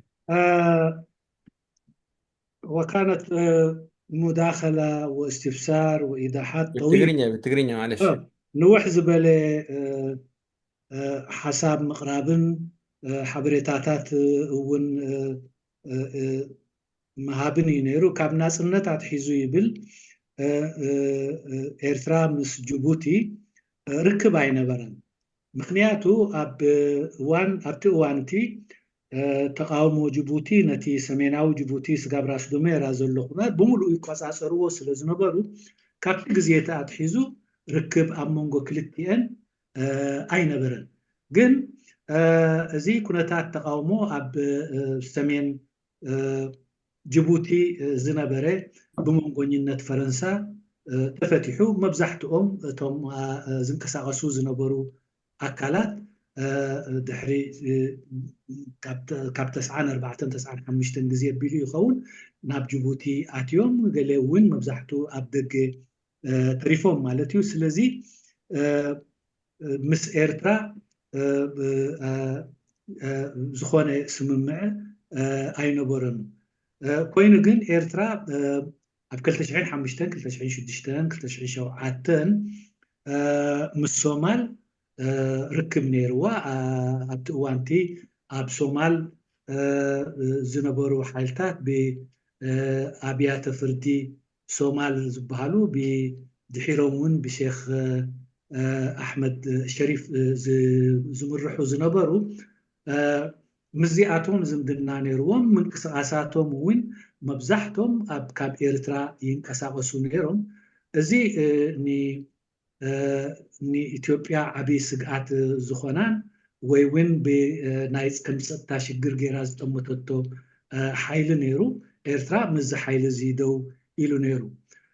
ስለዚ ከምዚ ኢሉ እቲ ርክክባት انت دا نيرو خوينو ابت خبابي مسلمالاويان بز منجد زبيلكا نيرو دحريو جن قباء عركة تقابيو زي قباء عركة خاني نتوم تقاومتي ناي صومال بناي محاكم صوماليا وأبيات فرد صومال زفلط حيلتا نعتاتهم زقابئ كوينو شيخ أحمد الشريف وين نزي بوتاز نزي قبائزي تساتفو شيخ أحمد الشريف نتو قبائين بمستافو برتع حركان أخذتلو أب وشتي سرعات إيرترا قصيلو وين مراحي نايتي زقومي منقستن سقاب حجي كابو كم قصلتو كابو توليدو الناتفارين عايز قصل زلو منقستي كوينو إزوين بمريت جبوتين أستناقدنت جبوتين سلز الخيادة إتي أمونغو جبوتين إيرتران زلو مسح حابن زي مرد دا أون كابزي تفتصيرو كابزو قدايزي نابراس دوميرا ون أبيلو زترائي قونسي أمرحوز سلزي أمن كلتي أنزلو انت دا أكن ريو خينات بوتاتي أمونغو كلتي أنزلو مريتيو بحدا أوان وين نايزخون يكون سب مريت أيكون انتباهلو وينو ما نسلان انتباهلو كابزي الرئيز النبري مريتيو انت خونا جن أب إيرترا أب سرعة تمهرتن تداريخا دوب إيرترا كاب دوباوي دوبا كاب راس دوميرا سقاب راس كاسار زبل أبتي سرعة تمهرتهم يمهروا يوم أب جبوتيكم وزا مسألة يلن جن اتشجر كاب دوباء عركة إيو زجمر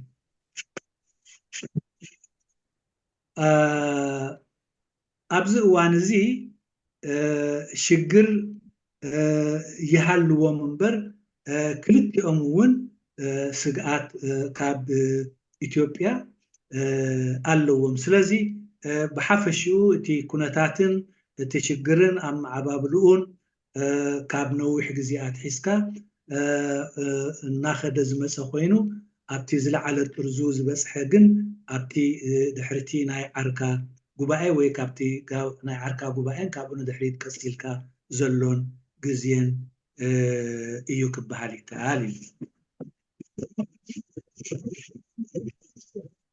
أستاذ أمينو ايوه اوكي كلامي في الخواتيم الآن. دكتور محمدي علق عليها ولا لسه؟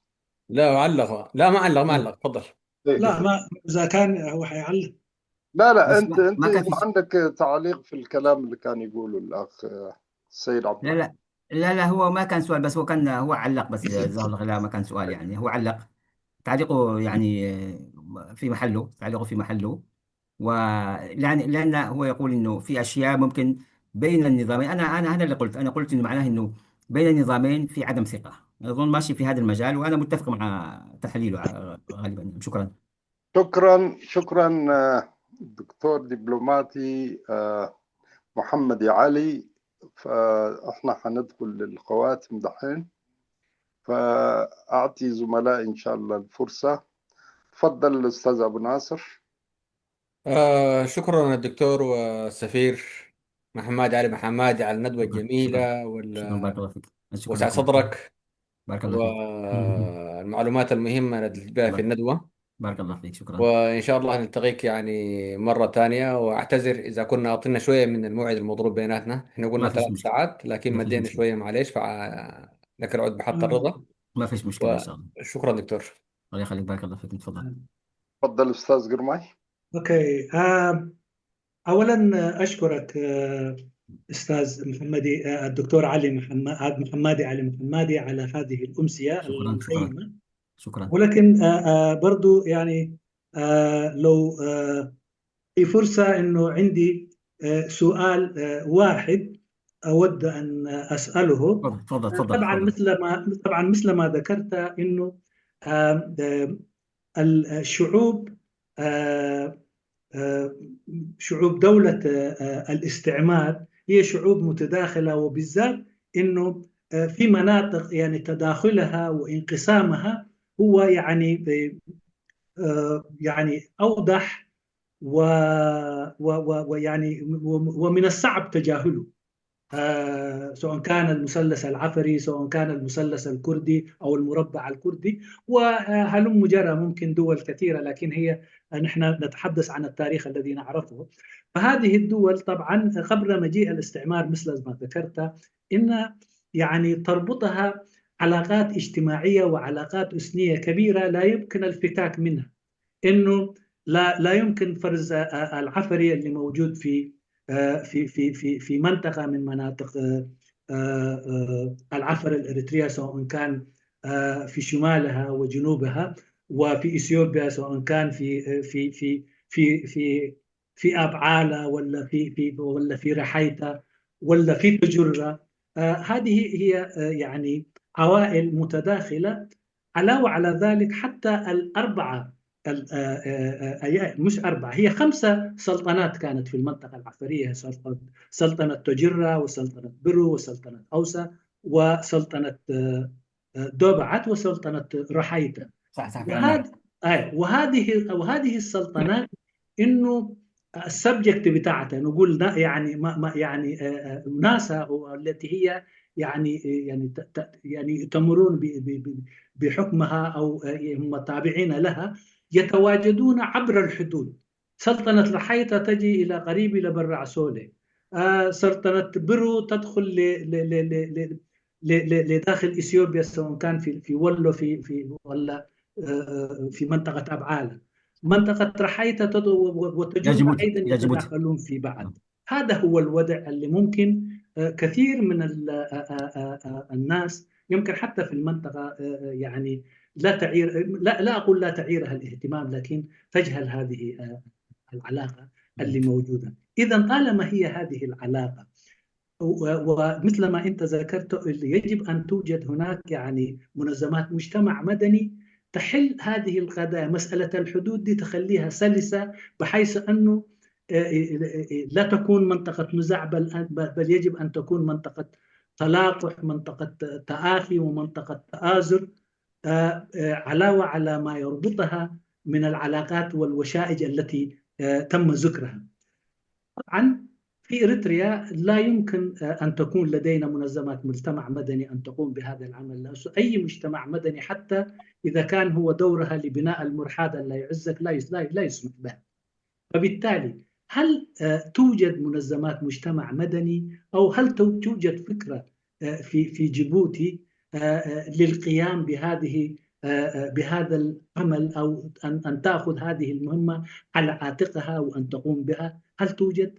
أريد أن أسمع، وأريد أن أطلع بأمل أنه تكون أنه وجود مثل هذه الجمعيات الوطنية أو مجتمع مدني تقوم بهذا. والله نحن الآن طبعا القومية العفرية هي عندها يعني ممكن تعاون على مستوى الثقافة، على مستوى الثقافي. وهذا المستوى الثقافي الدول كلها تقبل هذا الشيء، لأن لا ترى فيها مخاطر سياسية طالما هو عبر الحدود، وهي يعني ثقافية بس فقط. وطبعا قضيتنا العفر عندهم قضية مهمة لابد أن نعرفها. يعني نحن نفرق بين السياسة والتعاون الثقافي أيا كان الأمر. هذا يعني براغماتية معينة. حتى في نقول لهم ليه؟ لأن الدول نقول لهم يا جماعة يعني ما يتعلق بالدولة نفسها وعلاقة السياسة شيء، والعلاقة بيناتنا شيء آخر. أنا أعطيكم مثال واحد.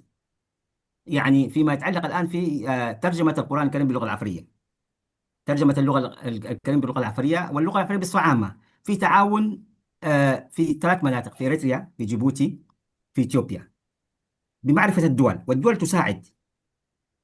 هذا مهم، هذا موجود. لماذا لا نبني على هذا الشيء جانب يعني تعاون اقتصادي؟ هذا مش موجود. لكن لماذا لا نخلق يعني تعاون اقتصادي عبر الحدود؟ لأن الناس في الحدود يحتاجون إلى تعاون يعني اقتصادي بين هنا وهناك، وهذا أول شيء يقوي الروابط، يجبر الدول أن تتفاعل معه. فهمت؟ لكن هذه الانيشيتيف إلى الآن مش موجودة. أنا أطرحها كفكرة يساعد الدول، حتى مش قضية بالعكس، يعني هذا يساعد الدول، يعني هو شيء استقراري، فهمت يعني. ولذلك أنا أظن إذا الناس قاموا بها يعني، والقضية الآن مطروحة الآن في مناطق الحدودية، فقر الناس، في مشاكل كبيرة صحية، في مشاكل كبيرة يعني على مستوى التنمية. إذا لماذا الناس يعني بدون دخل بالسياسة يعاونون هؤلاء الناس على أساس جانب إنساني؟ وأنا أظن مهم ممكن يفعل في جانب الإريتري جيبوتي، جيبوتي الإثيوبي وجيبوتي الإريتري من خلال العفر. أنا أظن الدول ما بتعمل شيء، لأن العفر غالبا يعني في نوع من الثقة، الدولة يعني تغض النظر عندما يكون عفري أو فهمت يعني، خاصة هو يعرف إنه ما بيدخل في جانب حساس. ولذلك أظن هذا مهم، هذا حيكون للمستقبل استقرار أول شيء، وثاني شيء يبعد هذه الأفكار الانفصالية لو كانت، لأن صراحة ما أخفي عنكم أنه في بعض الناس يعني يشعرون بالتهميش، وهذا يجعل رخوة وضعف للوطن. ولذلك مهم التعاون في هذا المجال لتقوية هذا الجانب الوطني. أنا أظن من خلال إيش؟ من خلال يعني الناس اللي برا، يعني أنا أعطي مثال. الآن أنتم الآن عندكم الآن لماذا لا يعملون مثلا يعني الآن في يعني مناطق معينة تساعدونها، ترسلون مثلا الآن لناس في البلد متضررين، يعني هذا ليس سياسة، جانب إنساني، وهذا يقوي أنا أظن إن شاء الله. شكرا. شكرا. بارك الله فيك. ممكن إضافة بسيطة بس تفضل لو سمحت. تفضل. أولا أشكر الدكتور محمد تفضل على تقديمه لهذه الورقة. بارك الله فيك. والمتعوب عليها. أستاذ حسين الوقت تأخر عندنا وسأدخل في الموضوع. يعني الإضافة عن السؤال، مثلا السؤال الأخير الذي سأله الآن قبل قليل، يعني لماذا هل هناك مبادرات يعني للتلاقي الثقافي بين المجتمعات يعني الحدودية، يعني أو كالمجتمعات في الدولتين؟ في العام الماضي كانت هناك مبادرة قامت بها جمعية أركينا من محافظة أوبخ، أسست منتدى ثقافي تاريخي اسمته منتدى أوبخ مصوع زيلع. أوبخ مصوع زيلع. وحقيقة يعني لم يكن هناك تواصل على المستوى الرسمي، مع أنه كانت برعاية رئيس الوزراء، يعني الحفل افتتح برعاية رئاسة الوزراء، واستطاعوا أن يجلبوا فرق ثقافية من زيلع، لكن من مصوع لم يكن هناك مشاركات. نحن حاولنا بقدر الاستطاعة أن نتواصل مع بعض الجماعات الموجودة في الخارج، لكن لم نستطع أن نغطي هذا النقص. يعني من ناحية الفكرة موجودة، وعلى أساس أن الناس ثقافيا لا تنقطع عن بعضها، باعتبار أنه امتداد لبعضهم البعض. يعني التواريخ مشتركة، يعني تاريخ تقرة، تاريخ مصوع، تاريخ منطقة عصب، تاريخ سلطنة رحيتة، هذه يعني كلها يعني في هناك شراكات في النبذة التاريخية لها. بناء عليه الفكرة كفكر موجود، لكن ما يعيق هذا يعني تنفيذ هذه الفكر هي الأنظمة التي تنظر للشعوب التي تقطن المناطق الحدودية بنظرة أمنية. يعني لا ينظرون إليهم يعني كمجتمع ينتقل إلى بعضه البعض، باعتبار نصفه هنا ونصفه الآخر هناك، وهؤلاء الناس لا يستغنون عن بعضهم البعض. هناك بعض يعني شيء ضئيل، يعني منطقة تحرك، يعني ممكن بطريقة يعني أمنية مراقبة، وليست تلك الطريقة السلسة التي كانوا ينتقلون فيها عندما كانوا يقطنون هذه المنطقة كشعب واحد. يعني بناء عليه يعني يحتاج الموضوع إلى بناء ثقة. وشكرا. دهم الوقت ولا أخذنا أخو بخسر زبالة يعني كبره زداليو أفتناتي حتون تاعي خبز صريحة أب مونغوزي بمجزاتي زرحة هجرات أحزاب أبدوب زلوا أحزاب أبتن تماريلهم سلزنبرو إذا سجمزي أب كل زلي بفلا يكا أب قليو بسلساون بربعاون حلاوي نا أحزاب زجلس نا عفر سلستلو ناي كردي بأربعة قالو بون بفليز بالك ستايز تمتيو سلزي እዞም ኣሕዛብ እዚኣቶም ብሓባር ኣብዘዝ ዘለዎ ከምቲ ዝበሃል ዝነበረ ንኽነብሩ ከምኡ እውን ቅድሚ ሕጂ ኣበነባቶም ቅድሚ መግዛእቲ እውን እንተኮይኑ ኣብዚ ናይ ሃገር ኣብ ናይ ዓፋር መሬት 5 ስልጠና እየን ነይረን ወይ ሱልጣናት እዮም ነይሮም ንሳቶም ከዓ ናይ ዶብዓት ናይ ቶጅራ ኣብ ጅቡቲ ናይ ዶብዓት ከምኡ እውን ኣብ ጅቡቲ ኣዋሳ ቢሩ ረሓይታ እዚኣቶም ኣብ እቲ ግዝኣታቶም እውን ኣብ ነንሕድሕዱ ዝተኣታተወ እዩ ብዙሓት ዘይንፈልጦ እዩ እዚ ናይ ኣዋሳ ስጋብ ከባቢ በረዓሶለ ኣብኡታት ይመፁ ናይ ቢሩ ውሽጢ ወሎ ከይዱ ስታይ ብል ካብ ኤርትራ ንወሎ ይኸይድ ካብ ኣዋሳ ንኤርትራ ይመፅእ ከምኡ እውን ናይ ቶጅራን ናይ ረሓይታ እውን ናይ ዶብዓት እውን ከምኡ ዝኣመሰለ ኣለዎ ስለዚ ከምዚ ኩነታት ዝነብሩ ኣሕዛብ እቲ ኣብ መንጎኦም ዘሎ ኣብ መንጎቱ ዝነብሩ ዘለዎ ሃገራት ክብሮምን መሰሎም ተሓልዩ ብሰላም እዚ ዶባት እዚ ናይ ሰላም ንክኸውን ከምቲ ኣቀድም ኣቢልካ ክትገልጾ ዝፀናሕካ ዘይ መንግስታውያን ማሕበራት ሲቪካውያን ማሕበራት ዓብዪ ግደ ክፃወት ኣለዎን ይብሉ ኣብዚ ኣብ ኤርትራ ኣብዚ እዋን እዚ ሲቪካዊ ማሕበር ይትረፍዶ ከምዚ ዓይነት ንዝኾነ ካልእ ንእስቶይ ነገር እውን ከተቆም ስለዘይፍቀድ ብወገንኩም ኣብ ጅቡቲ ከምዚ ዓይነት ተራ ዝፃወት ማሕበራት ኣለዋ ዶ እንተዳ ኣለዋ ኮይነን ከመይ ይገብራ ወይ እንታይ ይገብራን ዝብል ሕቶ እቲ ብወገኑ ዝሃቦ መልሲ